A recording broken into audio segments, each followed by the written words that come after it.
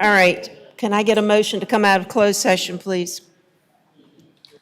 Madam Chair, I make a motion that we come out of closed session. Do I have a second? I'll second. All right. All in favor? Aye. Opposed? All right, motion carries 4-0. We're missing one of our board members.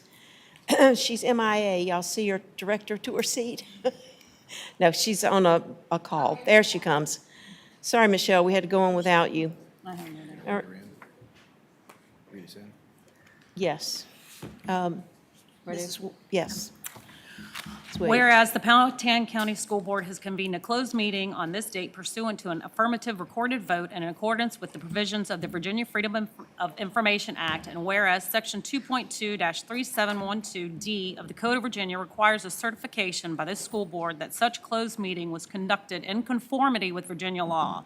Now, therefore, be it resolved that the Powhatan School Board hereby certifies that, to the best of each member's knowledge, one, only public business matters lawfully exempted from open meeting requirements by Virginia law were discussed in the closed meeting to which this certification applies, and only public business matters as were identified in the motion convening the closed meeting were heard, discussed, or considered. Aye. Aye.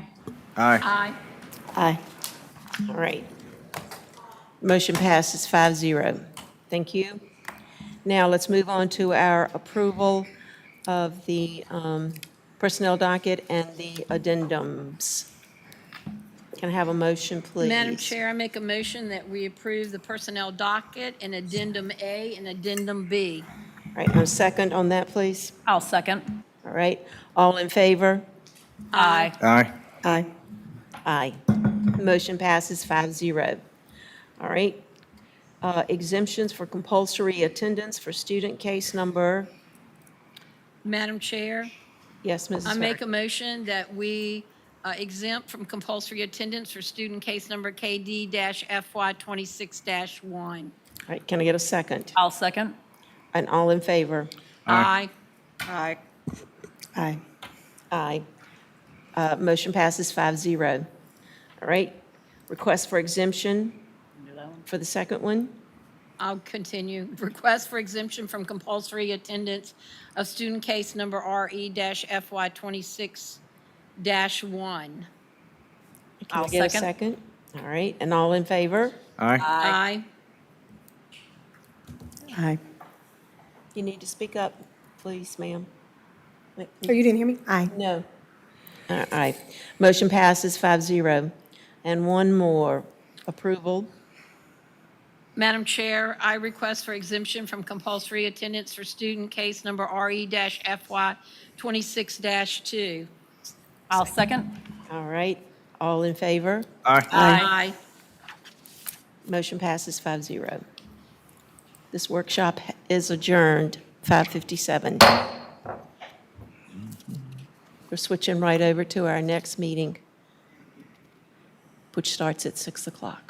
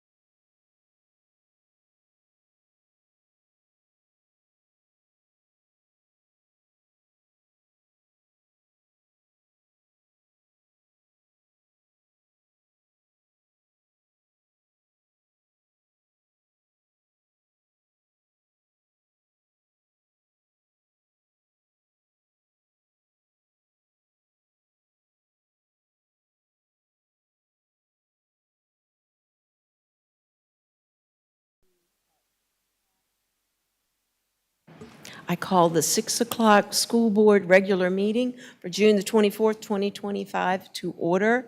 Let the record reflect that we have all board members present, along with our superintendent and our board clerk. Mrs. Wade will lead us in the Pledge of Allegiance, and Dr. Taylor will lead us in invocation. Please remain standing. Thank you.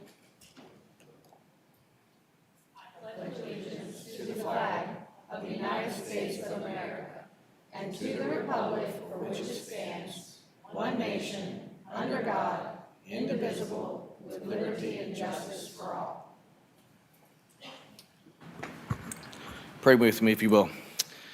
Heavenly Father, this evening we are grateful to be able to gather here for our monthly meeting. We thank you for the wonderful county we live in.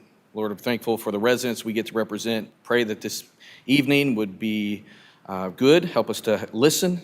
Lord, I pray you'd help us to make good, wise decisions. We ask for your wisdom there. In Jesus' name I pray. Amen.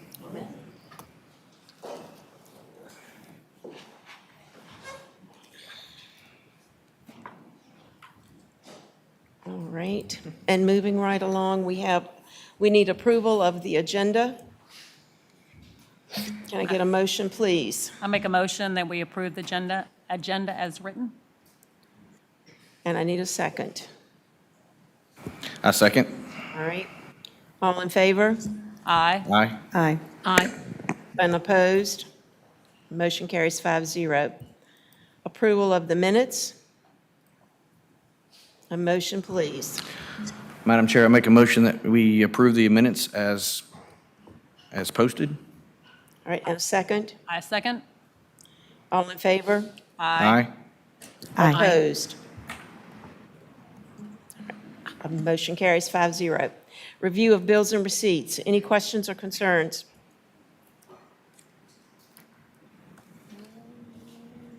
No questions, no concerns. All right. Moving right along. Recognitions. Right. Go straight to B. Recognitions of the stock market gain. Yes, Madam Chair. Ms. Jarman will be coming forward to recognize our winners.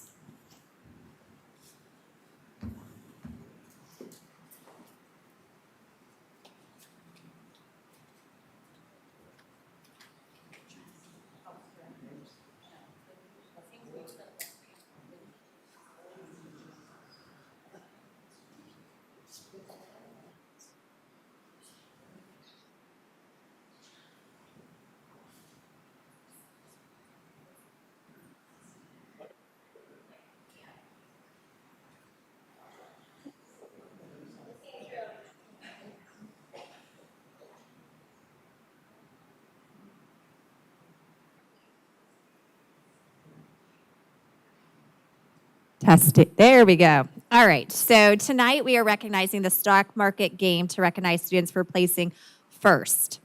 A team of 2 fifth-grade students at Flat Rock Elementary School won the regional competition, taking first place for elementary school. The students and their families were invited to attend the Central Virginia Region Awards ceremony on May 9th. The stock market game is a simulation program designed to teach students about investing and financial literacy. Gifted students in grades 4th and 5th at Flat Rock Elementary participated in a 10-week competition. Students are given a virtual $100,000 to invest in real-world stocks, gaining hands-on experiencing managing an investment portfolio. The goal is to learn about stock market trends, research investments, and make informed decisions, all without the risk of losing actual money. Let's congratulate our spectacular team of 2 and their coach for placing first. Our coach is Mary Lisa Watts.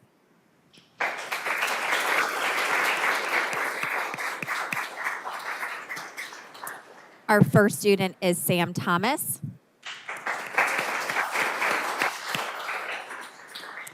And our second student is Graham Lyons.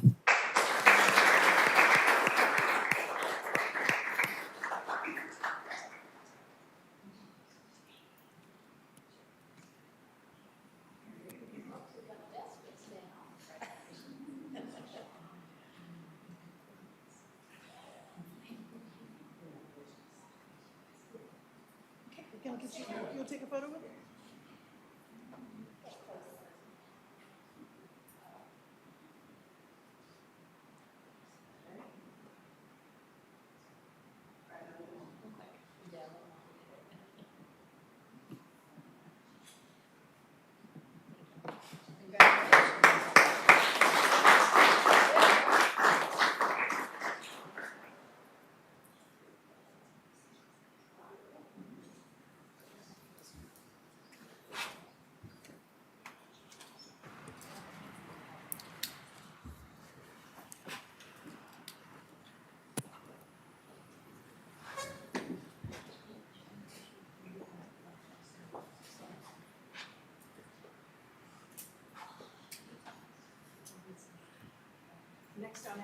Next on our agenda will be comments by school liaison.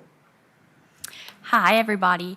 So as we all know, school ended on Friday, May 30th, but I'd like to take a moment to report on our school's end-of-the-year activities, celebrations, and student life. Starting with Powhatan High School, we had the senior class of 2025 celebrate their graduation out on the field for the first time in what seems like forever. I'd like to congratulate the valedictorian, Clara Lively, and salutatorian, Jamison Wallace. Both gave inspiring speeches. Overall, congratulations to the class of 2025, and I wish everybody the best in their future endeavors. Also at graduation were our 4 junior marshals from the class of 2026. The junior marshals are individuals selected based on their academic performance and class rank. They assisted in the graduation ceremony, so thank you to Benjamin Compton, Pietro Canigliaro, Joshua Lehman, and myself for your roles as junior marshals. As for student life at the high school, students finished their final exams. This included AP exams for AP students, dual enrollment exams for ACA and dual enrollment students, and then final exams for other classes. Each grade also had an end-of-the-year award ceremony in which students were recognized for their academic, personal, and extracurricular achievements. Congratulations to everyone. Moving on to our middle school, the civics and economic classes met with the guest speaker from the Richmond Federal Reserves, and during this visit, they learned about money, spotting counterfeit currency, and job opportunities in that field. They also enjoyed some end-of-the-year celebrations as the last day of school approached.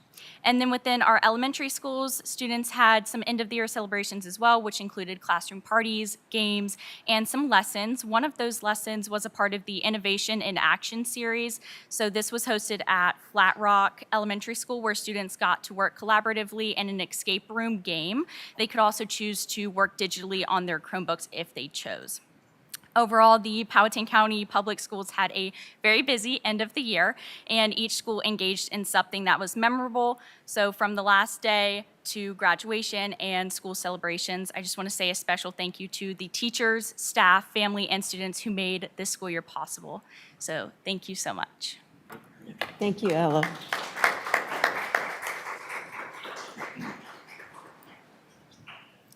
And now we have Tell Me Something Good, Pocahontas Elementary highlights.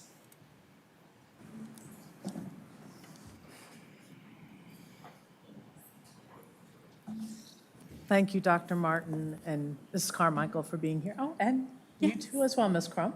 We brought a team. You did. Good evening. Thank you for having us. So I'm Samantha Martin, principal at Pocahontas Elementary, and with me I have Mrs. Carmichael, special education lead teacher, and Mrs. Crump, our reading coach.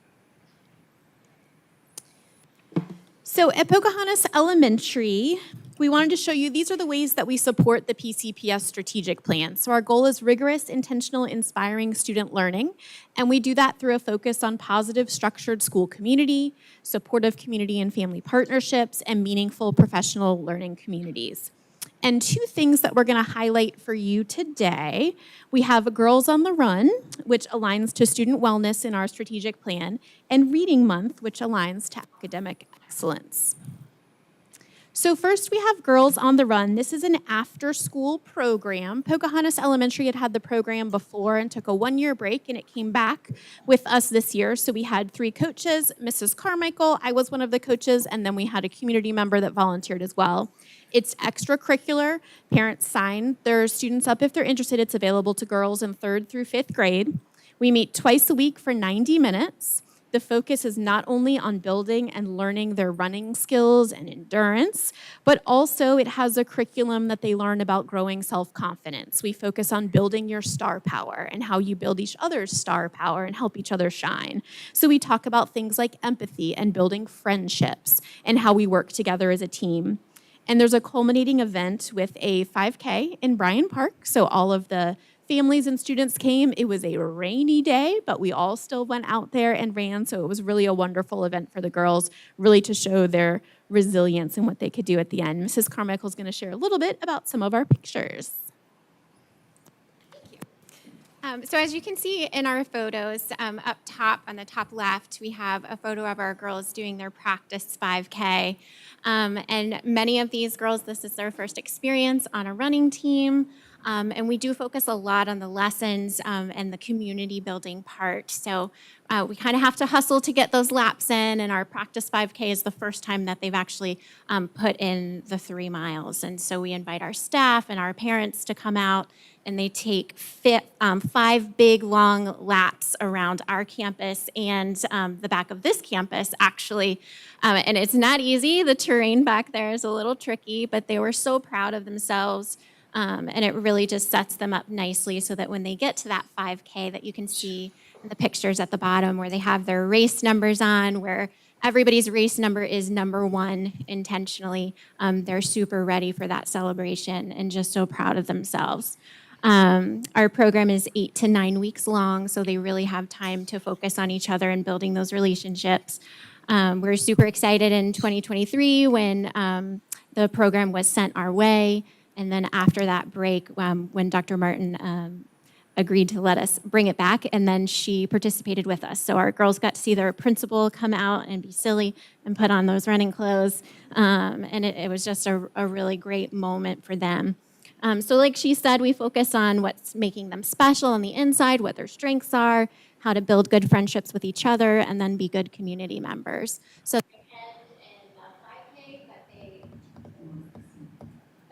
also do a community impact project at the end.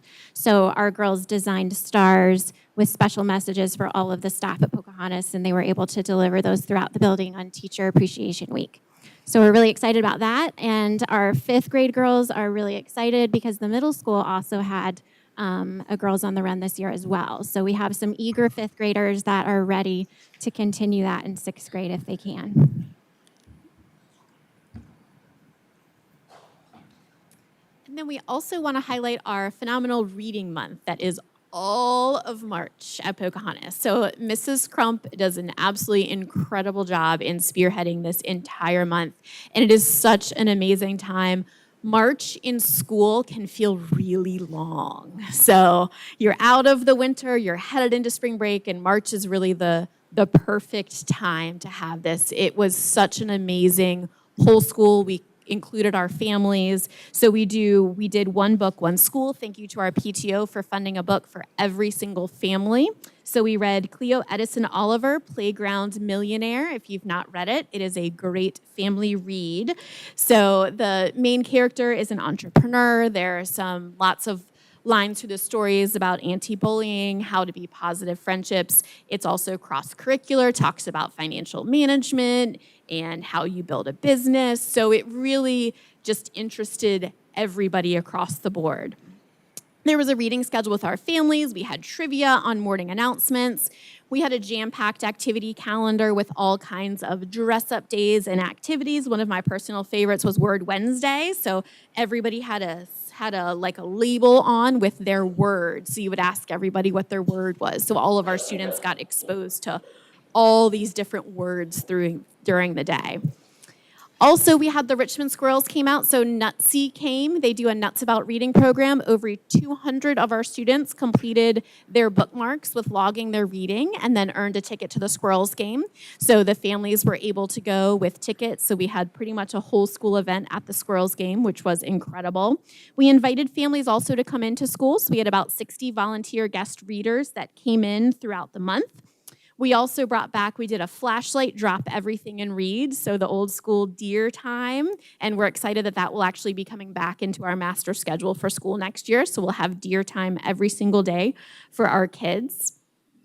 also a big family night event. So I know most of us might be familiar with the fall festivals that the elementary schools have. This is pretty much the equivalent. Focus is on reading. So we had activities in all of the classrooms that were tied to the books.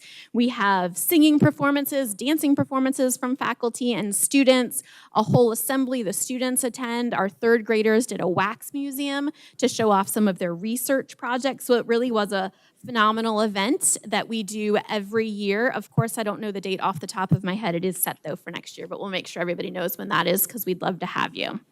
And Mrs. Crump is going to share a little more about some of our pictures. Good evening. Yes, in the top left corner, you can see the book that we were highlighting, and we had a photo booth at our family reading night where every family got to take pictures of their kids. Even Dr. Tygan joined the fun in that event. You can see our staff who did the performance. We took and changed the lyrics of them so they all had a reading theme. And our staff danced, and the kids just really enjoyed seeing their teachers and their principal again. She's very involved in all that we're doing. And so they really enjoyed being able to see everyone perform with that. Nutsy came and did an assembly that was promoting reading, got the kids very excited about reading. And those bookmarks, like Dr. Martin said, were a hit, but it was to engage the kids in reading. So they had goals that they were trying to reach, and once they did that, that's how they earned that ticket. And you can see one of our guest readers there. We had over 60 guest readers, family members. We had grandparents and aunts and uncles, even some siblings who came and read to our classrooms. And there you can see one of our guest readers that we were so excited to have. The dress-up days, the kids loved. They really got engaged in that. And, of course, we did have the visit from our traditional Cat in the Hat. So it was a wonderful month that really focused on bringing that excitement back to reading. And the kids got involved and families got involved. And I think it was a huge success for our school. So thank you for letting us come up for a few minutes. We appreciated being able to show you a little bit about Girls on the Run and our Family Night and Reading Month. Thank you.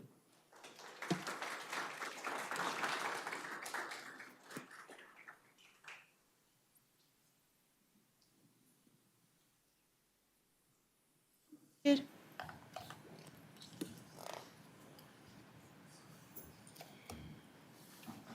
In accordance with School Board Policy B, DDH, and KD, any resident of Powhatan County or PCPS staff member may address the board during public comment.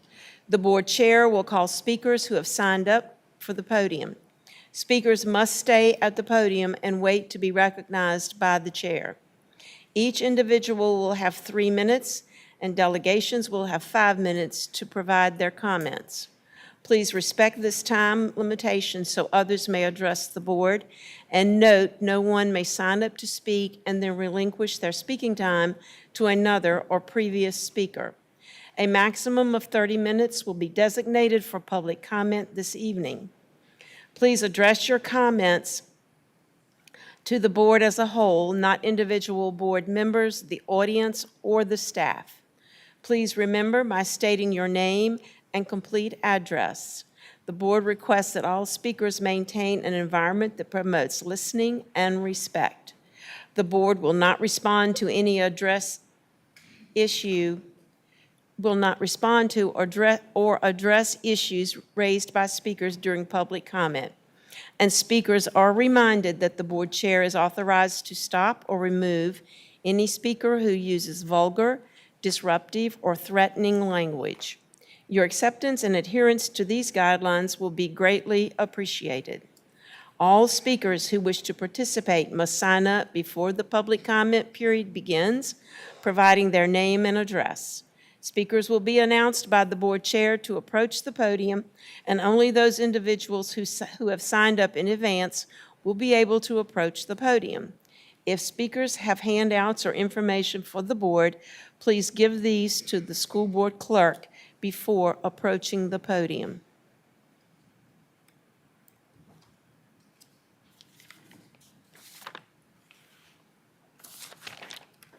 right. And first up will be David Robinson.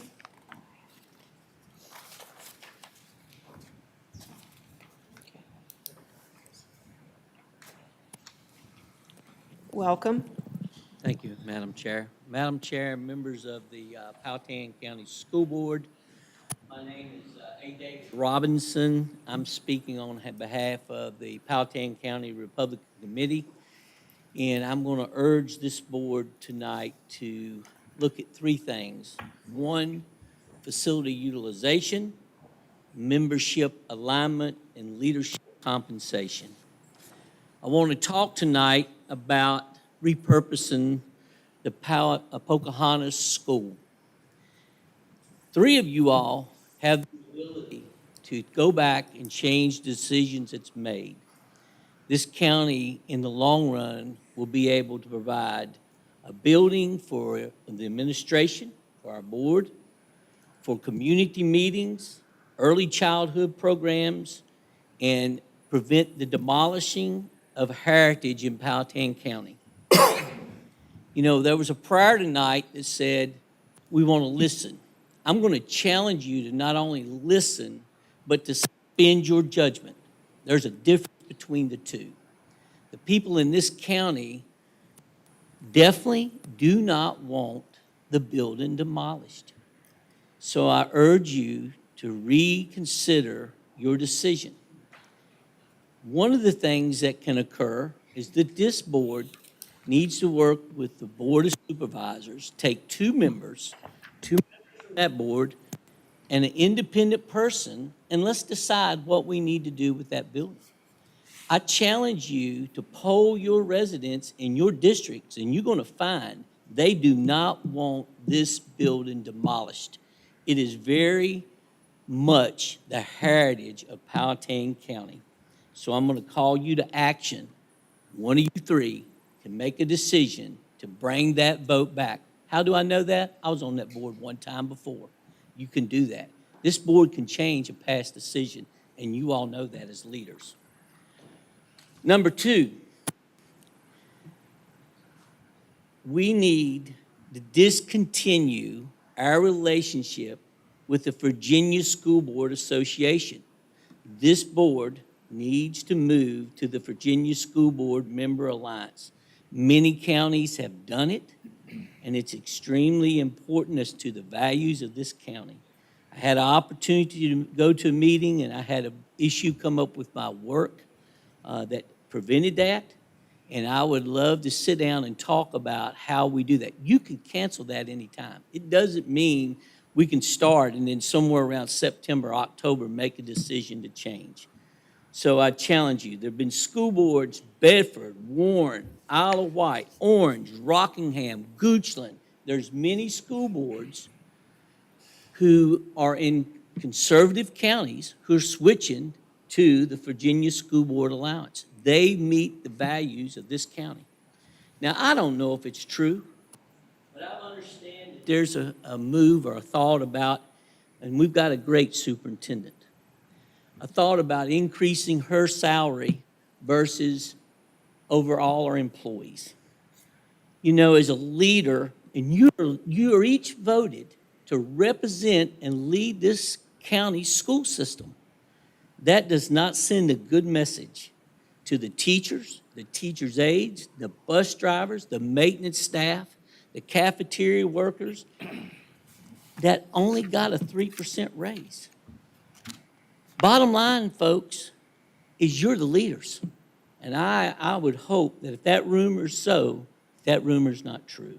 And I want to go back lastly, again, on this school about demolishing it. Other jurisdictions have successfully converted retired school buildings into county service centers, libraries, annexes, recreation offices, saving millions in maintenance and assets for the future. We can do that in this county.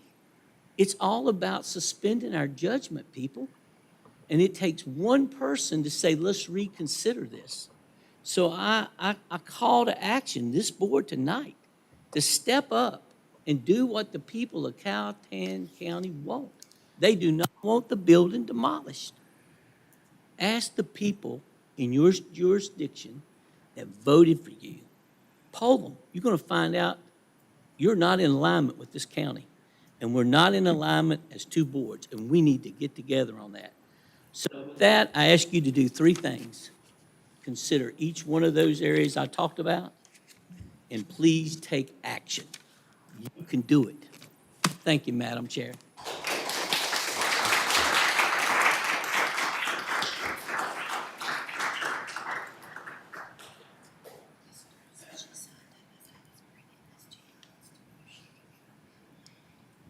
Yes, she came in. When you were standing back there talking, she came in.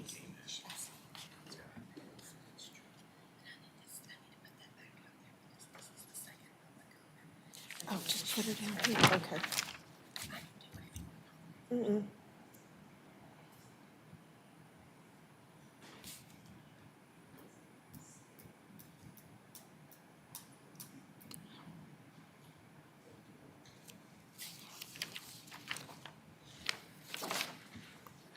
Elmore Cook.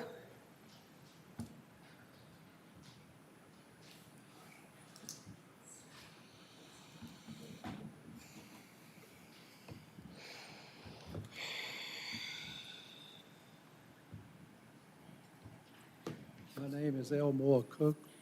I've lived in this county for 80-plus years. I've seen a lot of things come and go, particularly in the school system. When I was young, there was only 2 school buildings in this county. One was the village, which is now the village building in the courthouse, and the other one was next door here at Pocahontas School. And the village was for white children, the Powhatan, and the Pocahontas was for black children. So I'm asking you to reconsider the demolition of that building next door for many purposes, from a historical purpose, also from just a general common sense. A building should be repaired as opposed to torn down. You spend a little bit of money to fix those problems. If this was your personal building, you would fix it and find a use for it. You would not tear it down and have no use for it after, as is rubble. The village building now down the road, Powhatan School, was slated the same way for demolition by the school board. And it was changed. The county people had an uproar and opposed that. And the county found money to renovate that building, and most of you have been in it. It's called the village building down the road, and it's fully utilized at this time. And the county needs other space as well, and this building next door would be ideal for additional use. It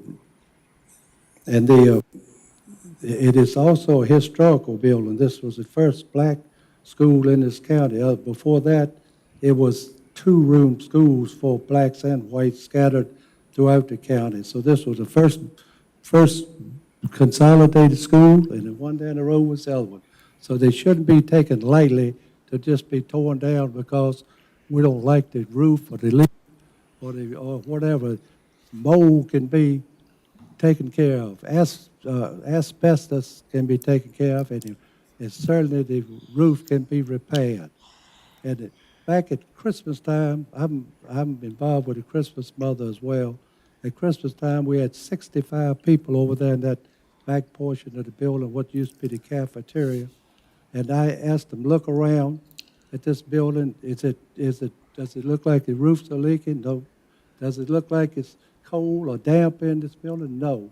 They could not believe that the county school board had considered to demolish a building that was with little repair. And even we don't know that it was mold in there or not, because I think on the engineer's report says only possible mold in that back portion back there. So I'm asking you to reconsider this thing. A building repaired would have worth millions of dollars. Torn down, $1.5 million to tear it down would be worth nothing. So the $1.5 million that you use to tear it down, just use it to fix the roof.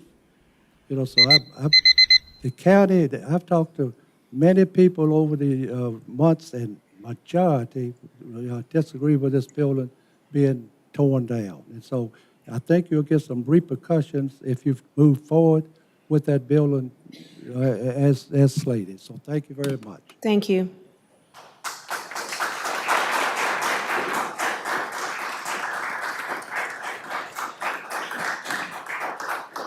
Lisa Vaughn.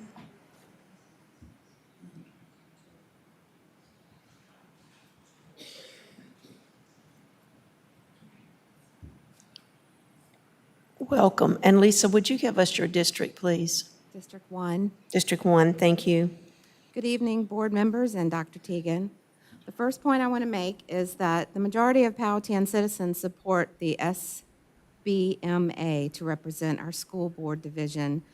The VSBA does not align with Powhatan citizens. This would result in a $5,000 savings annually also. My second point is that, again, talking about the Pocahontas Cultural Center Museum, the school board pays $180,000 out of their budget to maintain the facility, and in operating expenses, they spend $360,000. Total managing expenses, $540,000. If the Board of Supervisors absorbs the deed, under the Board of Supervisors, the school board utilizes it at no cost. The school board would have first right to receive the square footage back for usage for future needs. The majority of the school board, 3, are willing to vote to spend $500,000 to $1.6 million to demolish square footage. The Board of Supervisors is willing to refurbish approximately 25,000 square feet of real estate. The bottom line is that you've been elected to be fiscally responsible, and choosing to waste taxpayers' money to say that you own the land, just so the deed can stay in the school board's name, is not fiscally responsible. Please don't vote like this is your property, your personal property. This is property that belongs to the community, so it should be deeded to the Board of Supervisors so it can be under the umbrella of the Board of Supervisors. Thank you. Thank you.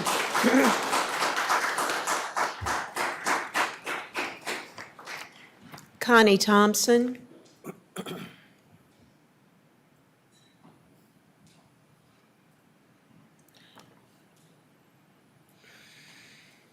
Welcome, Connie. And your district, please? Yes. District 4. Thank you, ma'am. Good evening, board members and Dr. Teigen. I'm here to express my confusion about the board's decision to raise the Powhatan Landmark Center and to hold on to the property. I do not understand why the board wants to retain ownership of a piece of land when the Board of Supervisors has offered to take over and allow the school board to stay for free.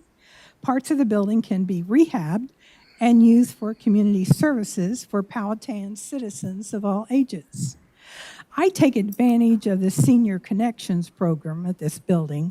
I am assuming that you pay the utility bills for those programs, so I do not understand why the board is paying utilities for non-K-12 activities. Because we have some 200 fewer students enrolled in Powhatan County Schools this fall, we stand to lose state funding due to lagging enrollment. Your decision to own the property is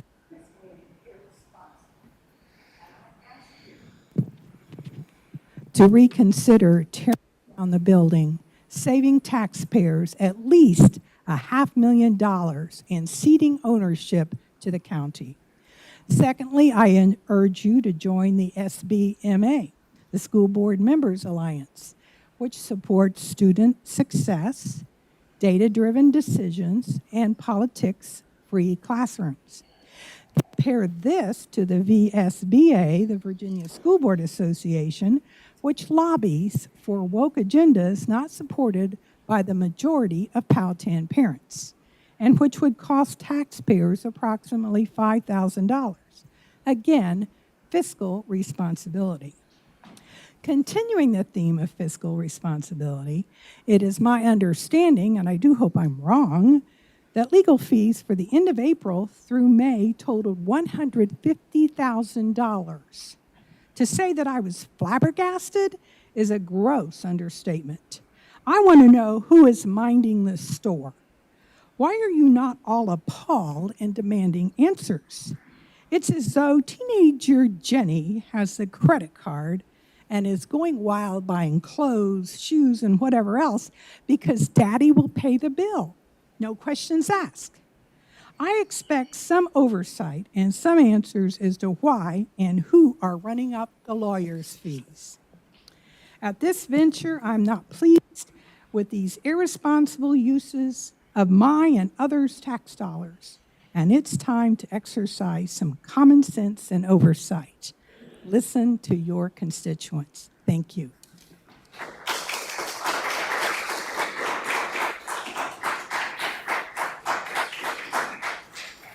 Bilal Rashuni.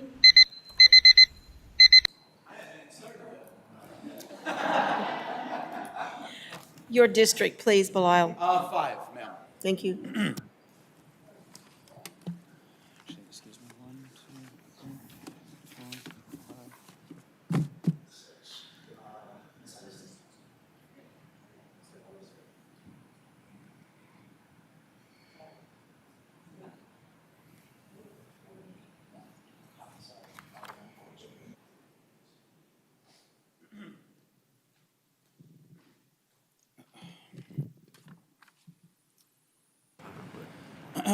Assalamu alaikum and good evening. My name is Bilal Zulfikar Rayshuni. I live at 1915 Old Tavern Road.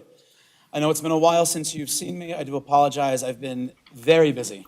I wanted to show up last month to sing the praises of our theater program and our very successful production of the show Hadestown Teen Edition.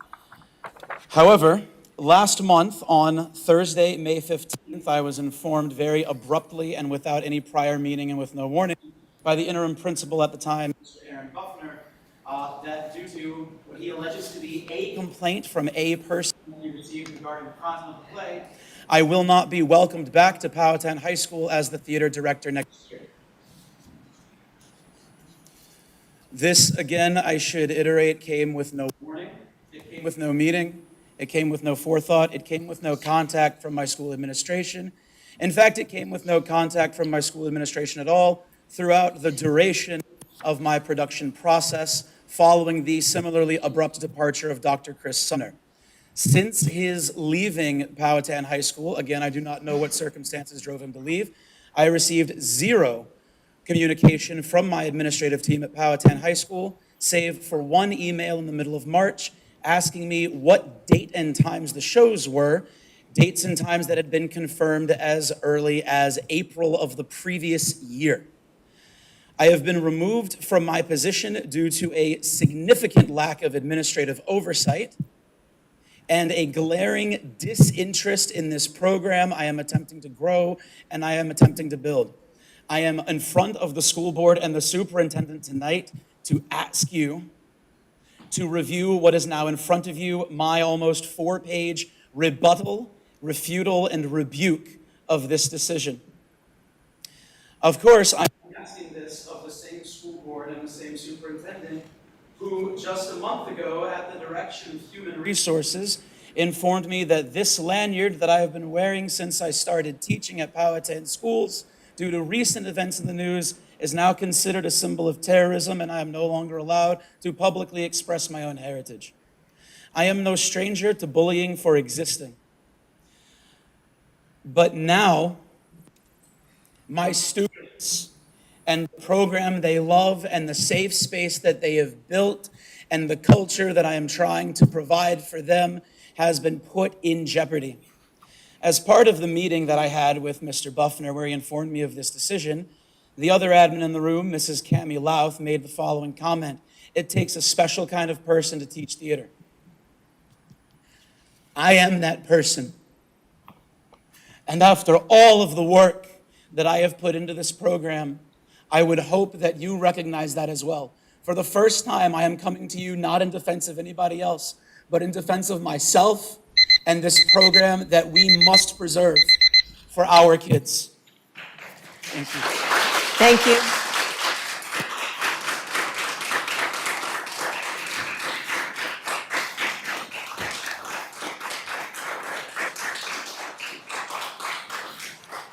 Harper Skinger.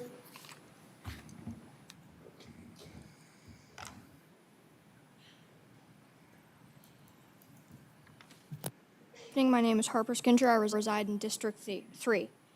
Thank you. And welcome. Thank you. In the meeting Mr. Ishini attended on May 15th, Ms. Louth and Mr. Bonner, who I would like to point out, neither of which were administrators who approved the musical to begin with, were given a list of he was given a list of things that were done wrong with the show and had been handled incorrectly. First off, he was, quote unquote, the only adult working on this production, which is false. There were 2 others, and they were clearly stated in our program. One being Miss Lynch, our vocal director, and the other being Mr. Johnson, the band conductor. 2, after an incident on the stage, during our Saturday show night on May 3rd, he was told he did not take proper safety precautions in cleaning it up. However, as a member of the company while this whole thing was going on, I can say he did more than enough to ensure that things were dealt with safely. It was said that students cleaned up the mess with paper towels. Also false. There was a full bucket and mop used backstage to clean it up. The only time paper towels were used was to clean up excess water left on the stage, and Joanna has admittedly said that she was the only student doing this, meaning not a single person in that production would have been harmed in any way. 3, the inappropriate content portrayed on the stage, which was 2 specific examples: inappropriate language and children drinking and being portrayed as intoxicated on the stage. I hate to say it so blatantly, but these are just parts of the show. It is what Persephone's character revolves around, and they, Ms. Talbot and Dr. Sumner, were originally given the content that the characters would be, the content and the character information before they approved the musical back in May of 2024. I would like the decision for Mr. Ishuni to be removed from the director position to be repealed. Thank you very much.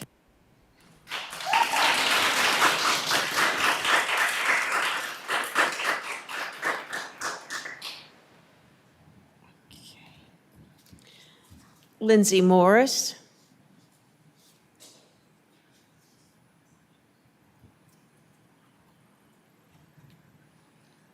Hello, I am Lindsay Morris. Hello. Could you give us your district, please, I dear? reside in District 3. Thank you.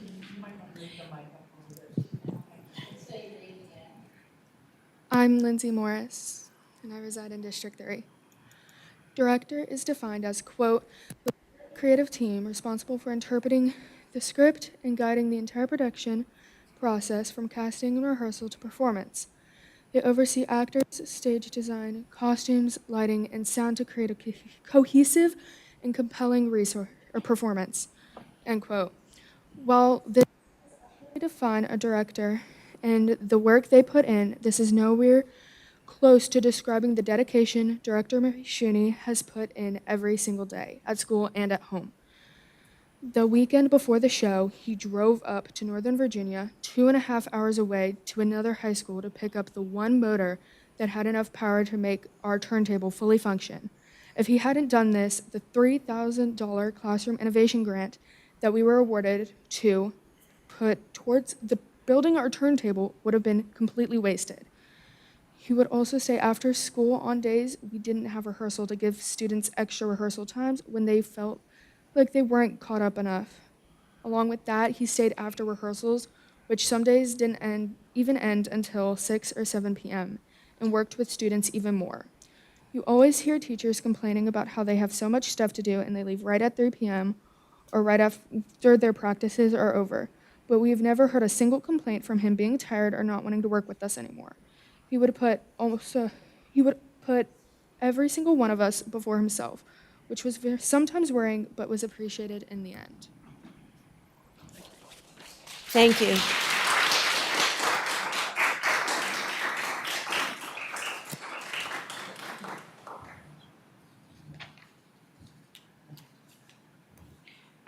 Caitlin Nicholson.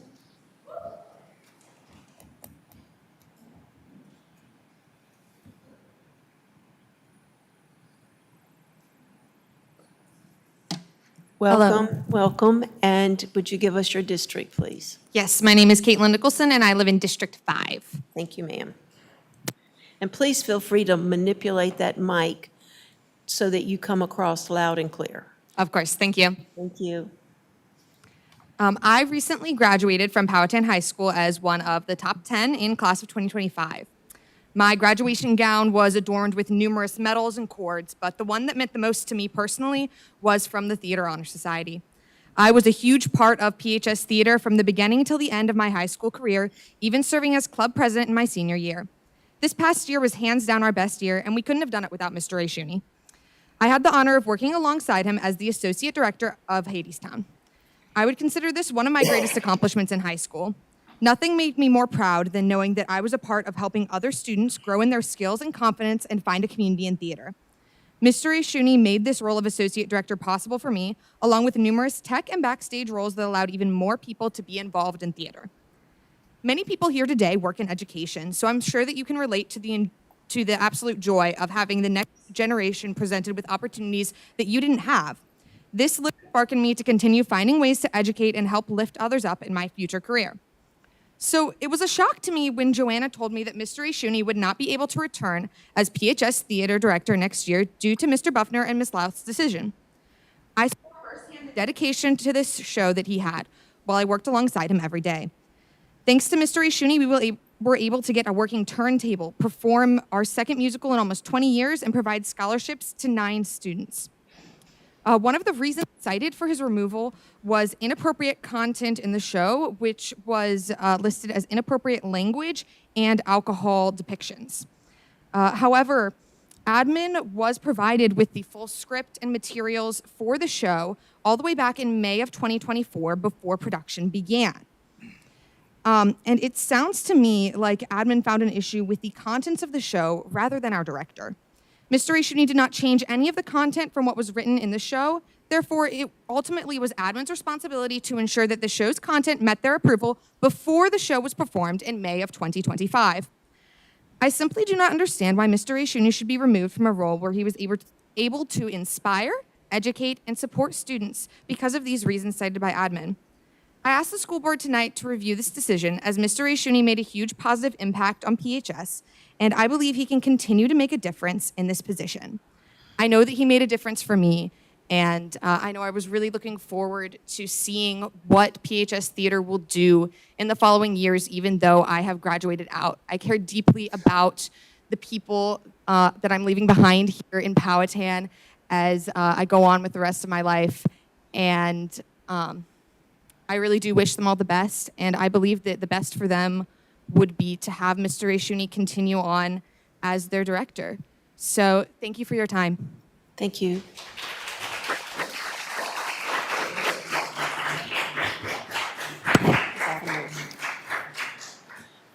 Joanna Rashuni.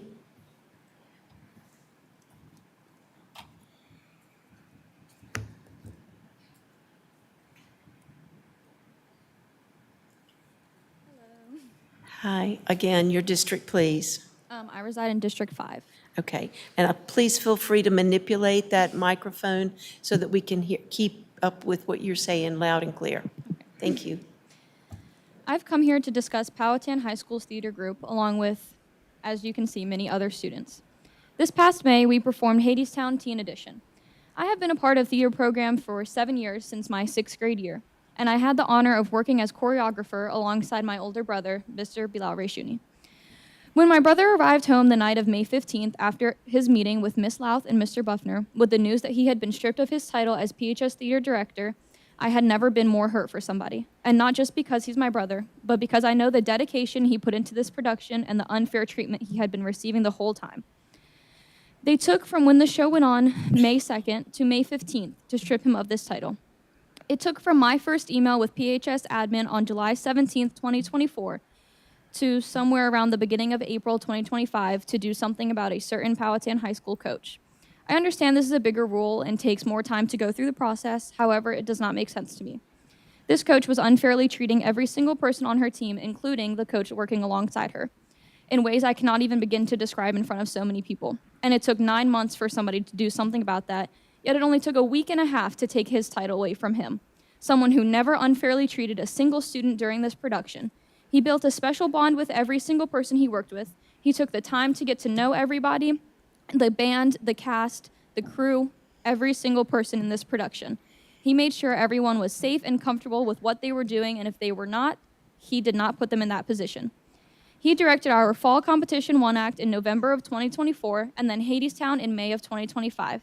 He took the time to do both of these, coach middle school debate, teach middle school classes, and run his own campaign for District 72 delegate. Doing all of this and never missing a single thing.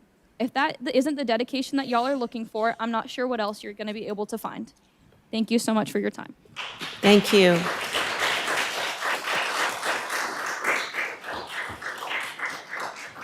All right, that's the end of our first 30 minutes for public comment. I will need a motion to continue, please. Madam Chair, Yes, Mrs. I Hurd. make a motion that we continue the public comment period, please. And a second? I'll second. Thank you. All in favor? Aye. Aye. All right, motion carries 5-0. Let us continue. Margaret Wong.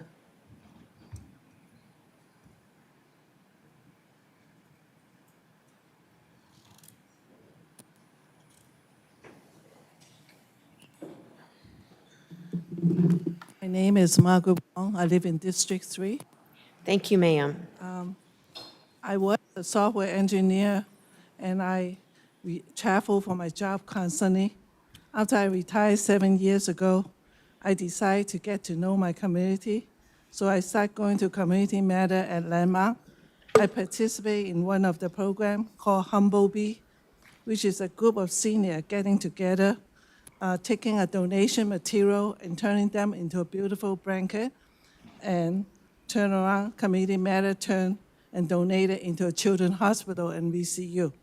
Throughout this process, every month we create a lot of scrap fabric from trimming, just like this one, and which is about to be discarded into a landmark. I remember how upset everyone was when we heard about the new landfill being built in Cumberland. A light bulb went on in my head when I saw how much scrap material we will contribute to our current landfill.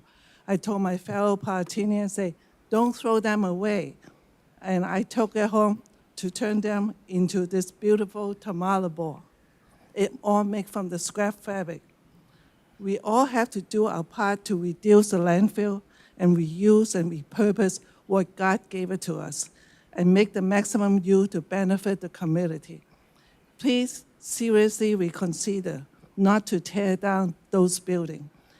There are so many current public service organizations who need space to serve our community.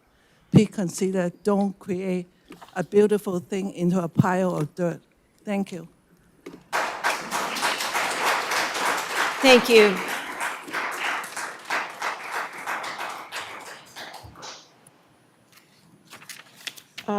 Simon Wong.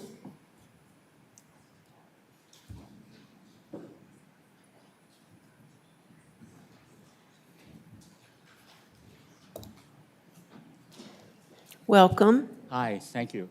And your district? I'm Simon. Yes. Simon Wong, and District number 3. District 3. Thank you, sir. All right. My wife, Margaret, and I have called Powhatan home for the past 19 years. We participate and relied on community matters to connect with our neighbors and our community. This is where we found purpose and meaning. Powhatan County is undergoing a dramatic population shift.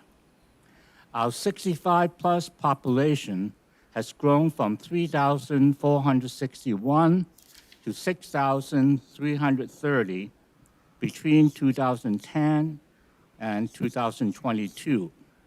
which is a sharp contrast to our school age group of 5 to 19.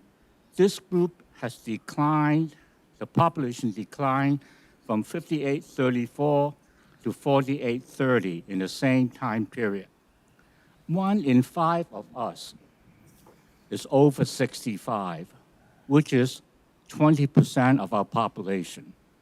Many counties in Virginia are taking proactive steps for this seismic shift. They have increased investment in senior centers to provide social support and resources. Many counties have adapted and reused old school buildings for this purpose.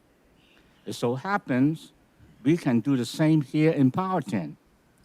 Let's stop and think about the difference between demolition and renovation.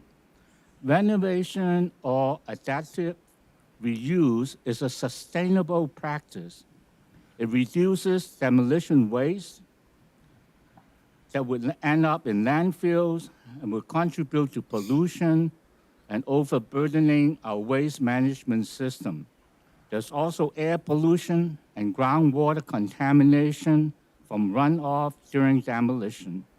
On the other hand, repurposing vacant buildings can revitalize our community and preserve historical and architectural heritage. As elected officials, we really appreciate what you have done for us. We also realize, too, that we entrust you with our best interests in mind. Please reconsider not proceeding with demolition. Do we want to spend $1 million and end up with a pile of dirt out there? Thank you very much.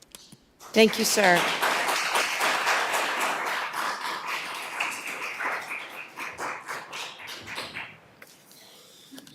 Annabelle Feltz.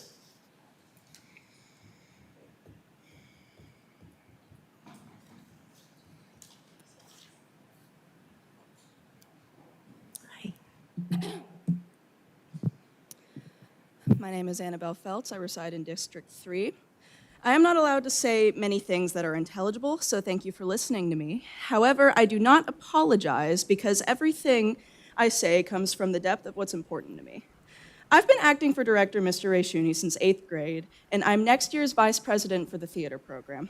As my friends have already mentioned, Mr. Bilal Rayshuni was told by the PHS admin that he was not invited back to be our PHS theater director next year. This was because of our teen edition of Hadestown, the musical, was seen to have inappropriate language along with controversial beliefs. We're asking you all to review this decision for several reasons. Hadestown, the musical, was approved by admin, and all admin were welcome to any rehearsals in order to voice any concerns they had. Mr. Rayshuni cannot be blamed for inappropriate content if he was not given any edits from those that were supposed to be on his side. Besides, Matilda the musical, from the year before that, had both drinking and smoking, which was seen as no problem by the same admin. Furthermore, Mr. Rayshuni's work towards the PHS theater program has allowed it to grow far beyond what many people believed it could become.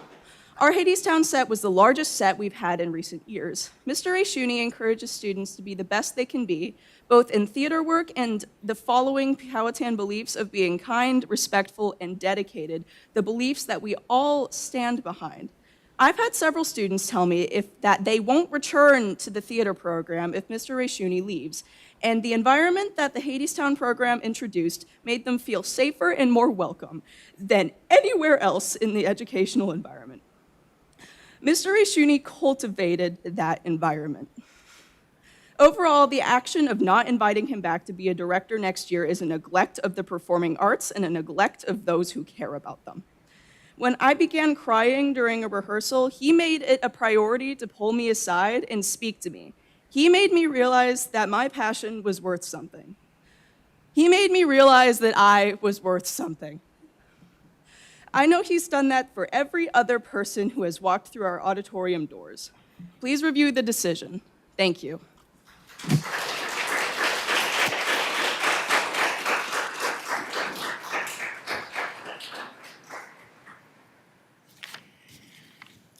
Tommy Broughton.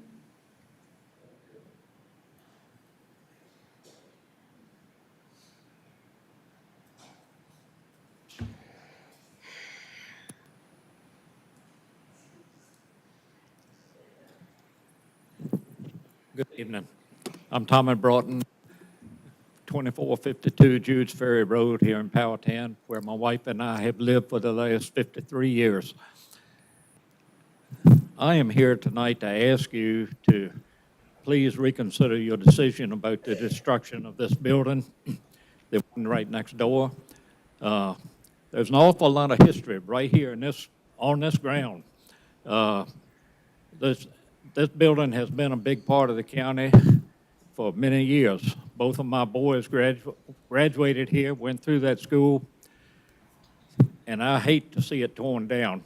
The main thing I'm here to ask you about tonight in regards to the destruction of that building, in 2002, my wife was the Christmas mother for Powhatan County. Ever since then, she has been involved with that program. I have been involved in the program along with Elmore Cook.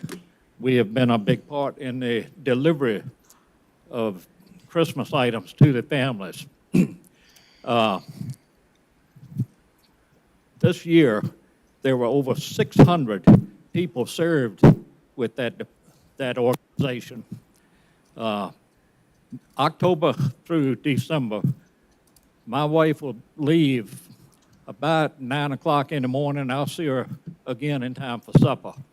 She is up there every day along with anywhere from 15 to 20 women. And the cafeteria is a part of the building that they were using. They had it well organized, well stocked. You would think you were walking into a store, the way they had it laid out. That building and that part of that building was ideal for that operation. I would love to see that building saved and that particular part turned over to the Christmas mother as a permanent home for this county. This is a big operation, and it is the people that they service and so forth. It's unbelievable. It really is. They're anywhere from small children all the way up to elderly people in my age group. So I would ask you to reconsider that and save that building. That part of the building was added on, the cafeteria back there was added on to that building. I understand that there is mold possibly out in the front section, but I can say that for the last 4 or 5 years that the Christmas mother has used that building, my wife's been there every day for 2 straight months. She has never had any problem pertaining to mold or anything out of that building. And I just ask that you reconsider your decision. Thank you very much for your time.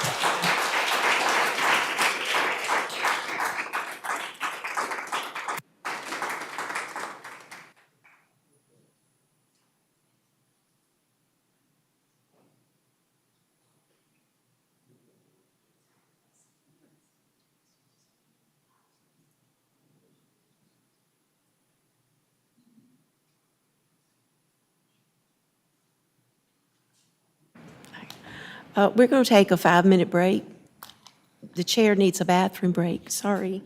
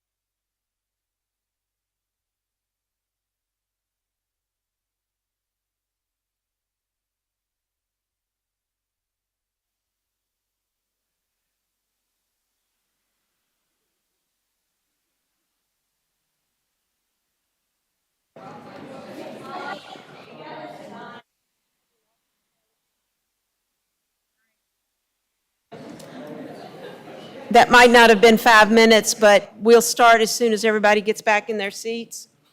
Thank you.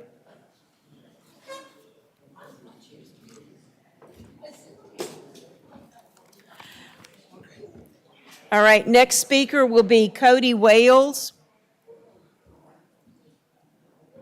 Cody Wales. Okay, thank you, sir.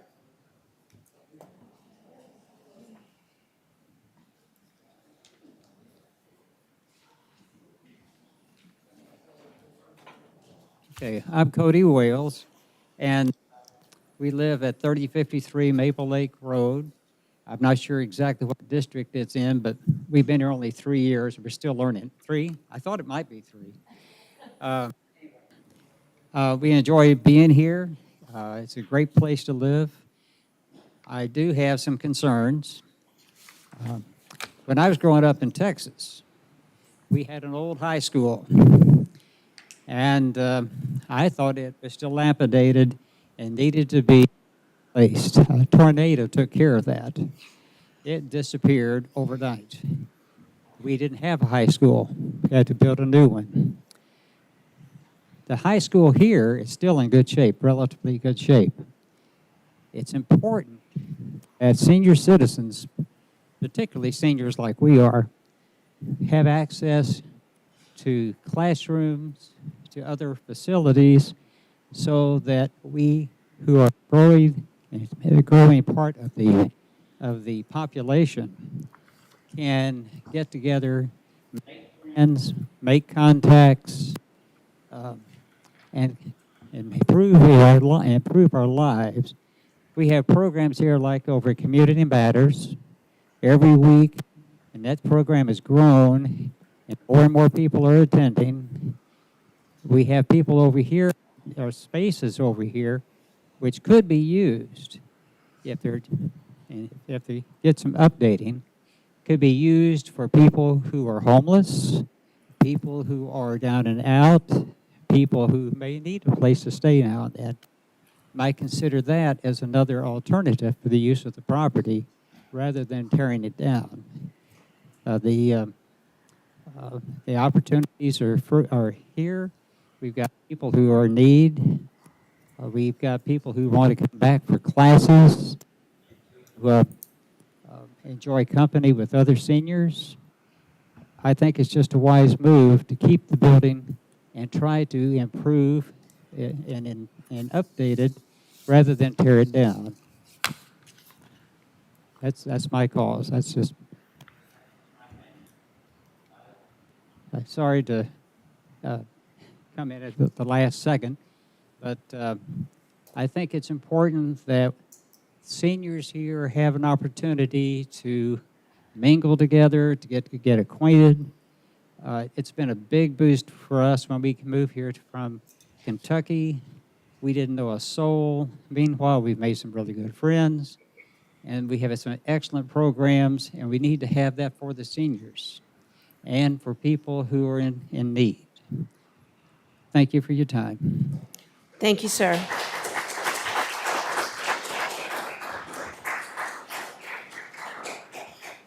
Alyssa Nicole McNutt. Did I say that right?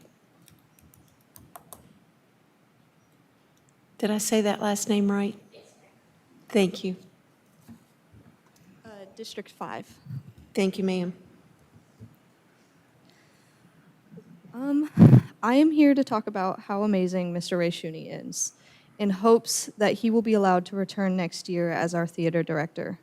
I was stage manager for PHS theater program for 3 years. I was able to graduate this year with so much pride in our theater program because of Mr. Ray Shooney and the amount of blood, sweat, and tears he put into the PHS theater program. Hadestown was one of the best performances PHS theater has put on in the entirety of my high school career. We built a 20-foot turntable because of our director, Mr. Ray Shooney, and the hours he drove to get the motor for it. We built said turntable and all of our set, which was PHS Theater's biggest set ever, in 3 days because of his determination. Hadestown was the most beautiful and successful collaboration between theater, show choir, and band because of Mr. Rayshuni's guidance and support. $60,000 in scholarships were awarded to multiple performers because Mr. Rayshuni took his vision of Hadestown and made it a reality for all of us.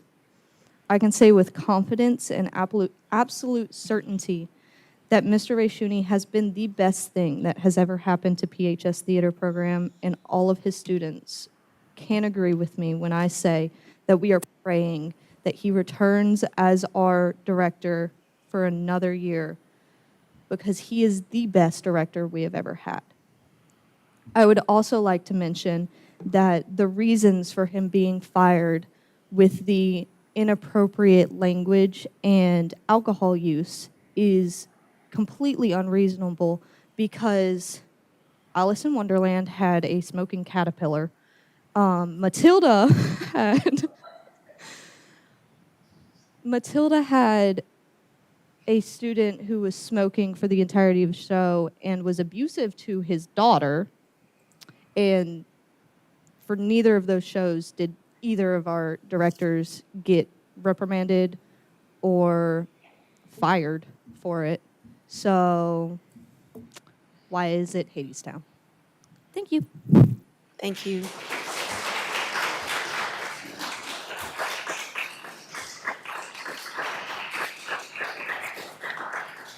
Okay, so I have Joan and Gary, but only one can come at a time? Just Joan? Okay, Joan, come on down.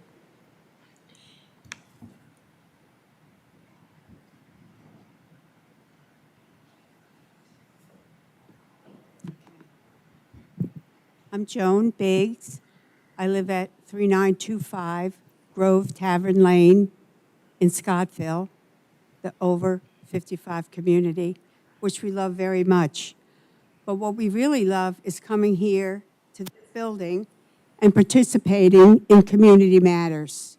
We don't want this building to go away. We enjoy, there's something for everything. The administrator have touched all bases. Simple exercise classes. I'm a writer and I participate in that. I play games, mahjong, pegs and jokers. She has lectures and educational things on health-related things and scamming and what not to do and when not to answer your phone. And I didn't do my homework, I'm sorry, especially with all these students here who have done theirs. I didn't do my homework about how much money it costs and how much money they spend. I just know there's a couple of hundred people, over 55 seniors, that really enjoy their time here. It's social connection. We're a small percentage of this county. Most of us are retired. We've paid our dues, we pay our taxes, and we're pleased to support the schools, the teachers, and the schools are doing great. But we just need a little tiny, tiny piece of the pie. And part of that pie will be this building. And I want you to think hard, because looking at you all, you'll be along in a couple of years and you'll want someplace to go. And I'm telling you, you've got to have it. If it needs maintenance, go do it. A fundraiser. But I really enjoy it, and thanks for listening. Thank you.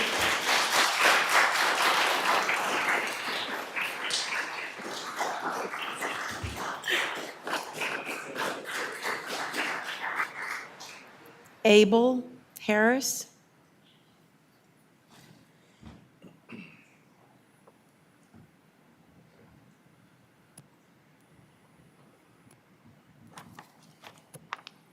Madam Chairperson, fellow board members, citizens of Powhatan County, good evening. I come, first of all, let me start you so you can start the clock back over. If I state the organization that I represent, that I speak for, it'll amount to 40 minutes. So I'm going to take time and try to get it all in 5. This afternoon, while I was sitting there,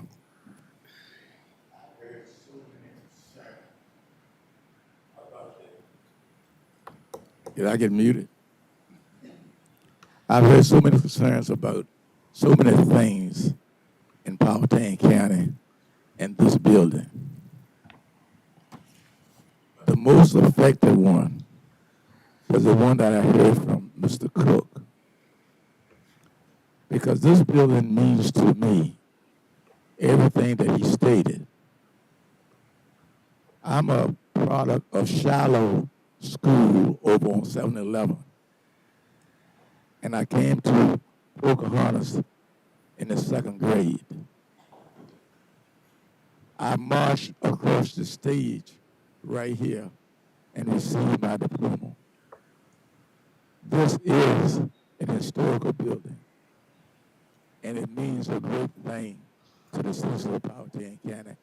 Now that I really realize that the people of Powhatan, all of them, really care about this facility. Other localities like Gooseland, Cumberland, and Amelia has taken those black schools, if you will, and have turned them into useful facilities. Some may be owned by the school board and some may be owned by the county. But they did not tear them down. A lot of things have occurred in Powhatan over these years. I'm now 80 years old. I've served this county in the capacity of the Board of Zone Appeals, Director of the Community Service Board, a lot of other active organizations. I've attended meetings in Dinwiddie, Charles City, Blackstone, Crew, Louisa, Buckingham, Stanton, and all of those localities to see just how Powhatan compared to them, and some in the city of Richmond. But my most interest tonight, and I've heard about what's going on, and I feel I have knowledge of some things that's happening. I was present when the presentation was presented about this.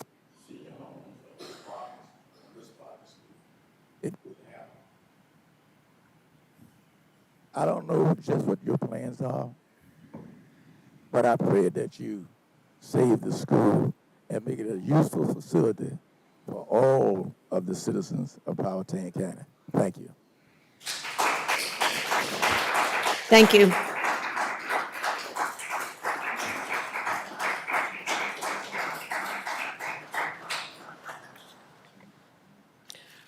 Rhonda Jackson? Randa. Excuse me, ma'am. See if I get this thing right. I'm pretty loud without a mic, so. And you're Give me 5 minutes. I'm speaking on behalf of the Fair Association, Des the members. district that you are from. 1. District Yeah. 1. Yes, 1. Okay.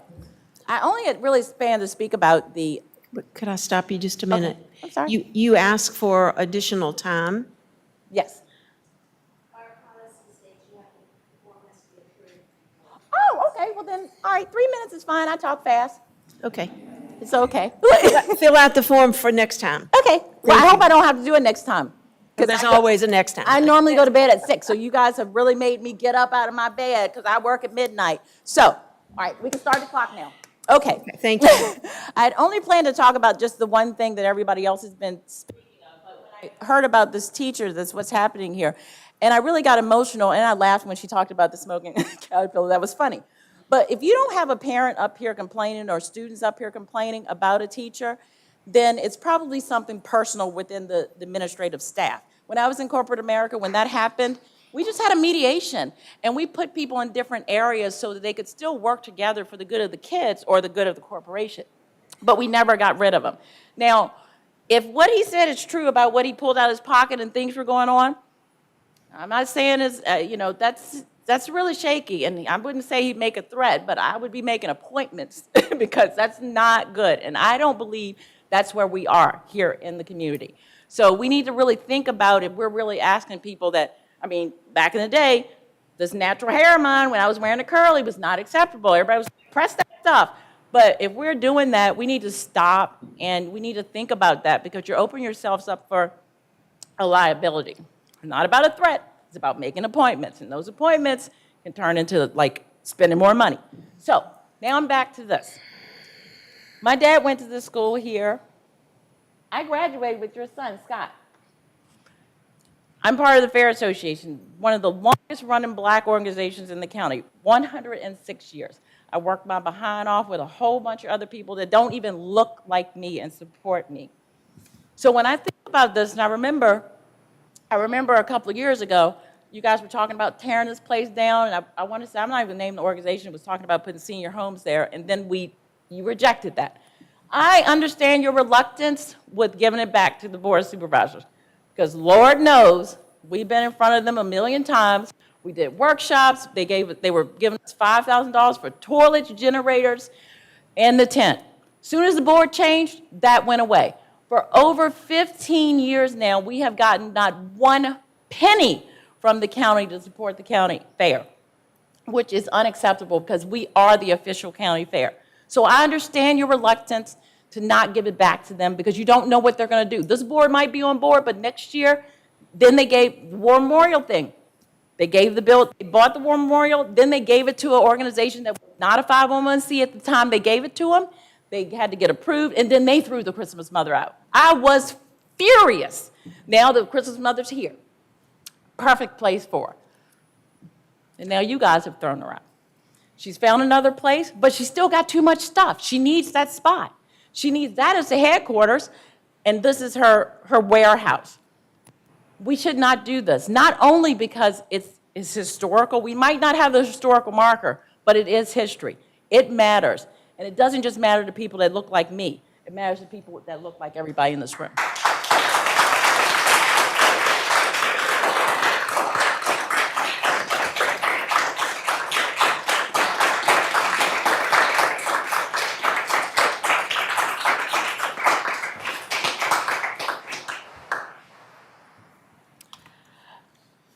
Jermando Harris.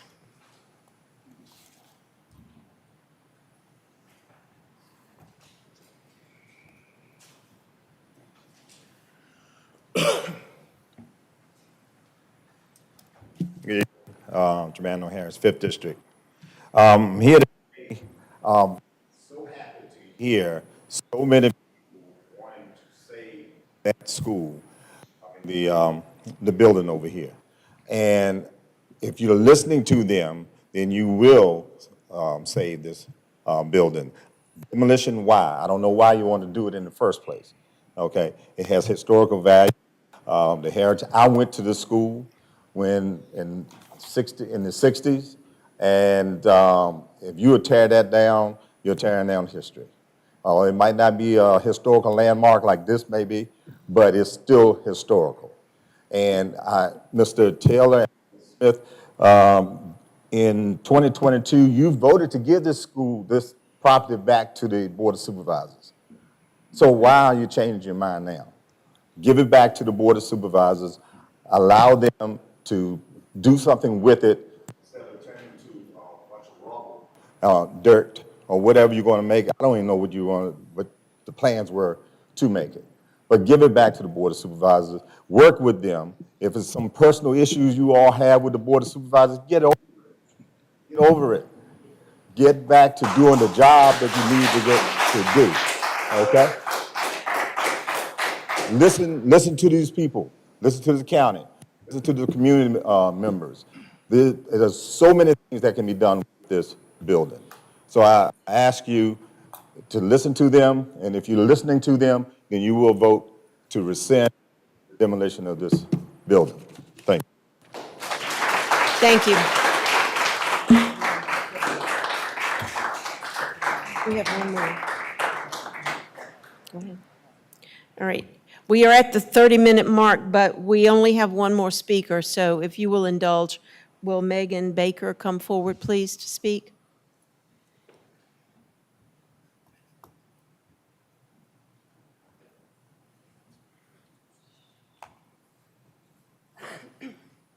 Thank you.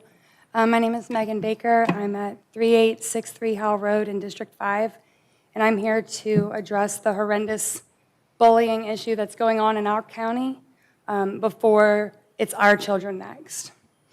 There are 9 months of school, September to May. Here are 9 examples of the daily horrendous bullying that my son has had to endure for 9 months while your administration in the middle school did nothing, despite my countless calls and visits and reports to staff and administration, other than victim blame him, silence him, and attempt to abuse his 504 in order to evade the relentless verbal, emotional, psychological, and physical abuse he went through, rather than address it, take accountability for it, educate the staff on how to recognize and stop it, and for the life of me, I cannot understand why. My mom said she would find your mom and beat both of your ASSES. Those 2 chickens hanging from the ceiling are your dead parents.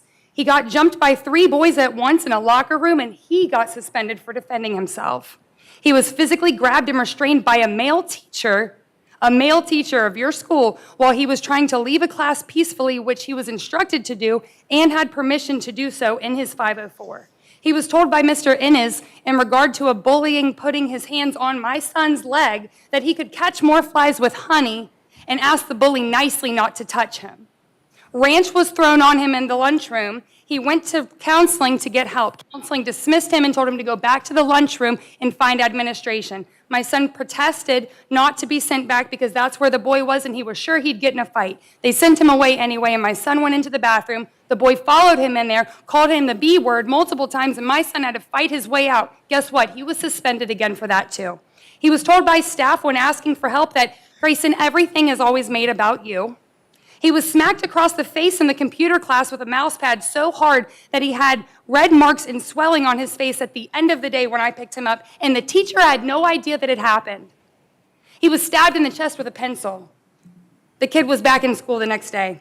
I'm asking you to wake up and enforce some classroom management, emotional education, and teacher-staff education on mental health.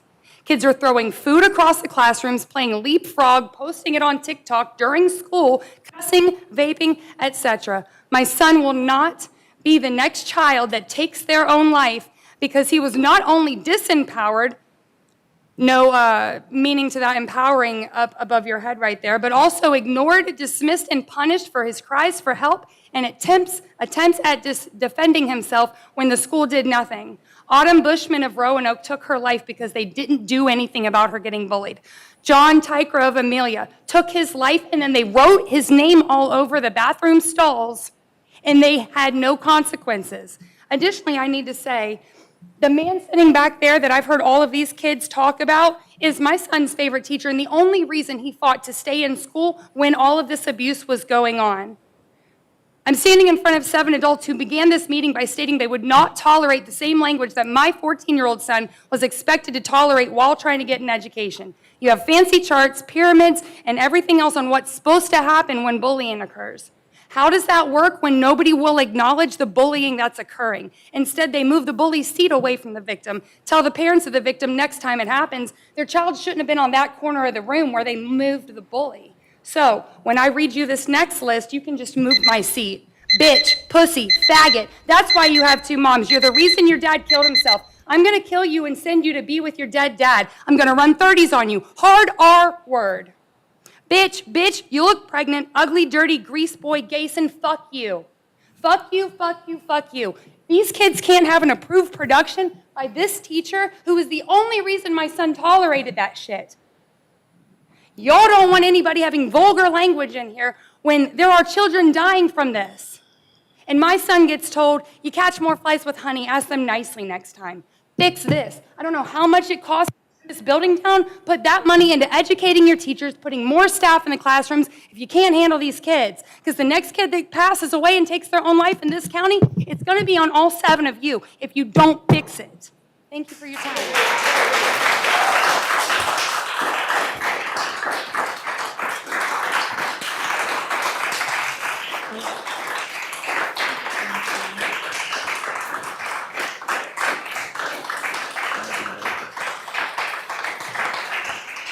That concludes our public comment period, public comment period, and we will move right on to receiving information and superintendent's report. Dr. Tigan? Yes, the first item is our monthly financial report. This is information we share each month when we get together. Are there any questions?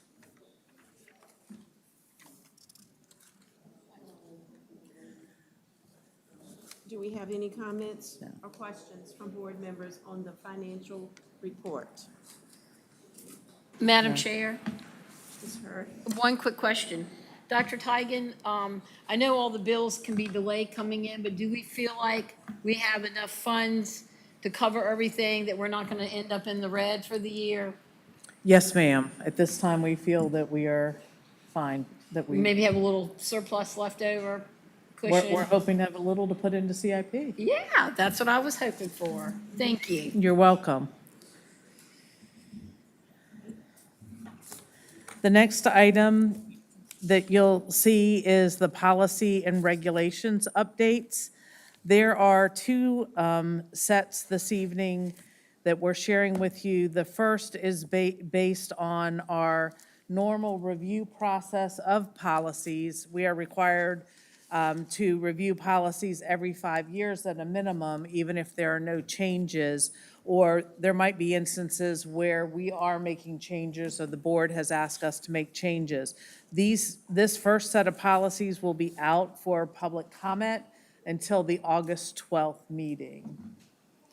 I'm happy to answer any questions you might have now, but I know we'll have an opportunity to review them again later. Any questions on policies and this group of policy and regulation updates?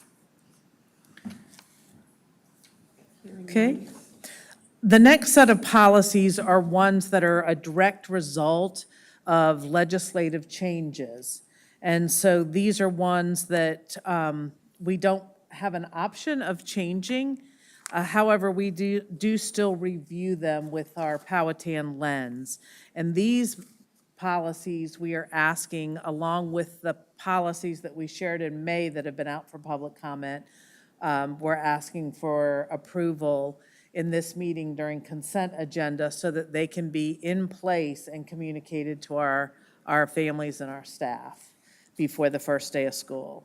These particular policies here go into effect, the legislative action, it goes into effect July 1st.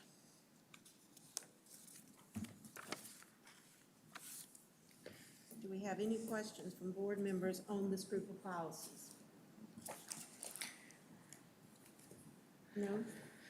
No comments or questions on these policies? All right. Right, the next policy that's called out individually is policy IGBC. This is focused on family and parent and family engagement, and it really pertains to our Title I schools. And as we have one Title I school, Pocahontas Elementary, we're required to share this policy and review it annually. It's a part of the requirements for our grant funding that supports Pocahontas.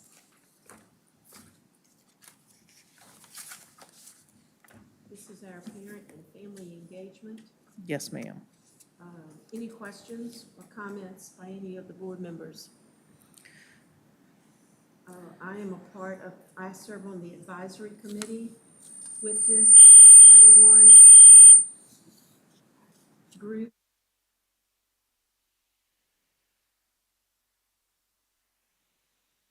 Sorry, they reach out to the parents to engage and keep everyone up to date and moving forward in helping students to catch up on skills that they may be having issues with. And this works in the reading and the math categories. It is a very hardworking group of ladies involved in this group. Yes, ma'am. This is a policy that's up for your review and approval this evening. We're required to submit this with our Title I grant appropriation plan and spending plan, and so that's coming up in a little bit in this meeting. All right, so It's an important time to ask questions if you have any for this particular policy. Okay, hearing none, we'll move on. The next item is just receiving some information about the school activity fund audit. We are at that time of year where each of our schools will go through a school audit fund, a school funds, activity funds audit. The auditors are looking for any feedback from the board members about any concerns about areas of fraud for them to look in, and anything, around focus areas, and have even offered to meet with the board if you're of that mindset. And similarly, if I can just kind of, if I can kind of do it in conjunction with it, because you might have, the questions might be similar, is the planning communication letter from our auditor is based on the audit of the county, which includes Powhatan County Public Schools. And so the same basic premise there. So just wanted to put those both together, but they are two separate audits that occur. Any questions, comments for Dr. Tigan at this time? Concerns? All right. Let's keep on going down our list. Dr. Tigan. The next item is the updated cost estimate for the Pocahontas Landmark Center partial demolition. And Mr. Benway is here to share some background information as well as provide the update. Thank you, Mr. Benway. Absolutely. This is an update since the last board meeting, all the significant events that have happened since then. So just a reminder of the scope in terms of the partial demolition. We're looking at the B wing, the D wing, and the adjoining cafeteria, and the upper C hallway, upper right there, and the cottage. So if you recall, back in 2023, we did a facility study, and we had them look at the Pocahontas Landmark Center, both in terms of what it would take to refurbish it, as well as demolish it. And to demolish the sections we just described, the estimated would be about $900,000, and that would include the engineering, work being done, an asbestos assessment to see how much asbestos we had, and any bid day construction costs. As we started to finalize that design, our Dewberry engineers put out the project plan and the preliminary drawings out to several demolition companies to get an estimate of what that project cost would be. And they came back with almost $1.3 million. In addition, they recommended having an additional $250,000 as contingency funds, because with buildings as old as this, sometimes when you start taking them down, you don't know what you're going to run into. And so the total recommended construction budget would be about approximately $1.5 million. And if you add the engineering contract work in terms of the design and the construction support, as well as the asbestos assessment, that would come to about $99,000. So the total project cost would be $1.6. And so obviously, since we were way over budget in terms of the estimate, we got concerned, so we asked why it was so much more. Well, the asbestos assessment turned out to have a lot more asbestos in the building than they thought it did, and so that significantly added to the cost. You can see the areas there with the hash lines. That's the area where they found asbestos in the mastic, otherwise known as the glue, that's holding the tiles down in those hallways in the cafeteria.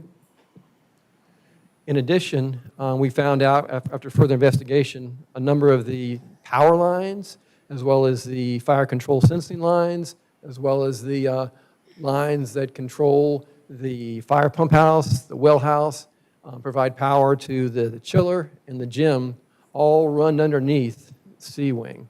So if that wing was to be demolished, then all those lines would have to be rerun again. So obviously that would be a significant cost to the project. In addition, upon further look, some of the trees would have to be removed in order for the demolition to take place. In addition, we'd wanted to have some of the sidewalks replaced such that there can be a continuously walkway around the remaining part of the PLC. And then the grease traps behind the cafeteria, noted just above the cafeteria in the slash lines, they would also have to be removed. So those contributed to the increasing cost of the estimate. So here's a summary of those costs. So at this time, we decided, well, how could we save money potentially and actually get some of the project done? So with the bid that we put out to the Virginia e-commerce marketplace for invitation for bids, we broke that up into a primary portion, which would be the B, D wing. We made option 1 the upper C hall, and option 2 the cottage. So when the bidders put their bids in, they'd have to bid on all 3, the main portion of the building, as well as the 2 options, so we could compare costs across the board.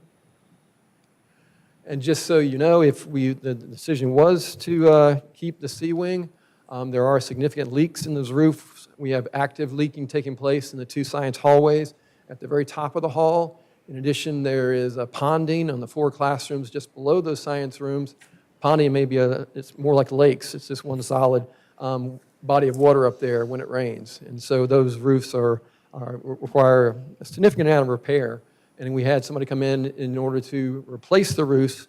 There would be about $262,000. And once again, that's just the roofs. That's none of the HVAC, any of the work that needs to be done in the room in terms of the electrical work or the plumbing in order to bring it up to a usable space. That would just be us to kick the can down the road a little bit in terms of if we wanted to keep that space. That would allow us to do that $262,000.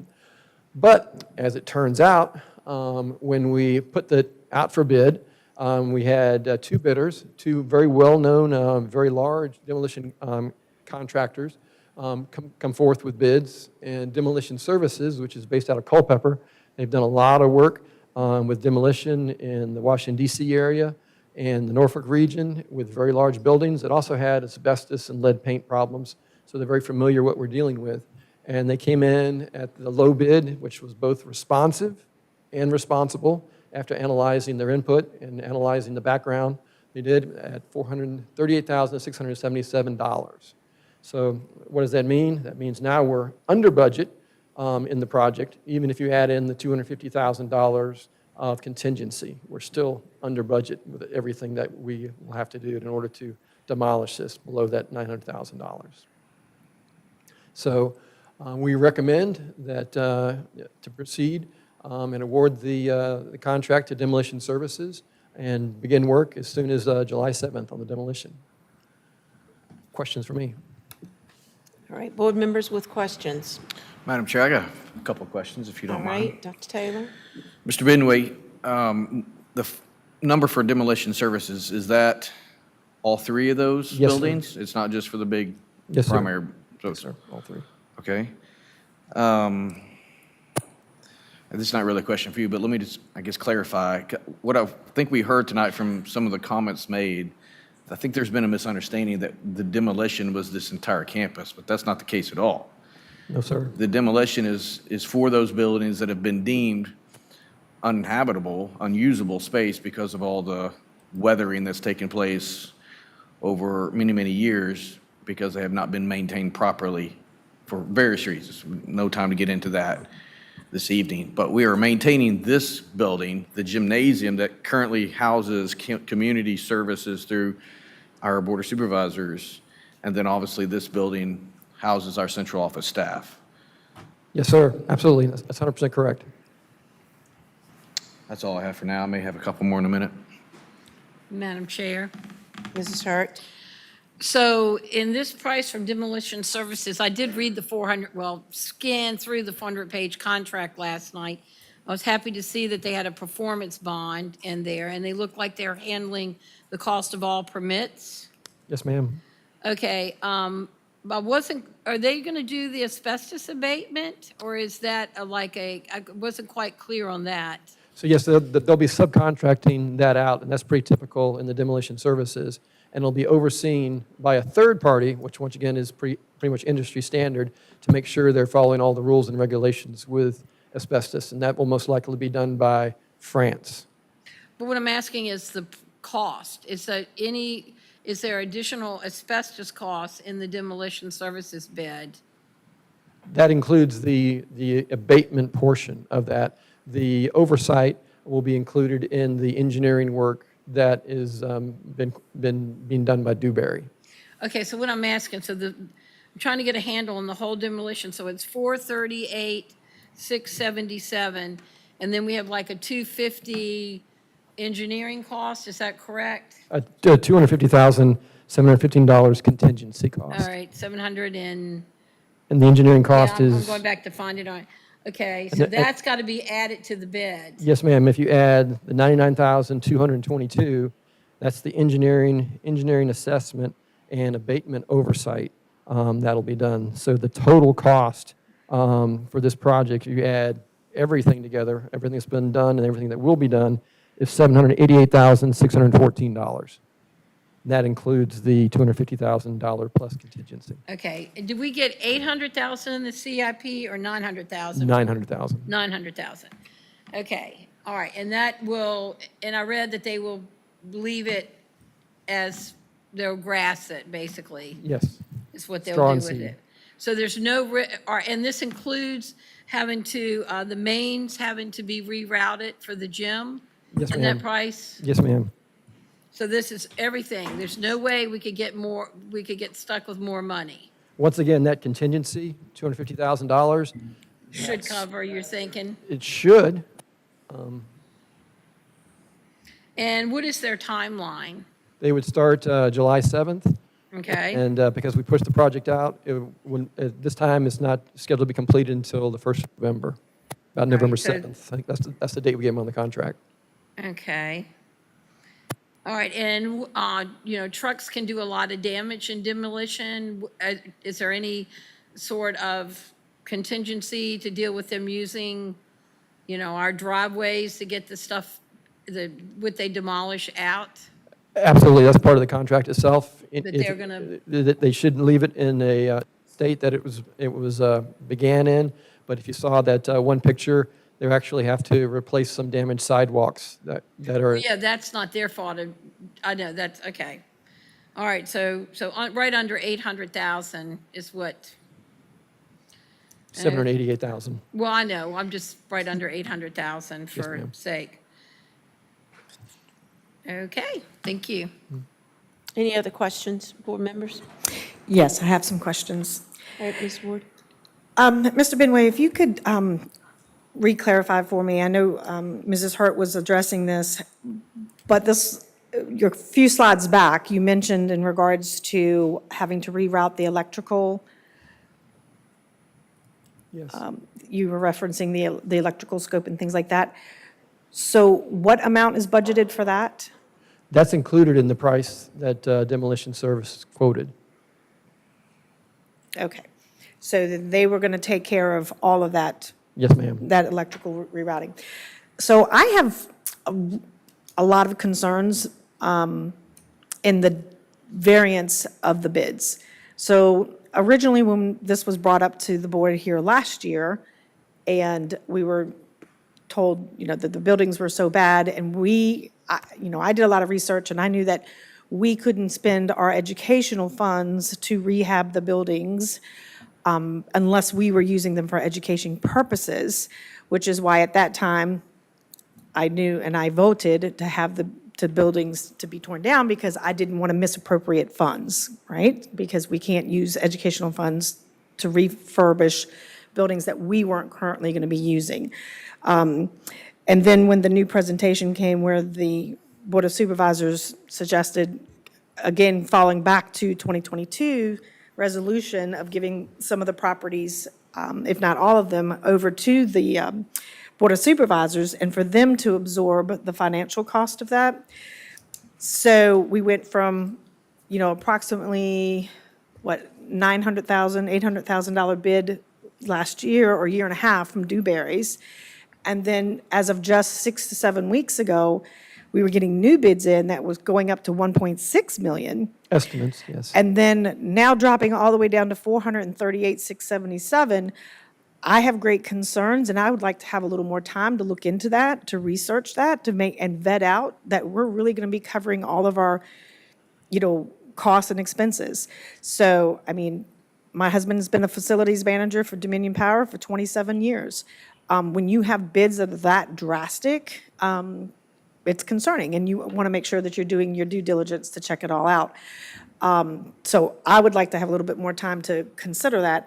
Also, the concerns are the fact that once you find out that there's a whole lot of asbestos, it's really hard for me to fathom and understand that they're going to be able to do all of that within their budget, having to get rid of all that asbestos and stuff, because there's so many permits and proper disposals that they have to do. So, but, really, really concerned about that. Have you done any research into finding out, a particular amount of debris, what that cost would be to see, if that 438, well, actually it's 788, is in the right ballpark? Do we have any idea? Yeah, right after bid opening, the procurement team that I'm a part of, along with Lori Newton, who's experienced in contracting with Chesterfield County. She's retired now, and she's supporting our efforts with these major procurements. So she has a wealth of knowledge for this type of thing. And she recommended that going over the project plan and the drawings with demolition services to make sure they understood the full scope of the project. So the following day after the bid, we probably spent 3 hours with them going over, making sure they understood exactly what is expected with them. And along with us was the project engineer that led the design, quote, of this demolition project. And we stepped through them, and once again, Demolition Services has a lot of experience. I encourage you to get on the website and that I shared with the board and see some of the work that they've done that was very similar to this and actually much larger in scale too. And we went through it, and the president of the company said with complete assurance, we know what we were bidding on, and we're standing by our bid. Okay, and are they insured and bonded? Yes, ma'am. Okay, and do we know to what dollar amount? I'd have to get back with you on that. Okay, because again, my concern is that this project would start, and then we don't have enough funds to complete the project. So again, I would like to see a little more research. The typical bonding is the project value. Okay. That's all the questions I have at the moment. And once again, as part of that responsive and responsible portion of analyzing each bid, me and my team went back and I talked to 3 of their references from, once again, the Northern Virginia area, the Tidewater area, one place here in Richmond. They had overwhelming response in terms of they are a first-rate company, and they would contract with them again. And Lori did her review of their proposal, and it was responsive. It was they were reporting back everything that they needed to report back. That said that they would do everything that was aligned in the project plan and the drawing. Okay. And also another comment in regards to tonight. We've heard a very large outpouring from the community about salvaging the buildings and the fact that the majority of Powhatan County citizens who actually own the property, as basically tax-paying citizens, we've heard a real large outcry tonight as to saving, those buildings, and I support that as well. But I think that it would behoove us to wait and do some more, research and hear more from the community before we move forward, on that. And I was also given, in the beginning of our meeting, a resolution that was signed back in 2022, where 2 of our current board members sitting here voted to give the property over to the Board of Supervisors so that they could manage it and rehab it and refurbish it and maintain it, and basically let the school board division live here rent-free for the rest of their eternity, which is nice. We wouldn't have to be paying for all of those electric bills, et cetera. But it would be that I just received a text that two individuals are turning this information over to the Virginia State Attorney General for them to see if that resolution is still valid. And my concern is if that we went ahead and we voted on this contract or any of the contracts and it was awarded to this company, and then the Attorney General comes back and says the original resolution from 2022 is still a valid document, then we are now stuck with a contract that we have signed and agreed to a company to tear it down and demolish it. We would be financially responsible to pay that bill when the Attorney General says that the resolution from 2022 is still valid. So that would be another request that I'd like to share with the board for us to, maybe sit back, take another couple of weeks, another month per se, maybe put this out towards the community and hear more feedback, because I did not hear one person tonight say that they were thrilled that the school board was going to be demolishing these buildings. So thank you for answering those questions. I want to make one clarification. The paper that you were handed tonight clearly states what the previous board did in regard to this parcel of land and to the building. We had two options. We voted on option 2 in a 4-1 decision, and it did not include any of the building parts. We turned over to the board the gym and the parcel of land behind it. So that statement is not accurate, and we have the information right here as was handed to you before the meeting. So I'm just saying your comments are not accurate. And what we have done is we followed through. The fact that they didn't go through with what the county was supposed to do, that's on them. But we have never turned over our building, ownership of our building, to the Board of Supervisors. Never. Okay, to rebuttal on that, and the document that I'm looking at, it states, and it does include the gym.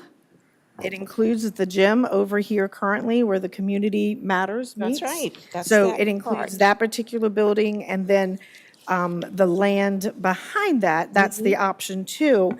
But when you read the minutes, it states that Mr. Cole made a motion, it says that Mrs. Email suggested starting with option 2 and placing it on the agenda for the meeting. And then, of course, the motion was to accept option 2 at that time. So. And that's what was voted on, and we never came back to it. Actually, yeah, it was voted on, but it was never registered at the county. So that's where I'm being told that 2 citizens have already forwarded this to the Attorney General. And again, I wouldn't want us to be in a situation where the Attorney General says this particular document is still valid. Their own attorney told them it wasn't. And as we all know, attorneys can come up with different, that's why we have a defense attorney and a prosecuting attorney. Everybody can have a different opinion as an attorney, but, it would be nice, because the Attorney General might be looking at this, not to be in a situation that we could be, in violation of what was already previously voted on. We're not in violation. We only turned over in option 2. It was never considered further than that. And never did we vote to turn over ownership of the building. Never. Never. Which building? This building right here. That's correct. We only gave them operational, the ability to use the building. They don't own that either. Again, my statement stands that I think it would behoove us to wait a couple of weeks.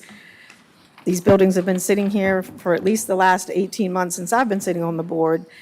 to have some more due diligence put into at least putting it off for another 30 days so that we could get more information and make sure that we're making the right decision for every citizen in this county that pays taxes. Because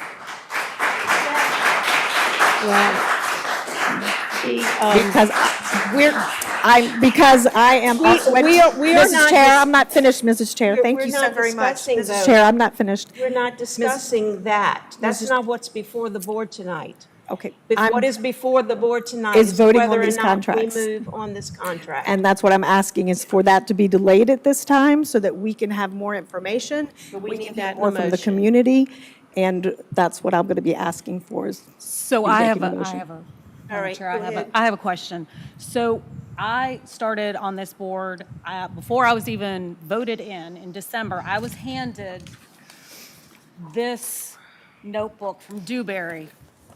Look familiar? This was the revision 2. I think I was given revision 1, and then I was given revision 2. So we're going to stall doing anything with these buildings, even though for 18 months this has been in the plans. And if there was a mistake made, well, we're not even going to discuss that. From 2022, when this was put out, Dewberry already said that it is full of water, mold, potential lead, asbestos. It was recommended to tear it down. The long-term and structural integrity of the section of this building is in question.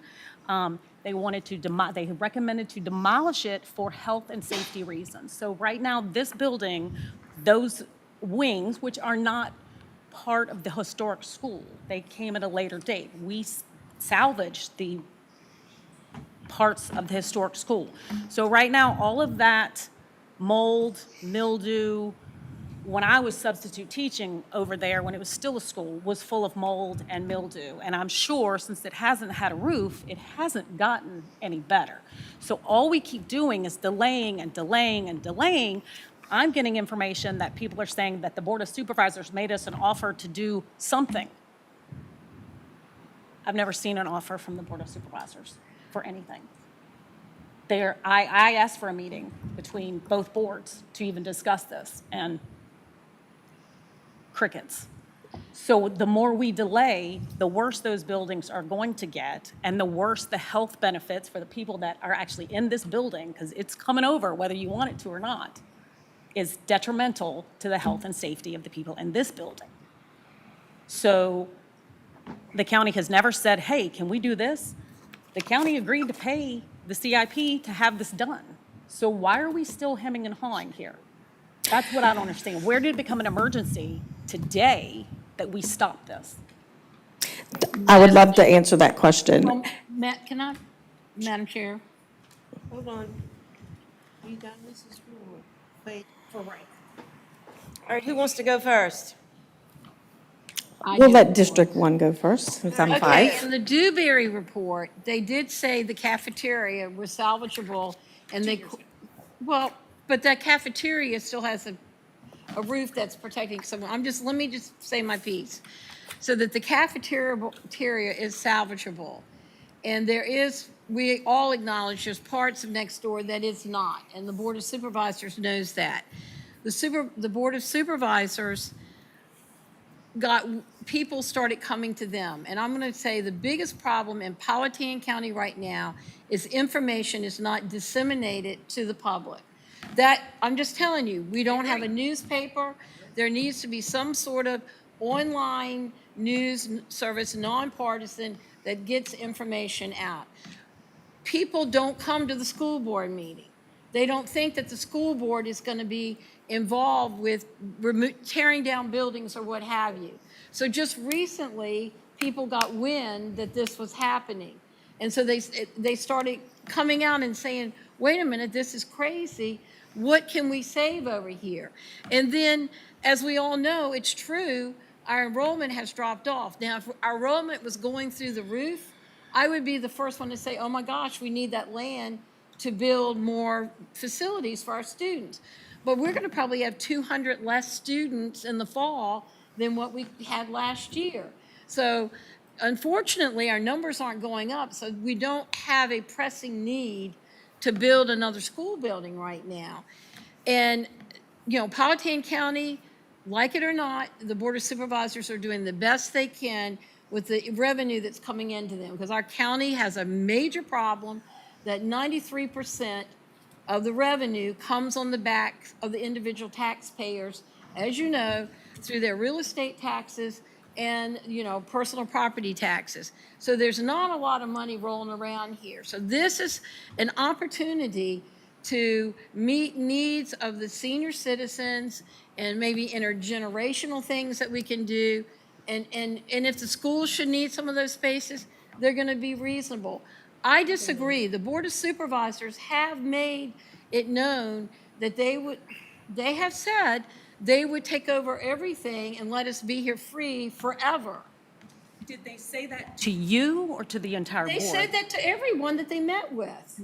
No. No, they didn't. There Well, was, then I think there was only 2-by-2 meetings, and no one, each meeting was a different offer or no offer. Well, then, okay, then we got a major communication problem here. Obviously. And I don't think we should rush into doing something till we clarify to say to them, make us your offer on a piece of paper that we can see. Because my understanding of the offer from them, and I checked with all 5 of them, their offer stands that they are very willing to take over the responsibility of the whole Powhatan Landmark Center, because these letters, people, confusing.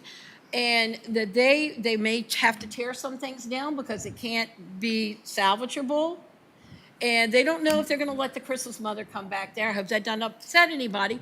But they said they need to look at the options. And plus, as we all know, the Parks and Recreation Park that's being used over there, the gym and all that, we're footing the bill for that.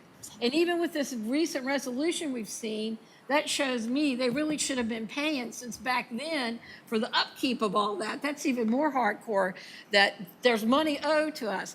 But I'll put that aside. We have miscommunications here. And having miscommunications, we're going to make we could potentially, I'm not saying what's right or wrong, but we could potentially make a horrendous mistake for the people of Powhatan County. I have nobody claps when I say But something. yet, I'm not saying that the final decision should be made yet. I think we need to make sure that that the Board of Supervisors is crystal clear on what they're willing to do, so that as we know what is being put forth to us on a piece of paper, that we can say, what is your proposal that you are willing to do for us? Because obviously there's been a lot of miscommunication. Maybe what was told to me was different than what was told to you. Obviously, they're only talking to you. This is supposed to be They don't. nonpartisan, but they have not come to me, other than This was the simple meeting 2-by-2 that we had. meetings. We had that meeting with 2 of their board members, and their closing comment to Mrs. Wade and I was that if they were going to put money in this building, 1, they had to own it, and 2, their plans for this building did not include the school using any of it. Plain and came across, plain and clear. Well, then that was the communication given I want to see that to in us. writing from them. I want to see a written proposal. No. I need a written proposal, because that is not, I mean, I'm not doubting you. I'm not saying I doubt you, but I want to see their proposal, because that's not what was said to me. Exactly. That's the problem. So That is part of the problem. There's a lack of The communication. absolute lack of communication, where they talk to clarity. 1 board member or 2 board members, but they won't address the problem or the issue with the whole board. What do you mean, the whole board? The whole board, the other 3 members of the board. Please don't yell. This is a discussion on board members. Please don't stop. So, Madam Chair, that's what I'm saying. We need, before we sign a contract for anything and make a mistake that we may regret, and there are going to be a lot of people very upset, I'm all for, I'm a data person, I'm all for, it doesn't matter, it's not gonna be finished by the school year. And Mr. Benway, if we delay for, say, several weeks so we can really hear the offer from the Board of Supervisors, do we have a deadline that we have to sign that contract by? I'd have to get back with you on that date. I'm sorry, what? I'd have to get back with you on that I date. mean, it might be just several weeks, just to, you know, and I can't imagine that somebody would have an issue for a few weeks. I think, Madam Chair, as you, the chair of the board, you should ask the chair of the Board of Supervisors to please give you a written, I'm not saying it's etched in stone, but a written proposal of what they're, because it's got to be voted on by both boards, what they are proposing. Because obviously you guys have heard some things differently than what I was told in my meeting on the phone, and there was a mix-up. Dr. Taylor was here with Chair Donati, and I was driving back from Virginia Beach, so I had to pull off 64 so I could have consistent cell service. But that's what Bill Donati stated, what I just said in that 2x2 meeting. Madam Chair, if I could take time when Ms. Hurt is finished. Yes, ma'am. Go ahead.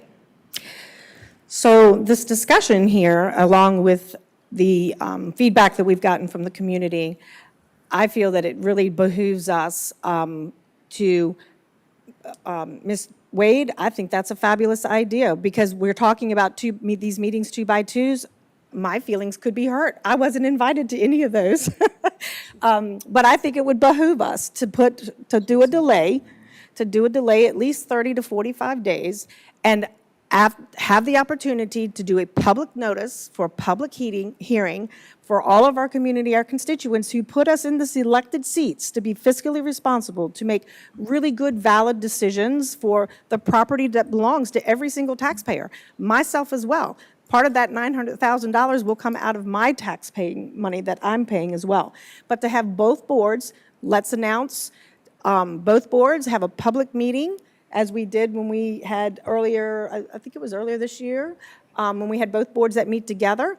And then the community could be, part of that, and they could have their comment time, and we could have the resolution for the taxpayers, citizens that are in this community, and not for individual power issues that we feel as a school board may be in their best interest as far as the school board is concerned, and not the community. Because in a way, all we're really doing is we're willing, or some school board members are willing to vote. Right now, we're getting an approximate of $900,000 of tax-paying dollars so that we can retain school board deeded property for dirt. Okay. Am I correct? My first, Look, go ahead. let me, That's a question. Am I correct? Excuse me. Madam, may I Yeah. speak? Yeah. May I say Am I something? correct or incorrect? Can I respond to what you're Sure, saying? yeah. Great idea. Phenomenal idea that we should get together. It's the problem with that is we've been doing that for 6 years. I've been on this board almost 4 years. Mrs. Smith has been on it, 5.5, something like that? Close to 6. And I was on the phone with a former supervisor who told me this morning that this issue was settled 6 years ago. So we've been having these ongoing meetings and nothing ever gets done, nothing ever gets done. Meanwhile, that building continues to deteriorate over there. So if we wanted to renovate it 6 years ago, it probably would have been a lot easier and a lot cheaper. Now we're Sure. 6 years down the road, keeps getting kicked. We hashed this out as a board with their board last year. We voted in favor of demolition. They voted in favor to appropriate the funds. Now we're at the point where we need to sign a contract back in, March, because it's nearing the summer, and then they come at the last minute and say, hold the brakes, we got another idea, even though the funds have already been appropriated. They had no real plan. I sat in a meeting with Mrs. Hurt on the phone, and I had 2 meetings with 2 groups of supervisors. Well, 1 single and then 2. And one option was, give us your buildings, we'll take care of all your needs. Well, that sounds way too good to be true. So I'm a little suspicious.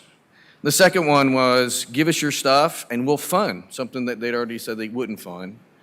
And the other caveat was, if you don't give it to us, then we're going to silo your budget next year. So that is extortion. You give us this, or we're going to do this to you. That's extortion. I think Go look it up in the extortion is definition. probably a harsh verbiage. Well, I mean for it to be harsh, because it was very offensive for that to be thrown in my face as a board member, knowing that that wasn't the discussion that was given to some other members. So there's been a total miscommunication, this whole thing. We've hashed this out time and time and time again. We've studied it. We've spent money to study it.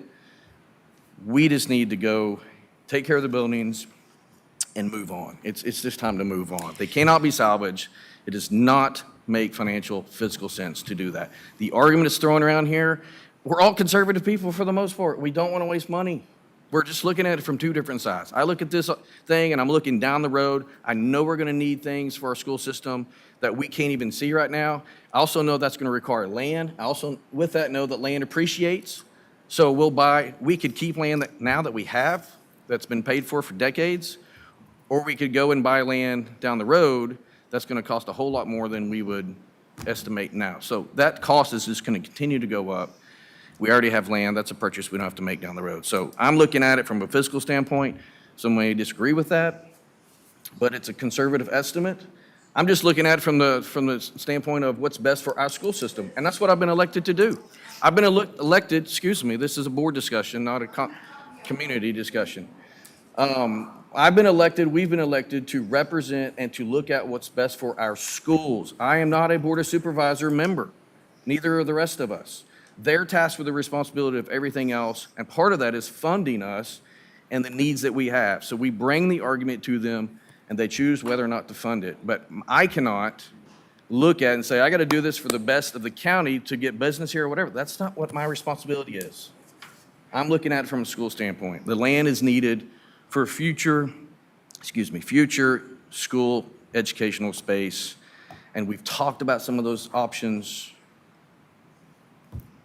Let's just move on. We need to move on. Madam Chair. And get rid of them. Mr. Dr. Taylor. Taylor, I agree that if we knew we minute. were going to have a huge population out, but if you go and look at, and I should have written it down, and maybe Dr. Tigan can help me, the site that gives the projections of communities in the future, they're not projecting growth of students, of younger people. They're projecting the older people like me increasing in this county. So we're not looking at this avalanche of kids coming here. So that's why, if I thought that was going to happen, believe me, that would be coming from another point of view. Well, just look at it from our current student body need. We always need more fields. We take down these buildings, we've got more grass area for athletics and other things like that. More. Okay, but I'm telling you, like, our schools are so far away from capacity. So based on the numbers I have currently. He's talking about fields. I know, but I'm just talking about, first off, students in the buildings. You got 100 more capacity at Flat Rock. You have 200 more capacity at Pocahontas. You have over 120 more at Powhatan. At the middle school, you have about 250. And I know maximum capacity is it's crowded, but I'm just saying. At the high school, you maybe have about 150. Yeah, my math is right. So I'm just saying that we're not like desperate, you know what I'm saying, to have to build another school. And remember, if you need to build another school, we're not the ones paying for the land and the building. It's what come from the Board of Supervisors. Which is why we'd be CIP. saving money on not buying land. That's the argument. Yeah, but They would give us the land back. That's what I think that's very confusing here. They're That's gonna- what I, that's what They're I'm. going to come in and going to do renovate that. and then turn it back over to us? Never. Absolutely. Well, I tell I you don't what, think so. so that's why I would love to I'd like to make a motion that we refrain from voting on a contract tonight, to give 30 to 45 days to the public to have public advertisement and have a joint Board of Supervisors, a professional joint Board of Supervisors meeting and school board meeting open to the public to discuss the future of the school board here and us being able to live here rent-free, save these buildings. If they renovate it, if they get creative and work with Habitat for Humanity or any nonprofit organizations or other companies to rehab and refurbish those buildings. And then we need those, Dr. Taylor. Let's say we need to go into Wing D and to the cafeteria to have a preschool program. We don't have to pay for it as a school board. We don't have to ask for that money because they've already refurbished it for us. And if we prove valid that we need that space for those use, they will give us that money and that space to do what this mentality of, as some of the constituents have said, having the boards fight with each other, this is ridiculous. We are here representing the people of the community and of the county, and we should be adult enough and professional enough to be able to have all of our facts, very solid bids that we know that are hook, line, and sinker, that we're not going to run into trouble because, again, I'm currently building a home here in Powhatan County, and I've gotten estimates, and as you start your project, you find out that it costs more money.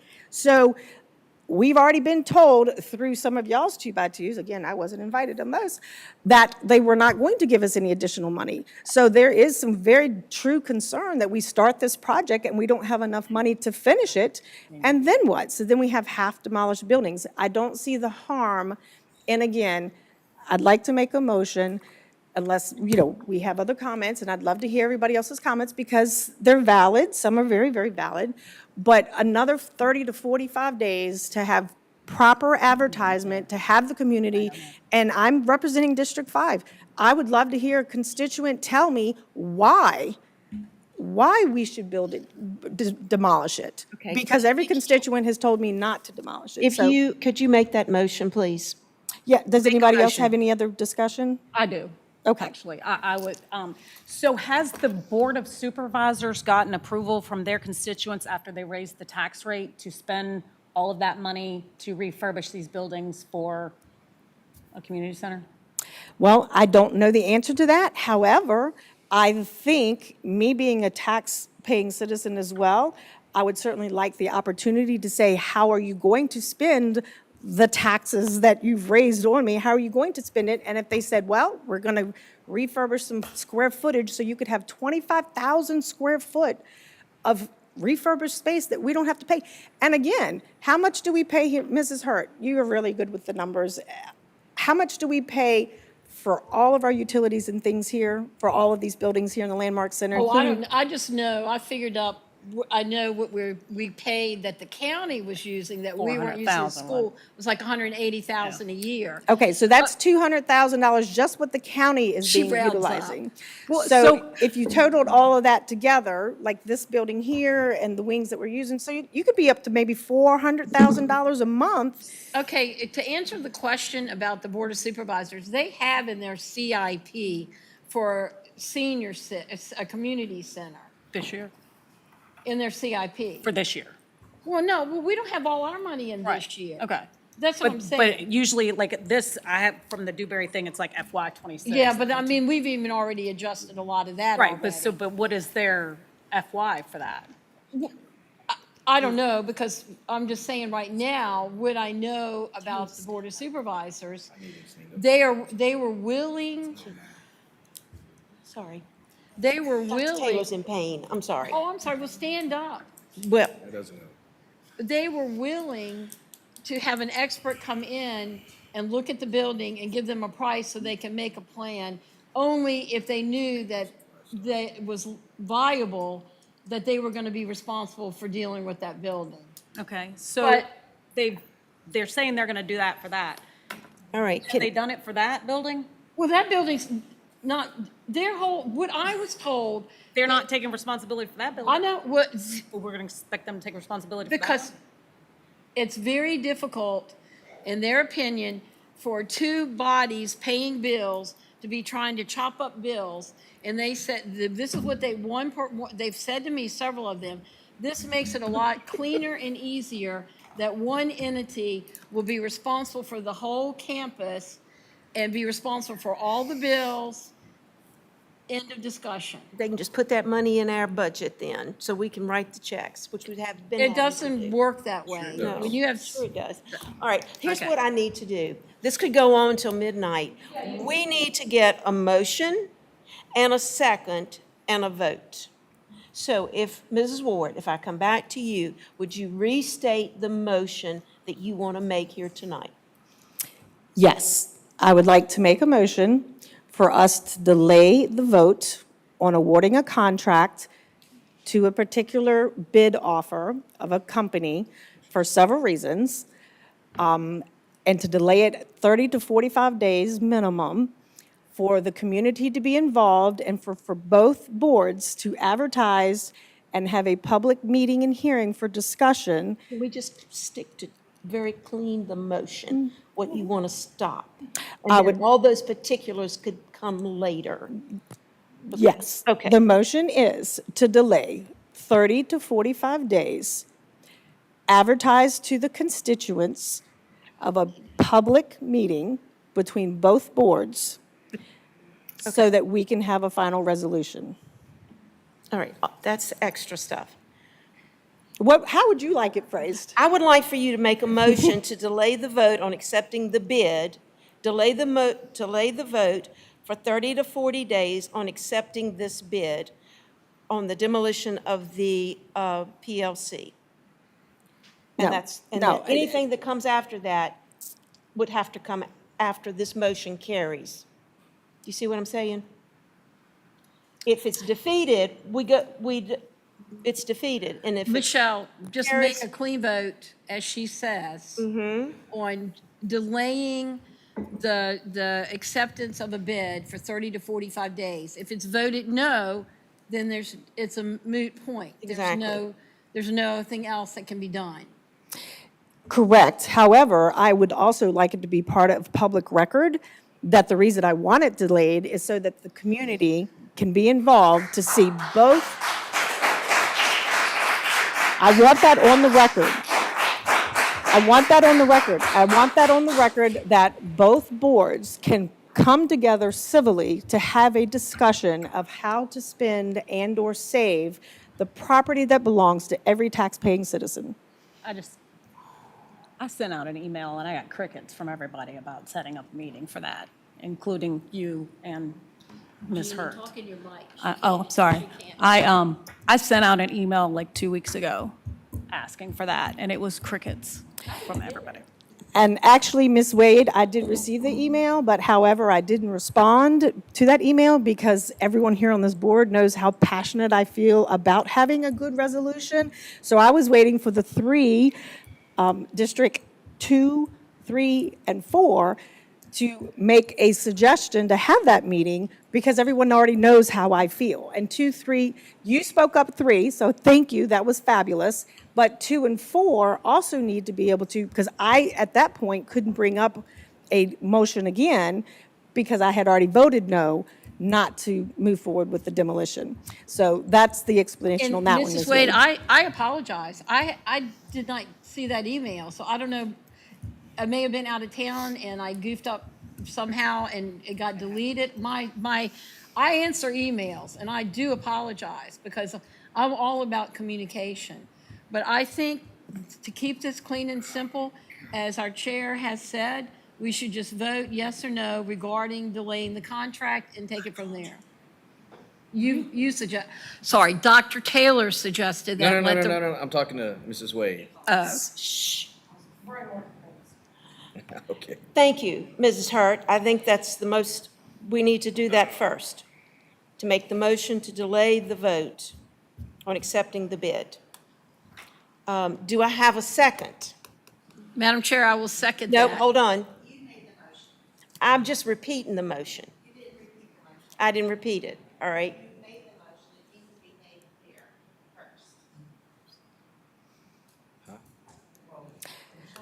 Michelle made the motion. I know, I'm trying to get her to clean it up. She said, well, how did I need her to say it? And I was trying to get her to incorporate this in the motion to delay the vote on accepting the bid for 30 to 45 days on this project. Yes, that motion, I will agree with it. However, I also want the semicolon, English professors, the semicolon to state that I want a public hearing. Followed by a public hearing. followed by a public hearing and discussion by both boards.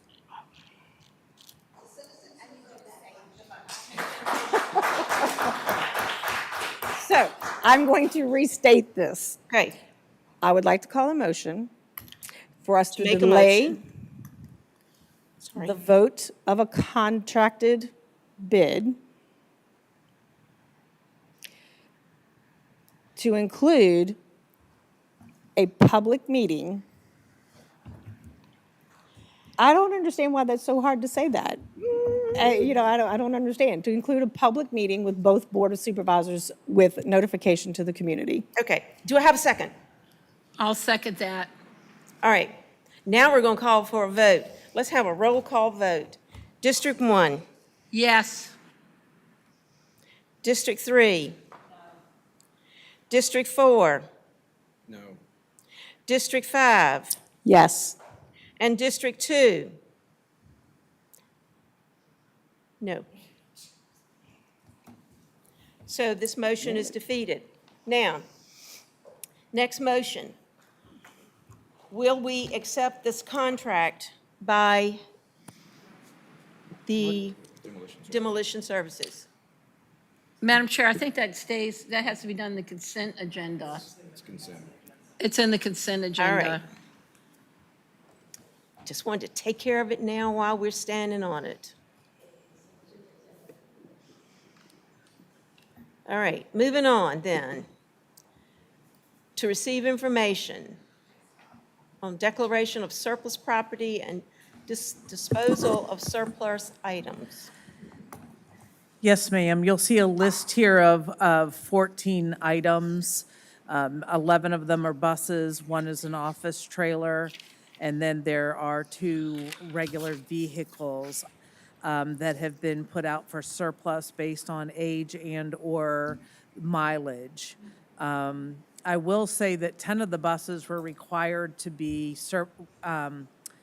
disposed of as part of our contract with our electric buses, and so we have met that criteria with this year's reduction of buses. Any questions? Any questions from board members? All right. Next up, lunches. Next up, yes, lunches. Mrs. Holloway and her team have looked through and followed the School Food Authority's review of the cost of lunches. And as a part of that process, they're recommending that rising the cost of meals for next year by 25 cents. And the costs are listed there with breakfast for K-12, so that's all of our students, would increase from $1.50 to $1.75. Our lunch prices for the elementary and middle school students would go from $3.25 to $3.50. Our lunch price for the high school students would go from $3.35 to $3.60. The adult breakfast meals would increase from $2 to $2.25. And the adult lunch would increase from $4 to $4.25. And there's also attachment to this item that gives the adult lunch and breakfast calculator as well as the food service FY26 price raise calculator. So it's done very much with direction from the VDOE and through their guidance. Madam Chair. Ms. Hurd. Dr. Tigan, as you know, I've been asking churches to help us, and I want to make sure that the public understands that when we have students that don't pay for whatever reasons, like this year we're over $20,000, even after churches so graciously donated nice sums of money. We don't, so the money, I don't know if you understand, that people pay, if we have any surplus or something, you can't use that to pay. Right. Correct. I want to make sure everyone understands how that We cannot works. use money that other students paid for food through our food service program to cover delinquent accounts. It's 2 separate things. That money does go into refurbishing if there's any additional money, it goes into refurbishing, whether it's the kitchens, the the mechanical items such as ovens, warmers, panini machines, anything that they're doing, that money is used for that specifically. And where do we, when we have this shortage, as we have like this year, even after churches have been so gracious to help us, how do we pay for this? Because we got to pay our food contract, obviously. It comes out of our funds. But I mean, so who's suffering? You know what I'm saying? I mean, where are we shortchanged? We got to get it from someplace. So just all over across the board, we just kind of pull from what we can? Yes. Okay, that's scary. It is, and we we know we need to make a concerted effort again to remind families that, that there are two options. Well, there's three options. You can bring a lunch, you can buy a lunch and actually pay for what your child is buying, or if you don't have the means to do that, you can fill out a form to give to our food service company, and they will make sure that those students get either a free or reduced meal depending on their level of need. And so I think that, we need to keep reminding our families that there is that option. We don't want kids whose families can't afford lunch for them Tonight. not to have lunch. Eating is really critical to the learning process. Well, now, is there a way, I mean, I'm old-fashioned, but when the beginning of the year and information goes home that parents got to fill out, do we send everybody that form for lunch so that Yes. even if you're a millionaire, you're getting that form and you go, Yes. oh, no, I'm not filling it out. And But- I think it would be misleading if we were to say that all the people not paying their bills were in need. Yes, there's some people that just don't pay their bills. Yes. And I will have to commend Powhatan schools. There are schools, I know, school systems, that instead of giving a child the lunch that everybody else is getting, they hand out like a bag lunch with a peanut butter and jelly sandwich in it, which as long as I'm associated with Powhatan schools, I will lay down and die if that happens to any child, because that just puts a target on them like, oh, you don't have money to buy your lunch. And here's the bag lunch and different from what everyone else is eating. Or snatching a lunch away from them. That's Yeah. not appropriate No, either. so I am, that is so important to me that I want every child to feel that they're just like the kid sitting next to them and they're part of the community and they're not panicked that lunch is coming and they have no money and they're going to get a different lunch than the kid next to them. So thank you for making sure that happens. And as I said, I have been talking to churches around the community again, asking, they ask, what could we use? And that's the first thing, that's the easiest thing, is please just donate to our lunch fund. We appreciate that. Thank you. Thank you. Next up. The next item is just our annual Virginia High School League membership application. There's two components to this. Part of the fee is for the membership, which provides that oversight of our athletic activities, as well as like catastrophic insurance for our athletes. So just want to make sure everyone understands what is being paid for. The next item is our legislative update in regard to the core content textbooks. And I know there's a short presentation that Mrs. Stewart, but I think maybe if there's questions, you can jump in, but we'll try to go through it. I know because of the late hour, I worry about people staying engaged. Can you pull up the presentation, please? Thank you. All right, there has been legislative updates related to the core content textbooks.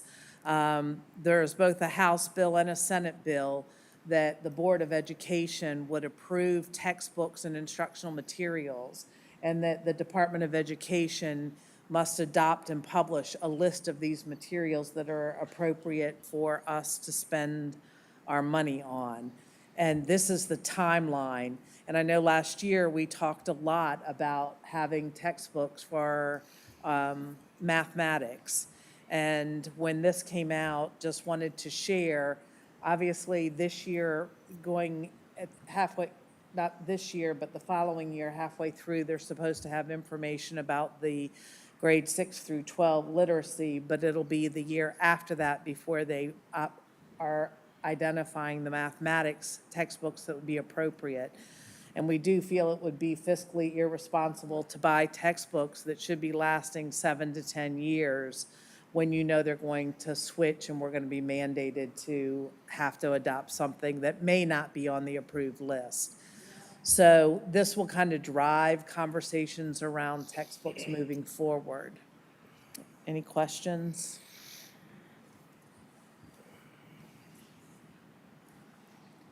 And I am going to let Mrs. Jarman come up and do students' rights and responsibilities. Did I miss the last thing there on the presentation? I thought I was okay, but when I saw things fly by, I thought I may have missed something.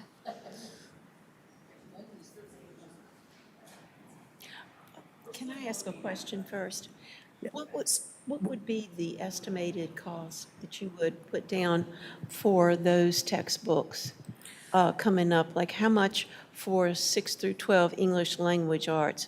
In looking at what we paid for our reading textbooks and now looking at having to adopt English, and then in 2028, mathematics, and 29, science, in 2030, history and social science. A price, is that far-fetched to ask? I was,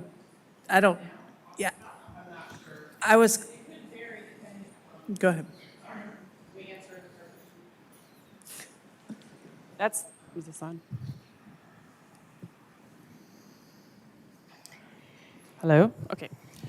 The amount could vary depending on what is purchased. I think it's important to note that it says textbook, highly qualified instructional materials is kind of what we're talking about also. So depending on what it is we purchase, if there are pieces of something that we can purchase that meet the needs of the students that we have, it's a wide variety of things.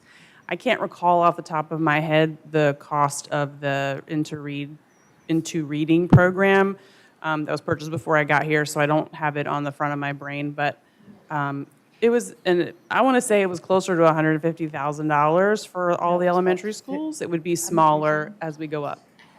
Is that right? Look at me, I know the answer.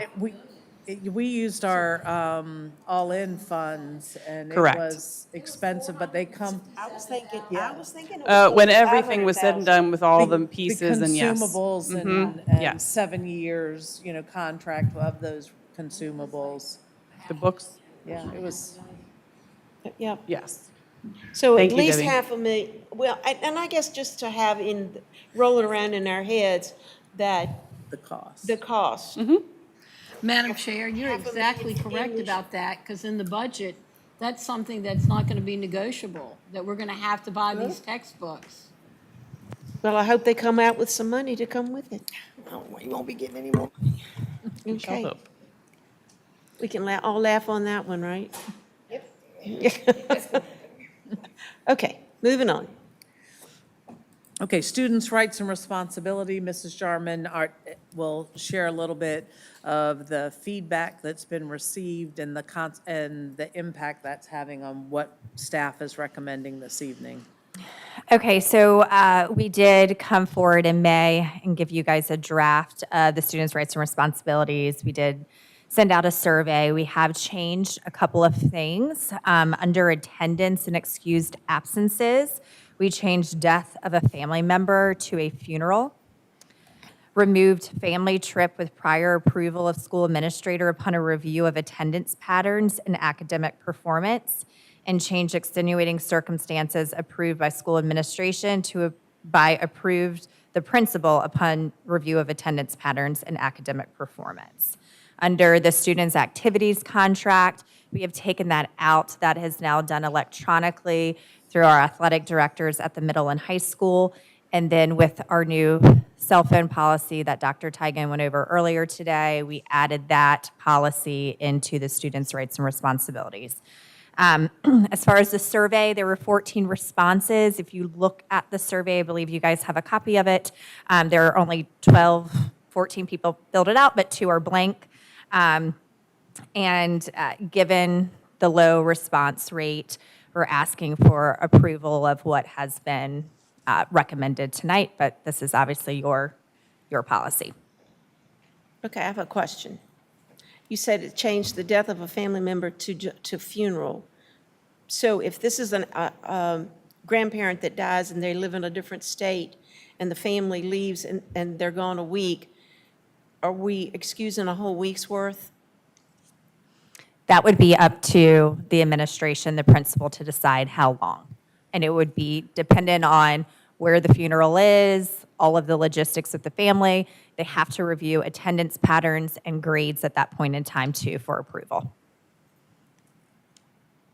Okay, thank you.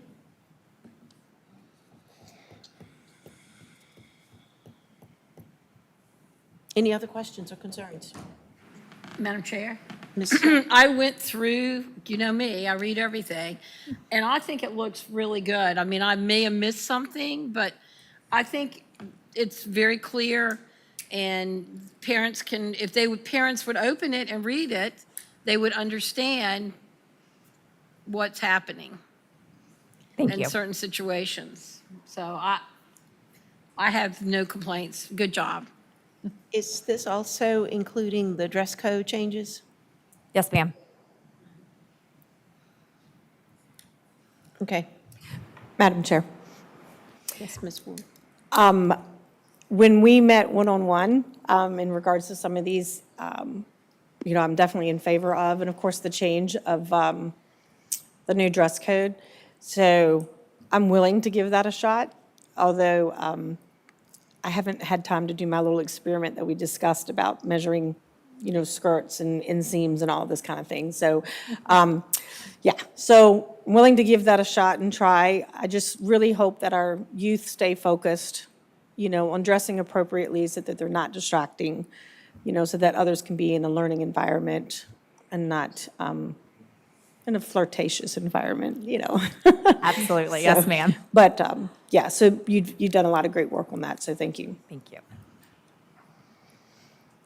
Any others? Oh, moving right along. Thank you. I know that's been a labor of love for the two of you and the administrators. And we thank our students for some input on the work that's been done there. All right, the next item is information about our Title I, Title II, Title III, and Title IV proposed expenditures. We're required each year to, by June 30th, to be able to share with our board and then share with the VDOE what the proposed use of those funds are, of those federal dollars. And then they'll come back in a couple of months and tell us whether they accept what we've all agreed upon or whether they are suggesting changes, and then we'll have an opportunity to make changes should they feel some things are not appropriate within the grants. But happy to answer any questions about the grants. If it matters, Title I, as we've talked about before, is improving basic programs, so that's what really supports schools that have a higher level of poverty. Title II grants are for supporting effective instruction, so that has a lot to do with professional development and reducing class sizes. Title III has to do with language instruction for our English language learners and immigrant students. And Title IV is really just for student support as well as academic achievement. So oftentimes you'll see some STEM funding in that area. Any questions? No. In addition to those federal grants, the other federal grant we have is a Perkins grant, which supports our career and workforce development. And just like for the other grants, we're submitting our proposed areas of focus and expenditure for our Perkins funds. Again, questions, board? Nope, nope, nope. No questions? Okay.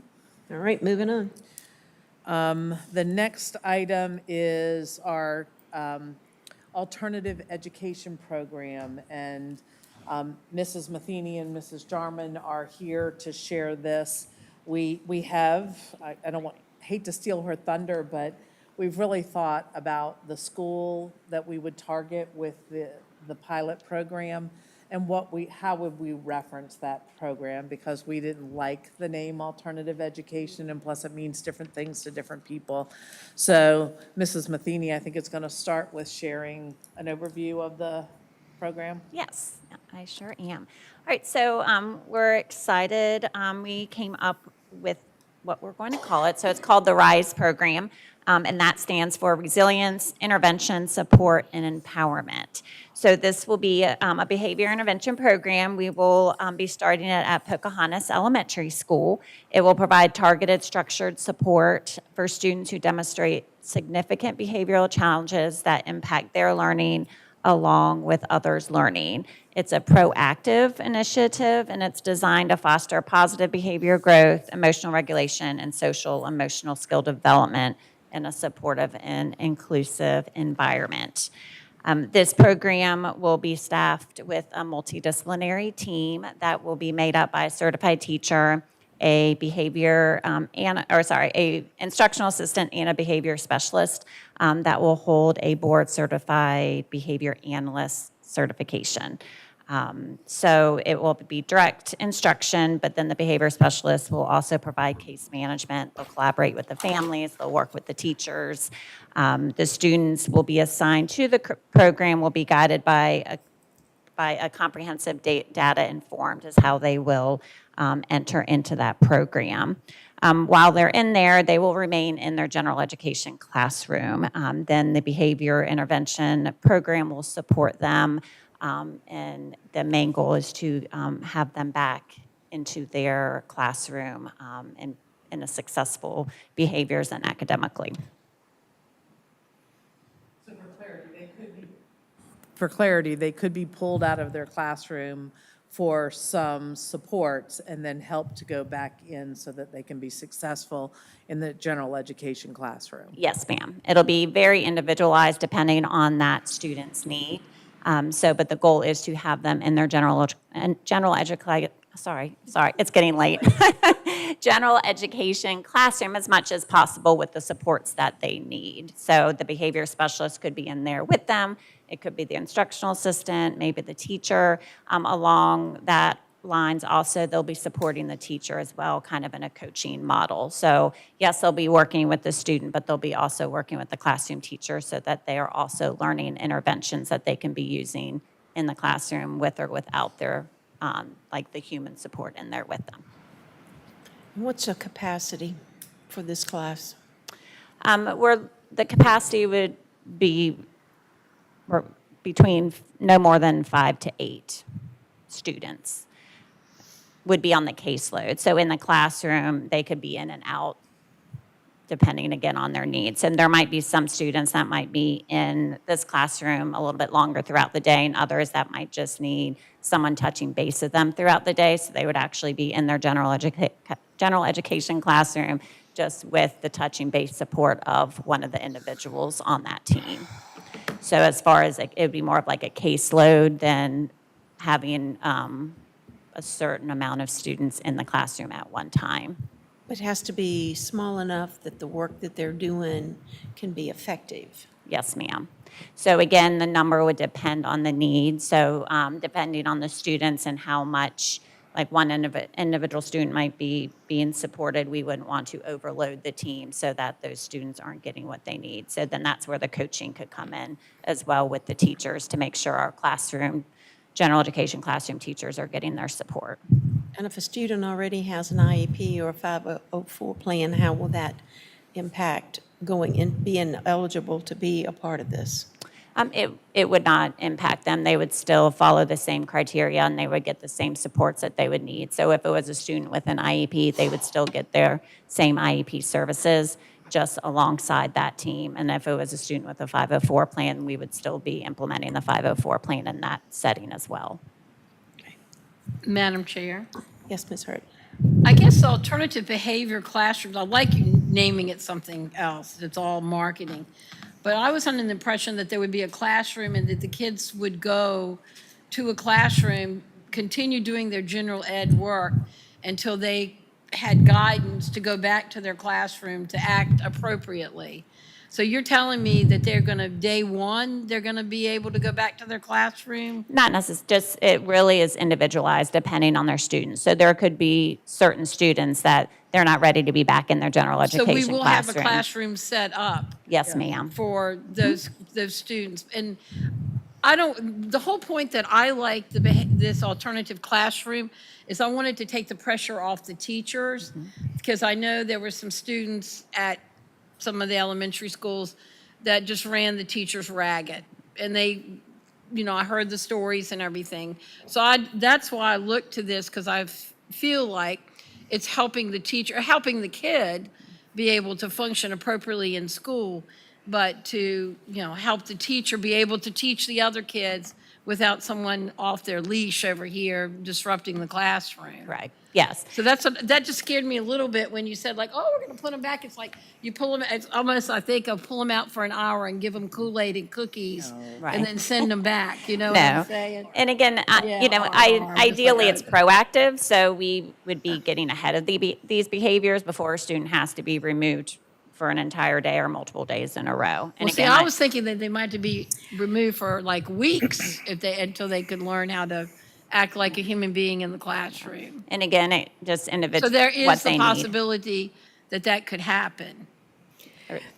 Yes. Okay. Madam Chair, I have a question. Yes, ma'am.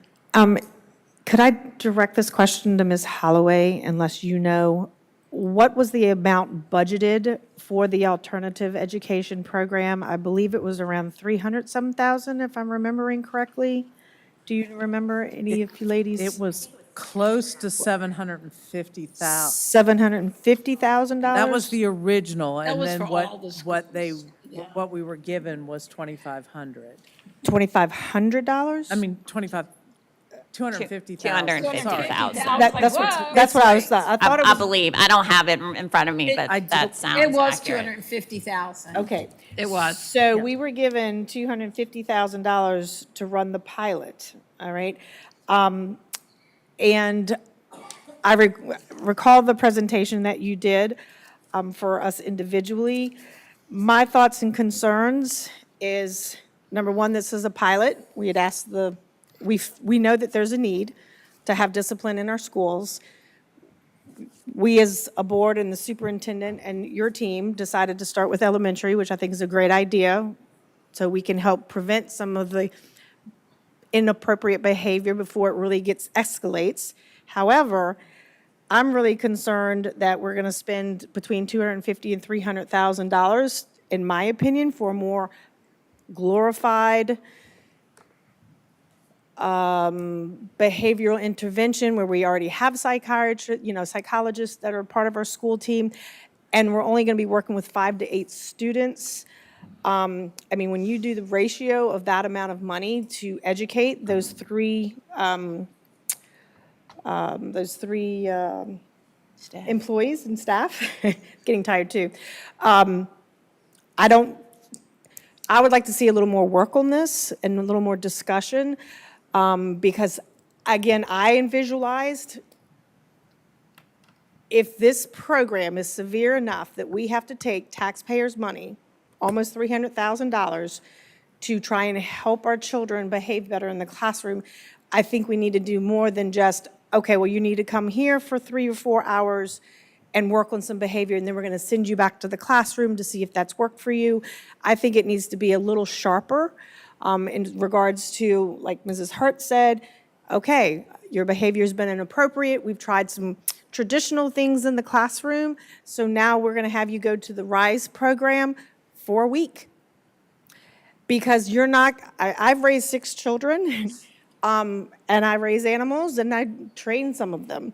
You're not going to see a significant change in behavior unless it's a sharper consequence and something that is more, what's the word I'm looking for? Habitable, okay? So I would like to see maybe, and again, I haven't broken the numbers down, but I will. 5 to 8 students, let's say we only have 5 in there, and we've got 3 strong salaries that are going to just those 5 students only for a few hours a day, maybe a full 8-hour day. I don't know if that's the best use of our money to run a pilot program to see if it's going to be successful. So I'd like to maybe see a little bit more other options and work that we could do.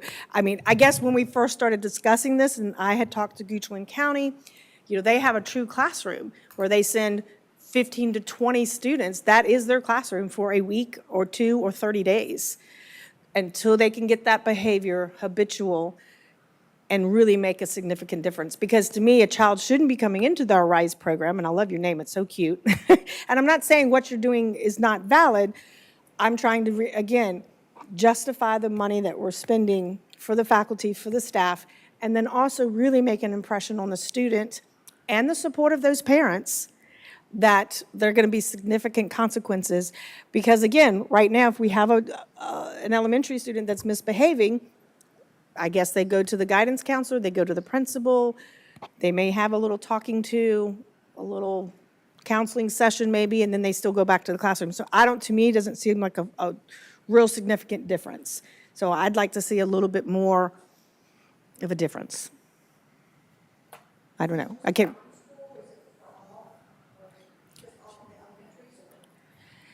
So I think I heard a question from the audience, and I'm not sure if I'm supposed to address it, but I'll just, I'm not going to address, so I would just say that it would be a few students. The program has been, the school selected has been Pocahontas Elementary to start this pilot program on the behavior intervention.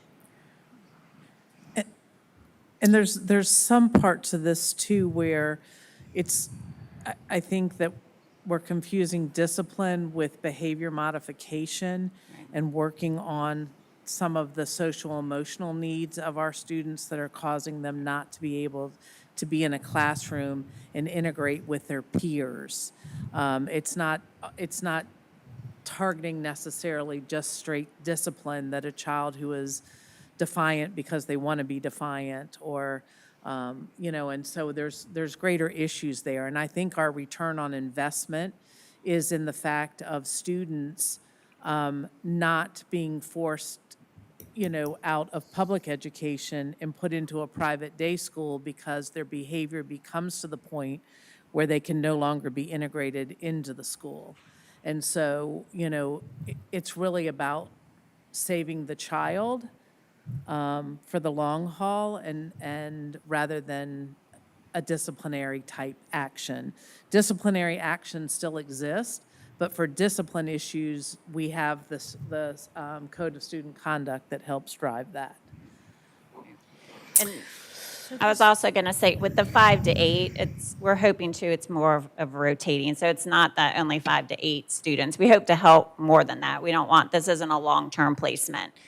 So when they're in there, we hope that we have goals for them and, that they're going to be meeting these goals and eventually being back where then we can support other students. So the case load or the case management will also vary. So students will hopefully, kind of graduate from the RISE program and be successful. The other part too, with having the specialist is, yes, of course, she is going to be working with those students on her caseload, but our goal is for her to be also in the classroom working with the teachers. So the teachers are also learning from her, and then they're able to use these interventions and these strategies with other students that aren't necessarily in the RISE program, but they're still getting the benefit of learning from the specialist that would be in there. Also, having the specialist do professional developments with all of the staff. And so it's not, these staff members aren't only going to be working with these 5 to 8 children. We want them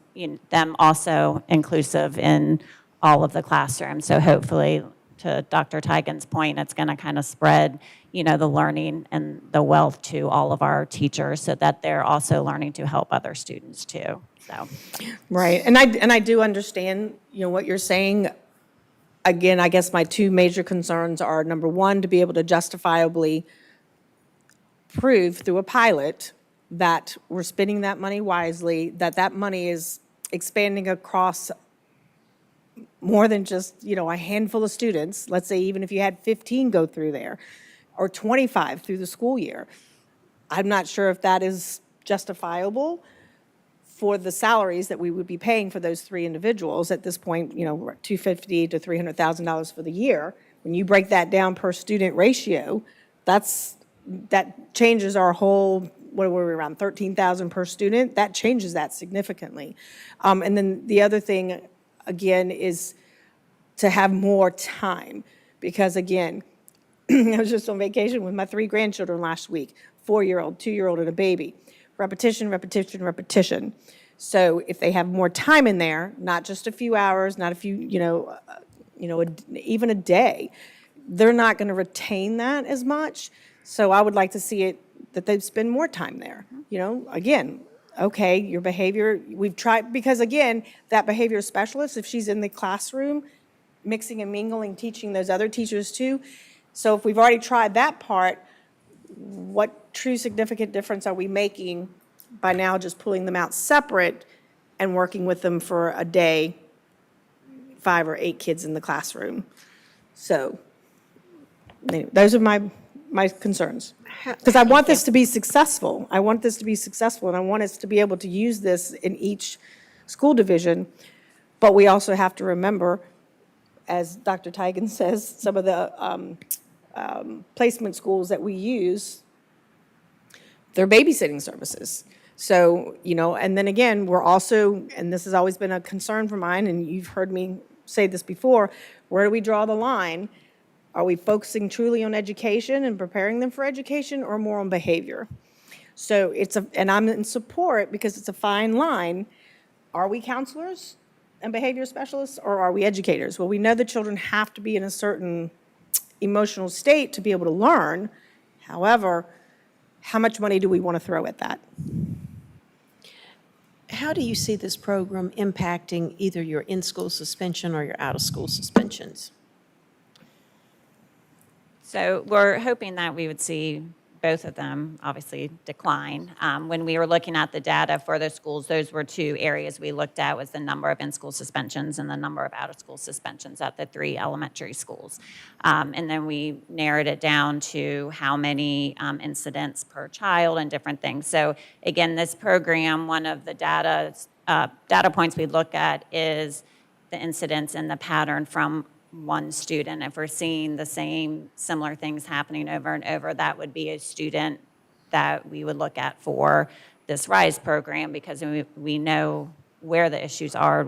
That's where we know the behavior specialists and teachers can work with them to try to keep them in the school building. So again, we would hope to see if these students that we're looking at the data and that we believe would be good students to be on the case or on their caseload, that they would no longer be suspended in school or out of school suspensions. Madam Chair.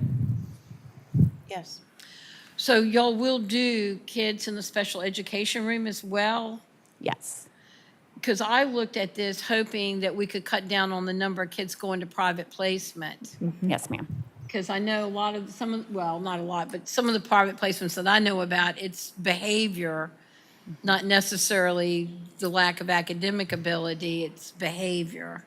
So that's what I'm looking at, because not just us, because obviously CSA, the social services, which ultimately is the county, taxpayer money, has to pay some pretty big bills for that. So that's what, would there be a way after a year that we could figure out data, like how many kids potentially we prevented from having to be, that's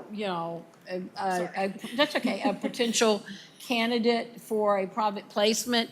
Because that's a big thing. You say we saved 4 kids, right there, you just paid for your alternative education program. You know what I'm saying, to make it.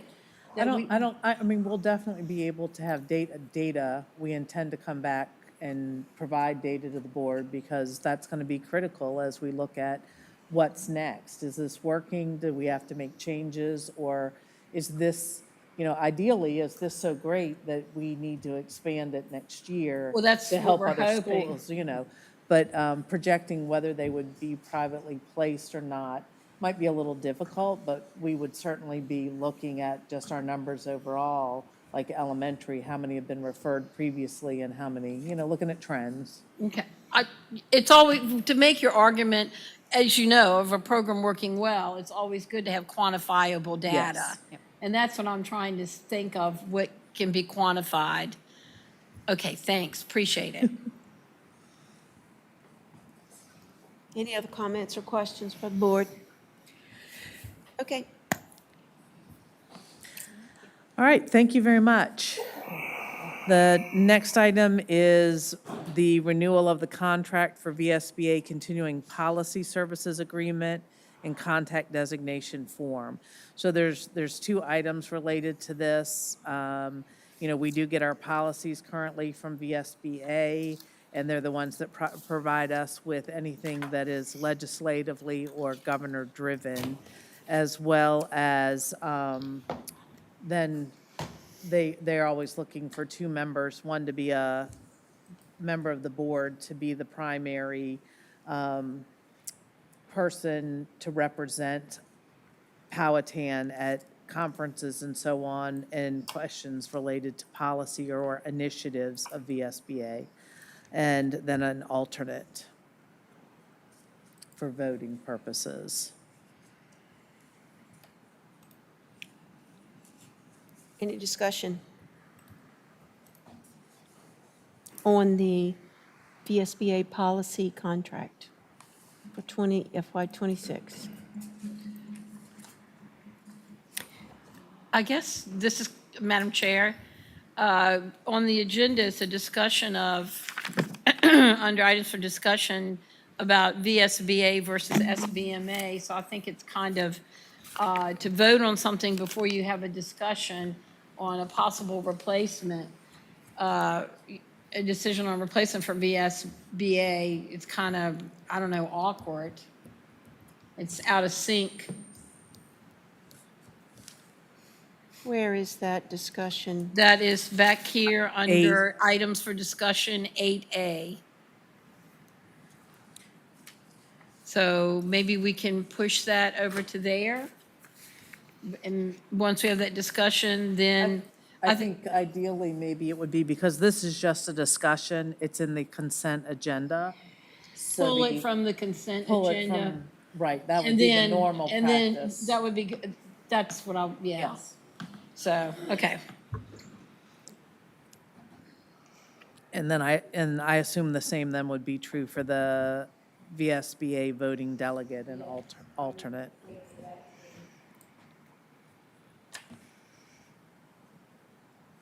Okay. All right, the next couple of items are renewals of contracts. One is for contracted services for a social worker. We've had it for the last couple of years because we've not been able to hire a social worker to work for us internally. They have so much more flexibility through contracted services.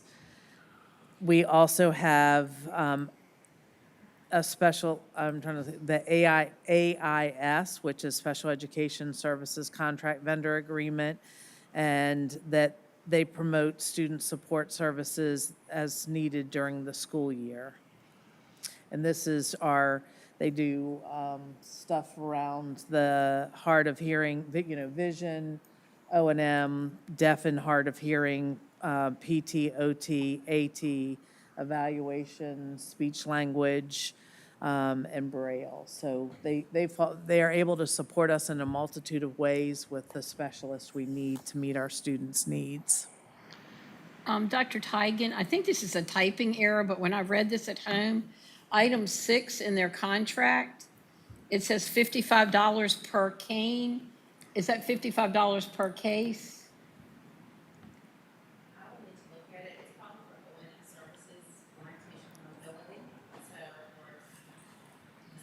Oh, so that's for actually a cane?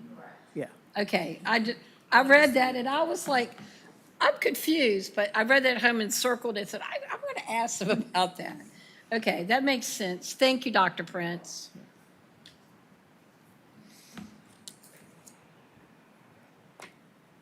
Then if there's no other questions about that, the next one is our Bermuda turf, the contract we have for maintenance.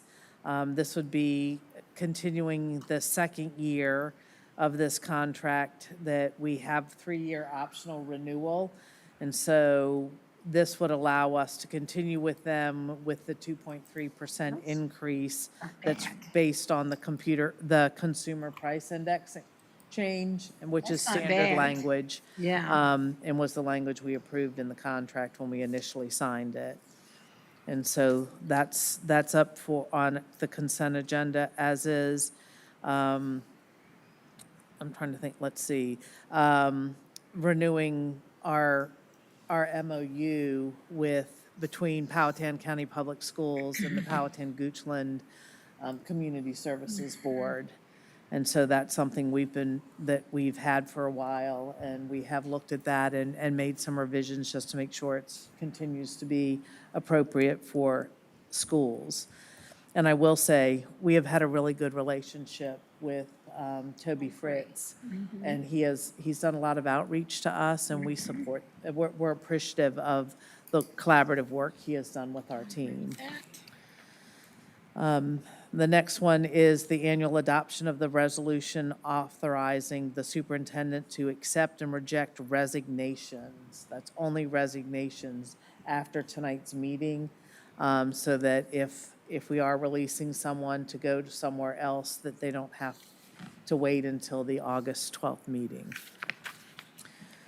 And then the donation, we've had a donation to Pocahontas Elementary School, and we've actually had multiple donations to support the travel of the students and families to attend the Future Problem Solvers International Competition in Indiana. And so there's the Rotary Club of Powhatan has donated $800. Merle and Norma Rager have contributed $25. Paul Sella has contributed $250. Barbara Brown donated $100. The Women Clubs of Powhatan donated $165. Paul and Elizabeth Sabatini donated $300. Lisa Hillary T. donated $100, and the Powhatan Moose Family Center donated $1,000. And so both the school themselves, Pocahontas Elementary, appreciate that donation, as I know we all do. And that's the last item on the consent agenda. I'm sorry, before moving to the consent agenda. Madam Chair, I have a question. Okay. So are we voting on these as a whole, or? Unless there's something you want to pull out. Well, I guess my thoughts and concerns are, as I expressed, so there's, I guess the most important thing is on that alternative education. I'm not sure if I'm very comfortable with how it's set up right now. I'm not sure if I'm very comfortable that it's going to really meet all of our needs, because I was looking at the social worker, contract. I just feel like we're doing what big government does, is creating more and more staffing positions to do what we already have different groups of already addressing. I was hoping more for this alternative education RISE, because I think that name is great, that we could spend some more time on that and have some more discussion to see how we could possibly, affect more students, have more time to it. So I guess I just would like to see if we could discuss that. I think you have to also consider that you've got to start somewhere. It is a program we're just beginning in our community to see how it's going to work or not work. And I kind of feel like if we get this thing going, we'll be tweaking it all through the first year. Well, again, I guess I would just like to see, maybe that the students would have more time there, that it's just not, a few hours out of the day, or just one day hit and miss. I mean, let's say you have a student that misbehaves and they're there on Tuesday, and then they're fine for 2 more days, but then next week they're acting out, and then you bring them back in for 2 days. There's just a lot of movement. I don't know. But, I mean, I agree we need to start somewhere, but I guess I would like to just see a little bit more length, as to working with the children. So, but I mean, I don't know, can we just go ahead and vote on and approve it, and then just still work with each group, with their team, and see if they can work a little bit more on that and bring it back to us?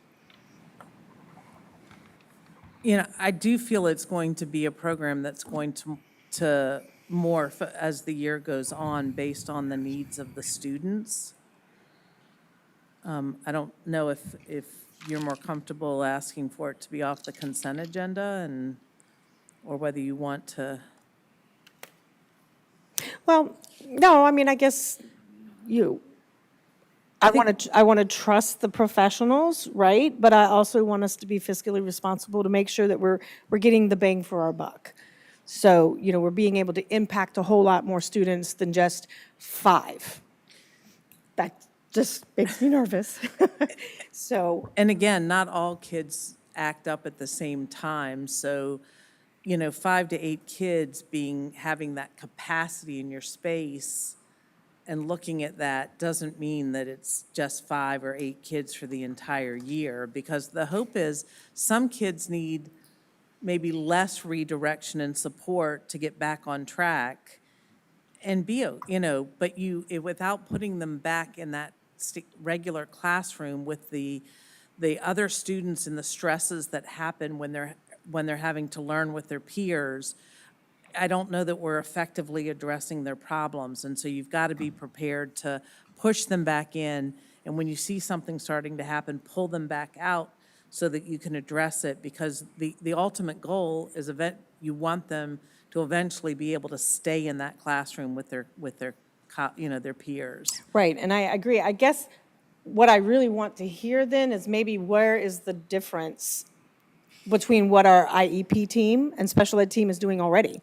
I mean, if we have a child, because it sounds to me like a lot of the discussion has kind of been towards more special ed and those that have IEPs. Well, what are we already, how aren't we addressing that already? So why are we creating another program that's already, should be addressing individually, spot checking here and there, from what I've learned, versus having a whole complete atmosphere of a classroom and 3 very highly trained professionals? That's not more long-term. Well, I would hope that some of this early intervention would prevent some students from being labeled as a student with a disability, because if the behaviors are controlled, you don't see that differential between their ability and their performance.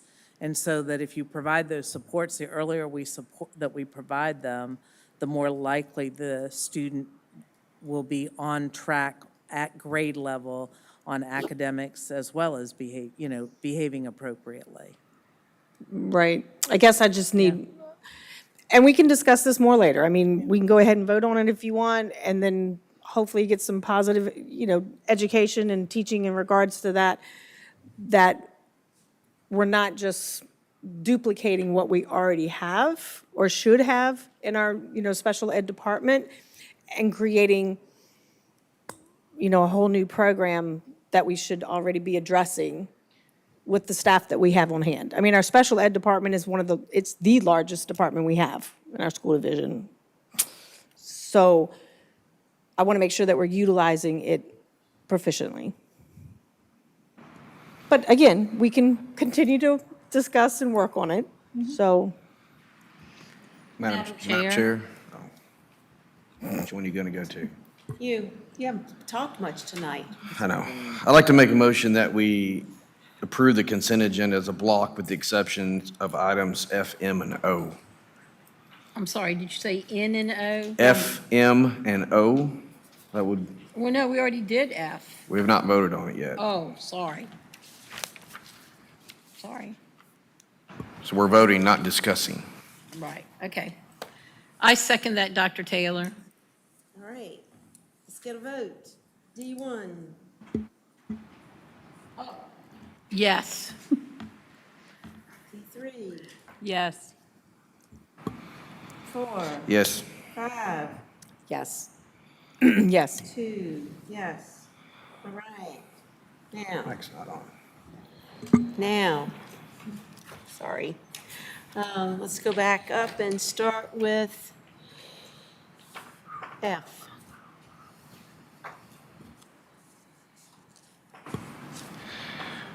Partial demolition of the PLC. Madam Chair, I make a motion that we approve consent item number F, or letter F. Madam Chair, I'll second. Right. D1, I'm going to say yes because I am trusting the staff that they've done their due diligence work, and it's the most economical price. D3, Yes. 4, Yes. 5, No. and 2, yes. Motion carries 4 to 1. All right, let's go to M. Madam Chair, N and O, we need to have a discussion. M, the RISE Oh, program. I thought, we didn't pull that out. I thought we just pulled out F, F, No. N, F, O. M, and O. Yes, ma'am. It's I right- thought you said N. No, No. ma'am. No, ma'am. Oh, well, we need to M. pull out N. No, we pulled, he wrote it down. Oh, I'm sorry. you I have I M? thought I heard F, N, and O. It's F, M, and O. M, Oh. M as in mama, money. I know, I thought N because it's No, no. VSBA and. It's, I was thinking N and O, I heard N and O as I well. thought I heard N and O. well, y'all, Okay, well, can we amend that and pull out N as well? no, you already We've already voted on voted it. on it. You just voted on his motion. Yeah, To- but With the exceptions of F, M, and O. There was a hearing problem. I can't help that. I cannot help that. Yeah, we could. Sorry. I can honestly say I didn't try to slide y'all. I picked out the three that I thought were highly controversial, and I forgot about that, so. Well, Dr. Taylor, what it's I was 9:30 saying at is night. if we are discussing switching from VSBA to SBMA, then N, you would not be renewing the contract. Correct. Is why I'm saying that. So that's why I was under the impression that we said F, N, and O. And I thought M, I pulled out M because Mrs. Ward was Okay, I'm sorry. discussing it. No, but I mean, I'm going to agree with Mrs. Hurt, is I thought I heard N and O, because those two, why would we vote on the VSBA contract if we need to discuss the SBA versus the VSBA? So, Okay, well, let's work it out this way. Let's hold off on voting on the rest of the consent agenda and move down to the discussion part and see if there's a reason to continue the debate. there you go. Let's go to the items for discussion about VSBA and SBMA. Okay? Who wants to go first? I'm happy to share regarding SBMA. All right. Okay, SBMA for membership of the school board would be approximately $5,000 a year cheaper. SBMA provides the same services VSBA does as far as development. They do not include superintendents in any of their programs because they feel that, I always say it wrong, Virginia. Bass, okay, I'll make sure I can get those mixed up. They provide tons of information, useful information on running your schools and most of their, fortunately, and I did send y'all emails about looking at their website. Yeah, it was a while ago. It was about a couple months ago. Okay, they provide a lot of professional development and I can't think, Zoom meetings with experts in their field from around the country for free. They don't charge. And basically, their statement is that their exclusive focus on school boards equips board members with the tools and knowledge needed to maintain strong oversight and governance. It clearly defines the roles of the board and the superintendent, preventing the confusion and overlap seen in other training models. This clear separation between governance and management not only strengthens the authority of the school board members, but also improves district accountability. While superintendents can still offer recommendations, they manage the district in alignment with the board's direction, ensuring effective leadership without blurring responsibilities. And I think we do have a superintendent that does follow that letter to the law.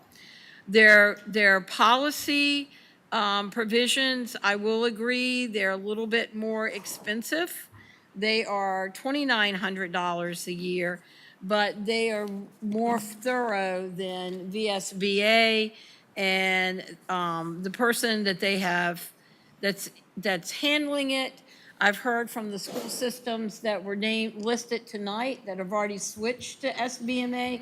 They said that they liked VSBA better because it's smaller. And they're willing to train the board clerk, obviously, to do, and they provide the updates just like VSBA does as well.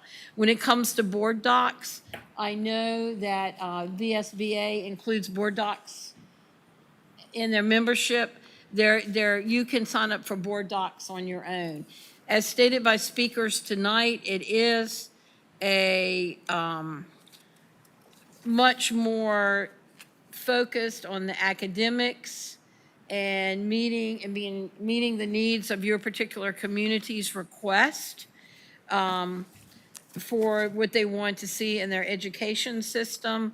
They are working closely with the National Department of Education, and also with the Virginia Department of Education to make effective changes. They do not use the fees that are paid to them for any kind of lobbying. They do not lobby at all. VSBA does lobby, and there is a case, it's been pending for several years, the issues with VSBA doing the lobbying because they say school boards pay them and that's where their money comes from. They're not denoted as a 503. They have some sort of special tax exempt status that allows them to lobby what they do. I've been a member of SBMA personally on my own from the beginning, and I've been very pleased with all the training that I've had, and they provide a lot of experts that you can get in contact with and will help you work through issues and so forth. So I know, as was stated, our neighbor Goochland has made the switch, for one. So I hope that y'all took an opportunity to look at their website. Jeannie's a member. I am a member, and I looked at their website, I logged in, and none of those items, the policy, it must be all brand new. Is that correct? I'm sorry, I can't hear you down here. The policy services and the service, so when I joined SBMA 2 years ago, it was an individual membership. Is that correct? It's still an individual membership. Right, but they didn't offer, school boards. Like, you could be a member, we could all be members. Yes. But the policy services are new. Is that correct? Well, the policy services have been there for about a year and a half now. See, I looked everywhere. You can't see what they're gonna do on the policy services. I couldn't see what they do for a school board group. That was my issue. Well, what they do, if you are a member. I am. We're members. Right. And so the people that are members, they will service anything that we need. Okay. So you don't have to, you join as individuals. They do Okay. individual memberships. Okay. It's not like VSBA where if you pay a fee and the whole school board is on it. Okay. That's the difference. Okay. But the policy services, I could not find anywhere on the website where they do the policy They services. do, I can pull it up right now. So, I believe you. But you're not gonna be able to look at that until you buy it, just like VSBA is not gonna let you look Well, at. I didn't see where it had it offered. That Oh, was, it's- that it's- was my, here, that was my issue. Let someone else talk and I'll show Well, you and that. so, but Mrs. Smith and I tried to have a meeting with the head of the Republican Party, Dave Robinson, after he. Here it is, right here. SBMA Policy Services, Yeah, 2,900 see, a I could year. not find that It comes anywhere. up right in there. If you go sign into your, it's right there. And I believe you. Well, I mean, it's right there. I believe you. I mean, I didn't read it, but when the head of the Republican Party, which I'm also a member, insisted that we switch, we tried to have a meeting with him that he did not make it to. I am uncomfortable switching completely. That would be forcing members of the board that are not Well, no, SBMA it's- members. But the school would pay for our membership because they're not paying for BSBA. And it's cheaper. The membership, I think, when I looked at it for the school board VSBA, is like what, 10,000? But they're not supposed, but the schools are not supposed to pay for our memberships to individual But they are organizations. paying. They're paying they for it are. to belong to VSBA. Yes. So Well, you're just substituting SBMA for VSBA. Well, let me answer your first question. No, it's good. Okay, so their policy services is a comprehensive subscription, includes 4 policy packet deliveries per year, 2 packets delivered. But my question, I don't mean to interrupt you, but my question is, if you knew all this information, why didn't you come to us as a board and bring this information before we had Wait a to? minute, time out. I did not have resign? anything to do with the PCRC. They had a speaker, one of the board of directors from SBMA went to the 5th District Republican Yes. meeting and spoke to Dave Robinson. Yes. And he brought it to the Right, meat committee, and I from- had nothing to do with Yeah, that. for me to become a member, and I was like, well, I'm already a member. No, but he wants us to use SBMA and not use VSBA. Okay. And for us to use SBMA, you don't pay a flat fee for the whole board. You pay $350 for each person on your board. Okay. That's how they charge. They charge differently Okay. than VSBA, and that makes it cheaper. But I just wanted to tell you. Do they also charge for the clerk? No, They don't- once you pay for your policy services, the clerk is free to use it. And like I said, let me just finish so you know, since you can't see this. It says it's a comprehensive subscription, includes 4 policy packet deliveries per year, 2 packets delivered in May and November, feature fully revised policies impacted by recent legislative changes. The remaining 2 packets delivered in February and August include policies scheduled for regular review to meet the requirements that all policies be reviewed at least once every 5 years. In addition to the packet deliveries, subscribers receive access to exclusive webinars, I can read, newsletters, and legislative updates, as well as ongoing support from a dedicated policy specialist to assist with questions and implementation guidance, and that includes the board clerk can have that person. And I can tell you who that person they hired has a very impressive background that is, let me find the, I did not have this written down. This is a PhD person, specialist in policy stuff. Let me, Madam Chair, while she's looking for that information, if I could just share a few things that I've learned with this SBMA since I've joined them. Are you okay with that, Ms. Hurd? oh, yeah, I'm looking Go for ahead, you. Ms. Let's get Ward. it over quicker, you know. So the things that I have learned with the SBMA is being on the school board here, we really need to work fluently as a governmental body. And SBMA really focuses on that, on your elected officials, elected and/or appointed officials, that you work and focus as a governmental body versus just a school official, per se. But some of the other things, again, the cost. It's $350 individually for each board member. So it's a, $5,000 savings. And the training I mean, they offer courses all the time. I mean, it's almost every other day I get an email offering free training, free training, free training. Whereas the VSBA, as I see their stuff comes across, it's a lot of extra money, $500 for this class, $400 for that class, $1,000 for that class. It's like they nickel and dime you along the way. So if I was making a purchase, I would much prefer to have a lower purchase of a, belonging to that organization, but then also not be nickel and dimed completely all along the way. And then as far as the training is concerned, like with the board clerk that she's looking up, I mean, they're offering all that training free. Legal services, they offer free legal services. So we could really help save on all of our legal questions. So, those are some other really, really good benefits as well.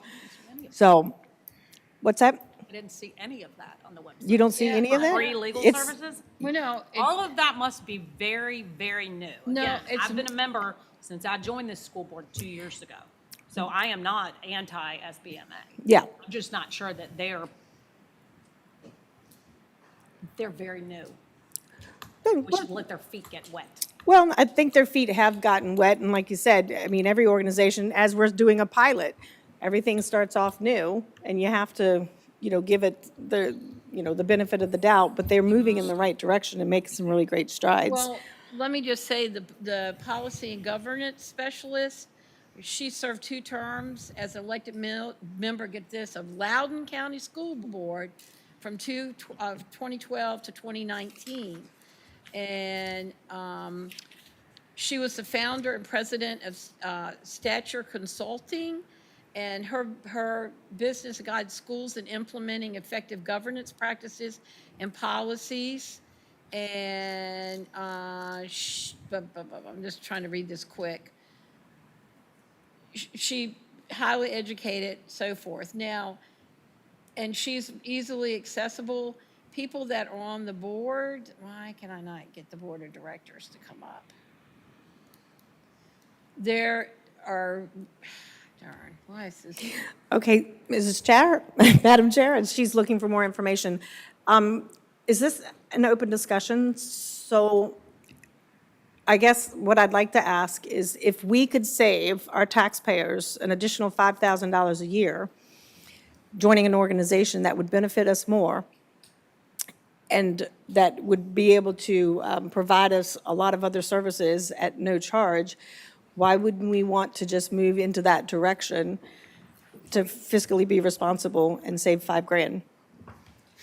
And Governor Youngkin, he has recently praised SBMA for its rapid growth and vital role in shaping the future of Virginia's education system.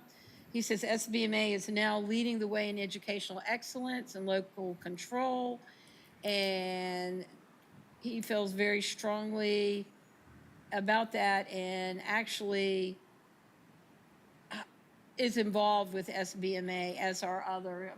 Michelle and I went to a luncheon at Family Foundation, and Jason Marares came and had lunch with Michelle and I to talk about our needs in the school system. So SBMA, they're not lobbying, but they're trying to get the information over about what schools need today. And it's just basically figuring out a way to for the best academics for the students with the most economical price and not serving special interest and just simply trying to get the kids educated. What can I say? But their website has everything on it. Okay. Madam Chair, do So you know where- anything about SBMA? So What where was are your we opinion? at this point as a board in making a decision on either staying with VSBA or SBMA? Dr. Taylor, you got any other thoughts on this? Yes, real quick. I think I'm probably pro most of what you guys are sharing from the other organization. Yet, most of the people that I've talked to that are a part of it seem to be on this deconstruction tirade when I don't feel like I've had one make the statement that you can't trust your superintendent. Well, if I can't trust my superintendent, then I need a new superintendent. So I don't need an organization to constantly try to deconstruct when I don't feel like our school system needs to be deconstructed. We're trying to continue to construct things. So I am not in favor of moving away at VSBA. I don't see a lot of woke things in the last couple of years. So I don't just see it as the big, Bad wolf? yeah, the big bad wolf in the corner. And right now, I mean, it could be down the road, but any organization could be like that. Which organization is the big bad wolf? I didn't say, I said it wasn't a big bad. I know, which one? VSBA. Oh, VSBA. I don't see VSBA necessarily right now as anti anything we're trying to do. It just provides information. We use the services. I mean, But you don't. I'm not get in any- favor of moving away from it. You don't get any free training like you get, free, Yes, you do. They have webinars all the time. not like, because I see them, because we get sent to us. All right. Yeah, Well, I they think do. we should let's put our cards on the table where we stand and move on from this. We could be here all night discussing I this. totally agree. Just call for a vote, that's fine. All right, put it on the table for us. You wanting me to make a motion? I do. Well, technically, we already voted to approve the contract, so we're actually discussing something that's,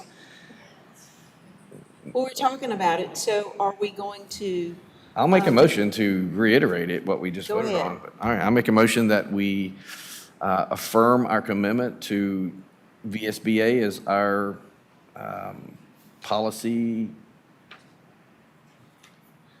how would you like me to word that?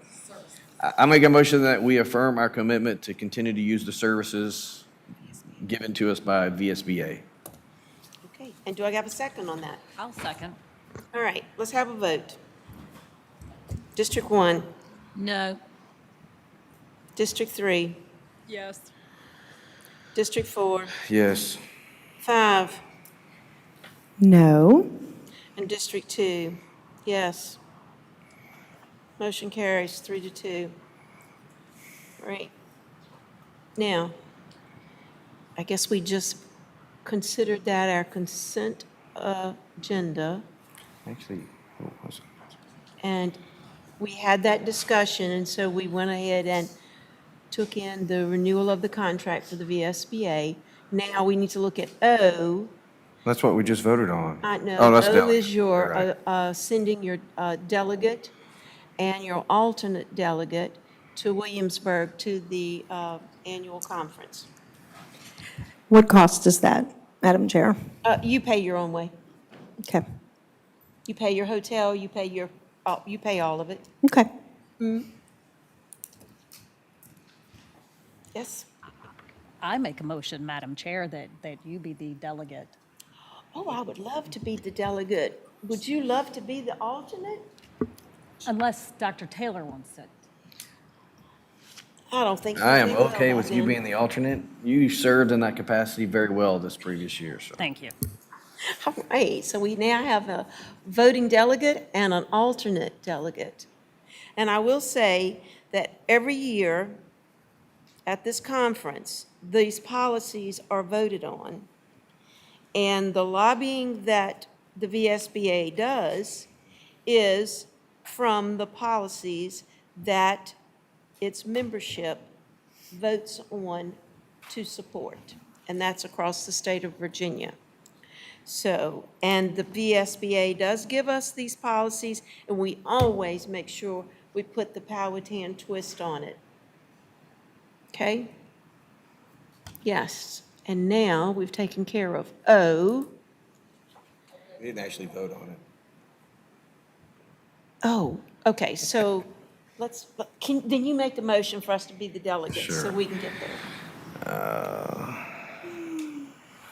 Madam Chair, I make a motion that we approve the chair and the vice chair as the delegate and the alternate delegate at the VSBA this year. And do I have a second? I'll second that. All right, let's take a vote. District 1, Yes. District 3, Yes. 4, Yes. 5, No. and 2. Yes. All right, that passes 4-1. Okay, so that takes care of F and M and O. Ma'am?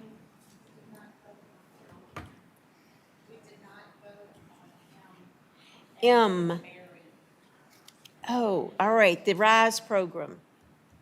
All right, let's back up and do the vote on the RISE program.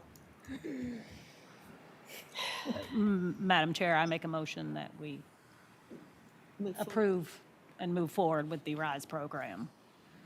Right, do I get a second on that? Second. All right, let's take a vote on the RISE program. District 1, Yes. 3, Yes. 4, Yes. 5, Yes. I'm sorry, Yes. and 2, yes. Motion passes 5-0. Okay, now we've done F, M, and O. All right. And that takes us, and we did vote on the consent agenda, right? Yes. Clerk? Okay. All right, and so now we are school board training discussion. And Dr. Tigan has something to talk about. Mrs. Eccleston's going to pull up a very short PowerPoint. 2 slides, very short. First one's a cover slide. So, you know, I know we spend a lot of time talking about a lot of things that sometimes it doesn't feel like the focus is on instruction. And so one of the things that we're doing this year, not only with our administrators and our instructional specialists, and that we're going to do is, if you want to click the slide, I think we can, you know, we'll go back so they can see the picture, so people, if they're still watching, can see it. That these are 2 books that these groups are going to do, and I believe the board is willing to do this as well as part of our professional development. And so, you know, being able, if you have some time to read the Unlocking Student Talent, kind of explains, you'll have an understanding of what we're trying to do with our teachers in the classrooms, is what, you know, the focus is from the administrative lens, and really, you know, narrowing in on instructional strategies and what's effective and what's not, and are we seeing more things that are effective.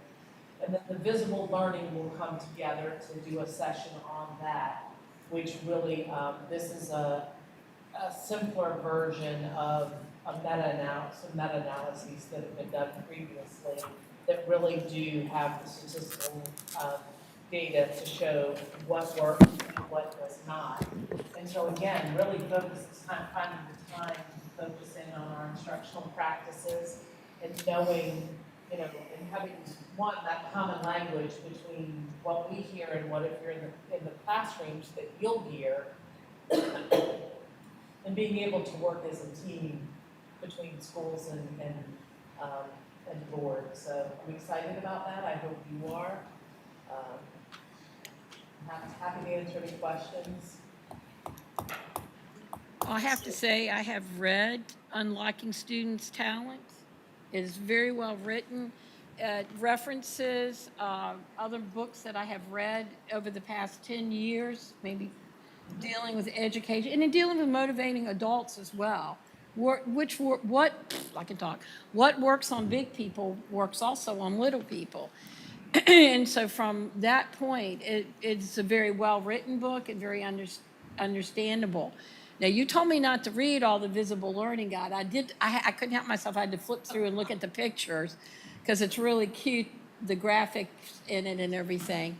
You know, I think it would be nice, I don't know what the plan is, that we all read it and get together and talk about it. That's what we're going to do. We'd like for you all to read the Unlocking Student Talent, and then we're going to get together.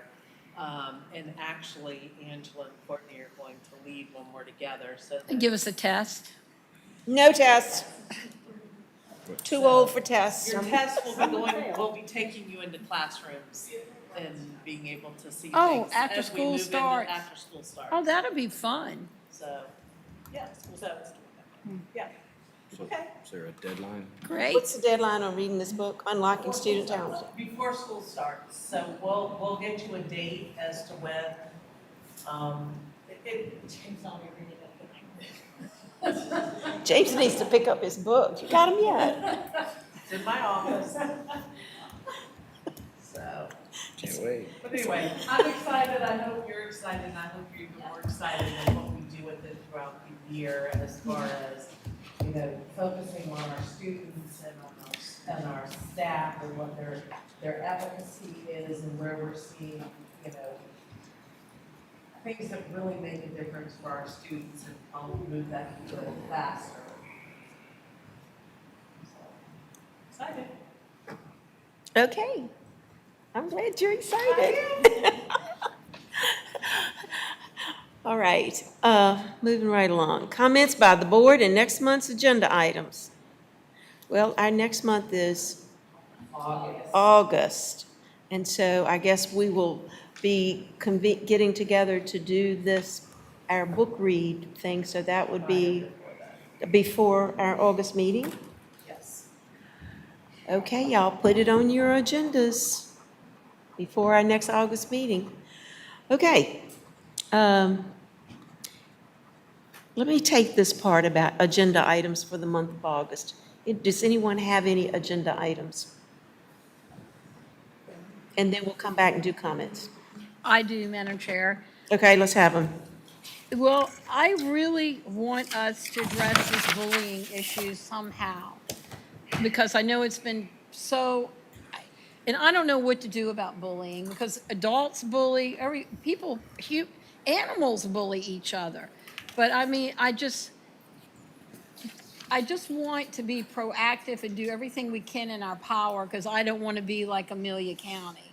I don't want to hear about us in the news. So I just really want us to, and I don't know, I've read, I've Googled, I've done the AI stuff, trying to put in, what can you do to, fight with, I don't have an answer. But I feel like we've got to figure something out, because I know kids are getting bullied. So I don't know, I don't have an answer, and I just feel like we can't just not be proactive and try to figure something out. And maybe rather than at the school board meeting before we start back, or maybe the first week or so we're back at school, trying to put together a panel of the experts to be able to talk about it and gather questions from our families and be able to see if they can address it. We can work with the Community Services Board and. I mean, I feel like we need to do something proactive and have some sort of plan. And these ladies are experts in that and can probably give some guidance.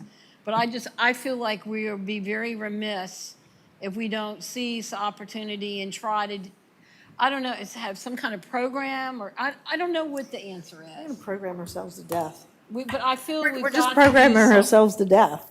I'm sorry. Well, this is a program I think is needed, unfortunately. But I think we've got to do something, and it should start. Are you proposing this panel to just talk to have community members come in and hear them and that kind of thing as well? I would do what we've done previously. We open up this building for people to come in, but we also, are streaming it where people can send in their questions. Okay. And we can moderate like we've done in the past. And, because we know a lot of families are busy, and so they might have questions and want to be engaged, but being here is not critical. I mean, quite honestly, I don't know. I know that you all care. I don't know that it's critical that you all be here. I think it's critical that it happens. And if you all want to jump in online, that's okay too, rather than being here. Because we need to have people who are experts sitting up here to be able, you're welcome to come, but I don't feel there should be an So who are the experts in bullying? Well, That's what, I mean, you guys do a good job, but I'm just saying. Well, I say I would look to, psychologists, to the Community Services Board, who are doing mental health all the time. And I think that's fine to do that, but I think we got to have a plan of action. I mean, it's great to talk about it, but we got to come up with some sort of plan of action that we can. Well, the panel may help us, the panel may help with the plan of action, and I would include on that panel more than just clinical stuff. I think faith-based folks need to be a part of it as well. And maybe even law enforcement. This is more than a clinical medical issue. This Law is, enforcement to let kids know that Yeah. some of this bullying is breaking the law. Well, and if I can chime in on, when I make the comment, we're programming ourselves and talking things to death. I mean, to hear this parent tonight that came up and spoke, Yeah, wait a minute, I got her name. Megan. Don't call her name. Baker. Why can't I call her name? She announced it. Yeah. Megan Bacon. My heart goes out to her. To me, again, we're keep trying to reinvent the wheel. I mean, bullying it's a learned behavior. Most of it is a learned behavior. It's emulated. And I think that we need to focus on the discipline. To hear some of the concerns that she had this evening, I mean, this behavior, those profanity, we need to have our principals and assistant principals feel comfortable to be able to discipline these youth and remove them from the classroom, remove them from the school, put them in this alternative education program. That's where they need to go. They don't need to be in the classroom and in the hallways with our students who are trying to come to school to learn. We're wasting time and energy sitting here trying to psychoanalyze everything over and over and over. Parents, do your job, teach your child to have appropriate behavior, and faculty and administration, follow through. We have policies. We redid our policies. Follow the policies and discipline them. Stop talking about talk. Let's have the action and protect our children. I mean, oh my gosh, that's one out of, I'm sure there's hundreds here in this county. And you see it on Facebook page, this, and this. Let's implement the discipline process to that. And if they're, special ed or 504 or IEPs or whatever those other issues are, then those are going to be handled by that special department. But we have to have the discipline. And I'll give you a quick example, and I know this was comment, but I was on vacation last week, and my cute little 4-year-old is in the pool. He's playing with lots of kids for hours, and one little girl that he was playing with, she was 9 years old. They were playing together well. He decided to go back over and ask if he could play with her again, and she turns to him and she says, "No." And then she turns and grabs him by the chin and screams in his face, "No!" That is inappropriate. So when, of course, it was addressed, I went and I found the parent, and I said, "This is what happened, da, da, da, da." And that parent held it and handled it correctly right then and there.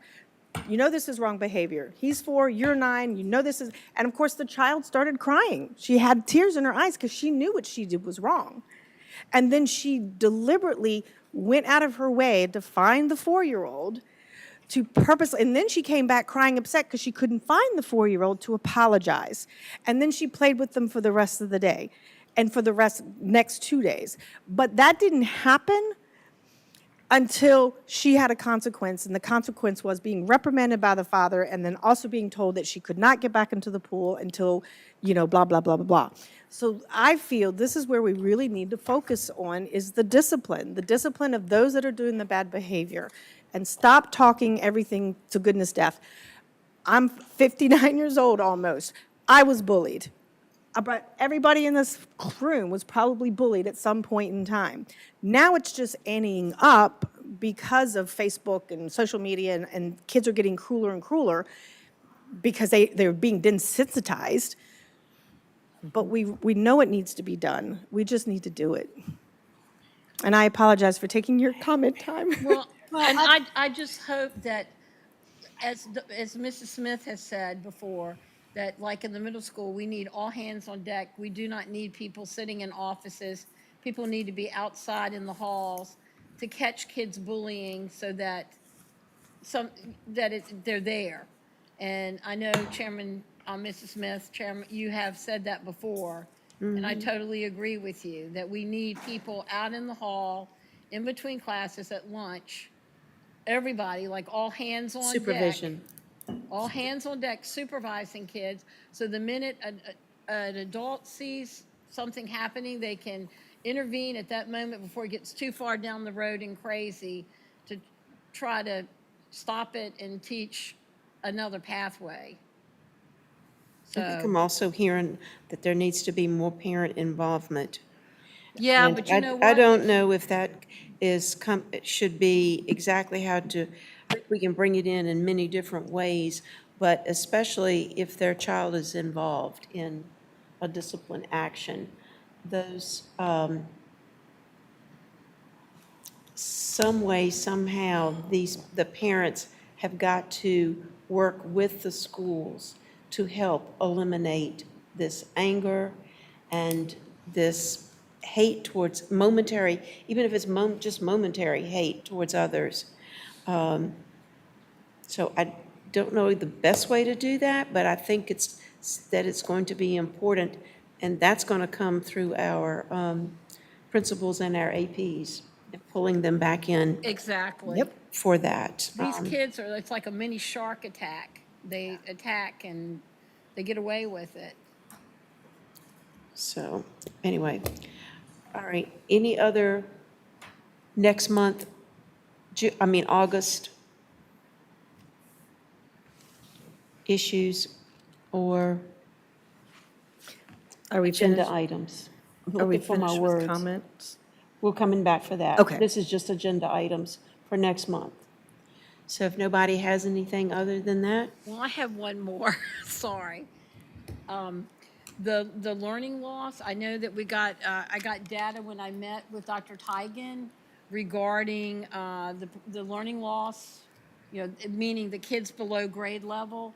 And I've been doing some analysis, like if the kid was in fourth grade a year ago, let's just say the fourth grade at elementary school A, I compare it to the end of this year, the elementary school at the same one, but for fifth grade, to see if that group of kids is making any improvement. And unfortunately, I've come across places where there's a fair number that it's gotten worse since last year. So I want to kind of understand, I want to understand, is it the HMH material that maybe there's some issues with that, but I want to be able to answer why that happens to be. And that's from the data that you were so graciously, this sheet that I don't know who did it, but this is this saved me tons of time. I could put this in my spreadsheet when I'm doing, comparing like last year's fourth graders to this year's fifth graders, because that would be the same group of kids, to see if any progress has been made. And I did that for all 3 years. So I would really like to try to understand and see if we can get a handle on, because that's our main job, is educating these kids. And I just want to get a handle of what do we need to do to get that below grade level stuff down, because that's really very Come back scary. in August and present. Okay, so if we could, solutions for that. I'm not criticizing anybody. I'm just trying to understand what we need to do, what's needed to solve this problem. I think But we we're need to doing see a the much data better too. job at keeping the data on this situation, so we can get a handle on it by looking at the data. Thank you for that. For the August agenda, I would agree and concur with that. And thank you, Dr. Tigan, for being able to put that together for the last 3 years so that we can have that comparison. So, Well, and that has been team members, so they get all the credit for that. well, thank you, under your direction, for the team members to gather all of that data. Okay. Any others? Any other moments for next month, the month of August? All right, board members. It's my birthday.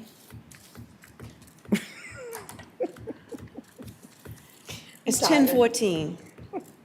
It's 10:14. I think we need to say thank you to Sheila, because this is the last board meeting she'll be with us. So I think that is something, and I'm sorry it's such short notice that we couldn't, like, all taking you to Ruth Chris or something. But, That's out of her personal budget. She got 3 weeks. She said she could squeeze us in. well, yeah, but some of us might be out of town. We might. So thank you so much for your service to Powhatan schools, and I hope you have a very happy married life, and let us know how you're doing from time to time, and thank you. Agreed. Thank you very much. You've been a delight. Okay. Is that all? Okay. Oh, I don't have anything for next month. No other comments? Comments? Yes.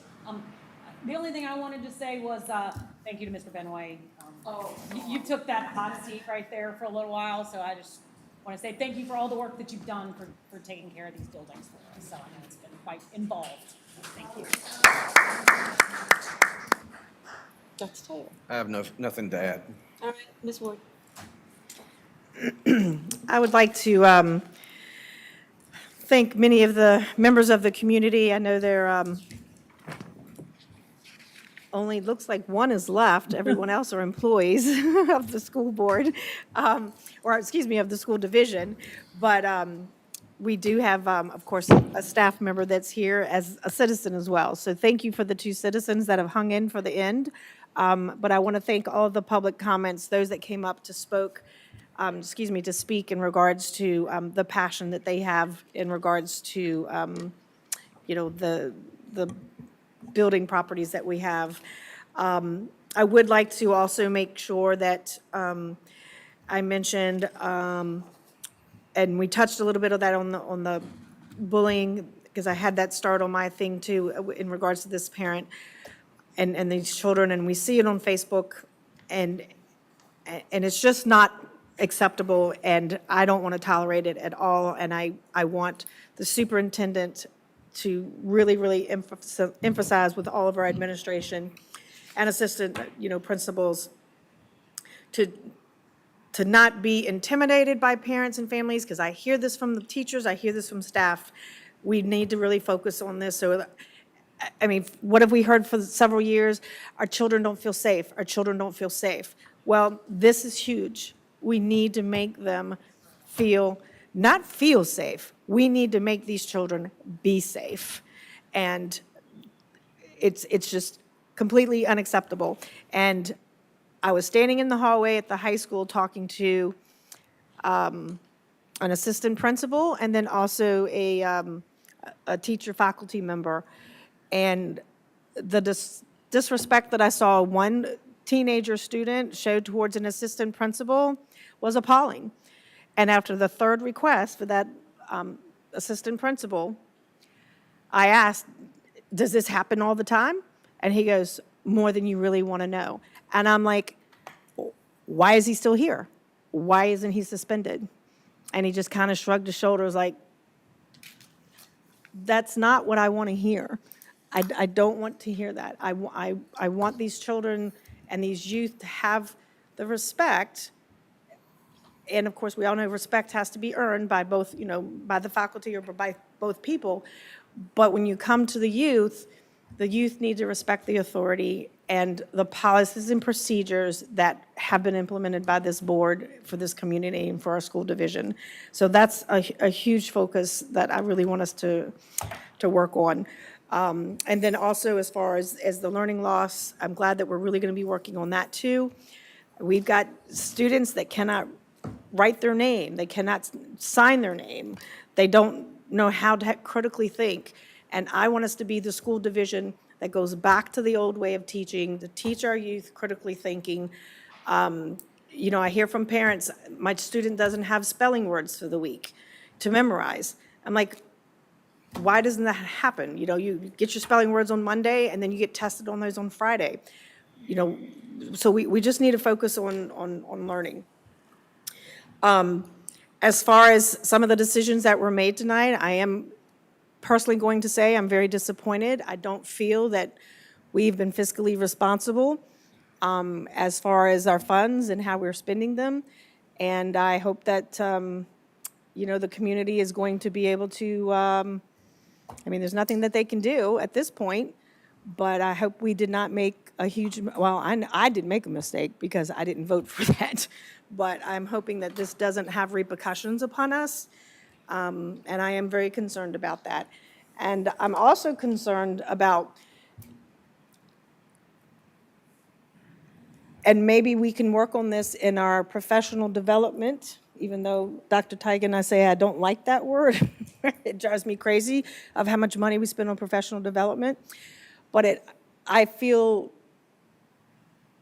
personally right now that we are living on a board that it's whatever two say, the other three are going to completely negate. And I've watched a lot of body language, so I encourage everyone to go back and watch the video and watch the body language, the smirks, the sneers, the snarks, and I hope that that can improve.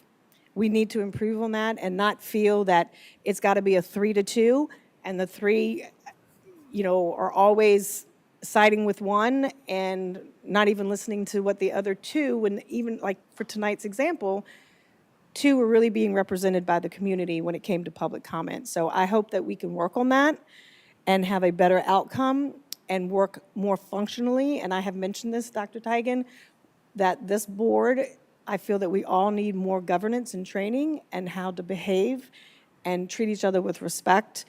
And I would like to see more of that. Thank you. Okay. I'd like to say thank you to Pocahontas Elementary for coming out and sharing the Girls on the Run. I think that sounds like a great program for our girls over there at Pocahontas Elementary. I would love to see that program extend to Powhatan Elementary and to Flat Rock, if we could get the needed personnel and coaches involved in that. And also to highlight their reading, their month-long reading special programs and the things that they do. And the dear time, bringing that back to drop everything and read a certain time during the day. It just puts books in the hands of a kid who might not pick one up, who might not have one at home, but only sees them when they're at school. So I think that's kudos to Pocahontas Elementary for doing that. And again, I think that should be something that all of our elementary schools are doing, at least. I don't want to linger on the demolishing of this building. This building is very special to me because of the years I spent in it teaching, before the first renovation, after the renovation. But I think it is time that the mold and mildew and asbestos and the weakness in the structural foundation, the health issues to the workers, I get a whiff. It's still in some of our rooms now that we have staff members in. My nose knows mold and mildew. I wish it didn't, but it does. And it's time to get it cleaned up and out of here. And I think that's about all I have for you tonight. Thank you for sticking with us. And Dr. Tigan is going to talk next before I grab my gavel. I will keep it short and sweet, but I do want to clarify one thing since we do still have some others here other than staff, is that when we do 2x2x1s that you heard talked about earlier, we can only have 2 board members together at a time. So when there's 5, you do 2x2x1. And so I know, Mrs. Ward, you said you didn't have a 2x2, and you are absolutely right, because you and Mrs. Morissette had a 1x1. And so I didn't want the information to seem like we weren't sharing all information with all staff members, or at least trying to. And so other than that, good night. We will see some of you in the morning. I will make sure I get a text out to you momentarily about directions. All right. Well, Yeah, public comment. there's no one here. We are skipping public comment period because there is no one signed up. And at 10:24 p.m., this meeting is adjourned. Yes, that's what we're doing. Cabinet's not here. Everyone's here. Oh, yeah.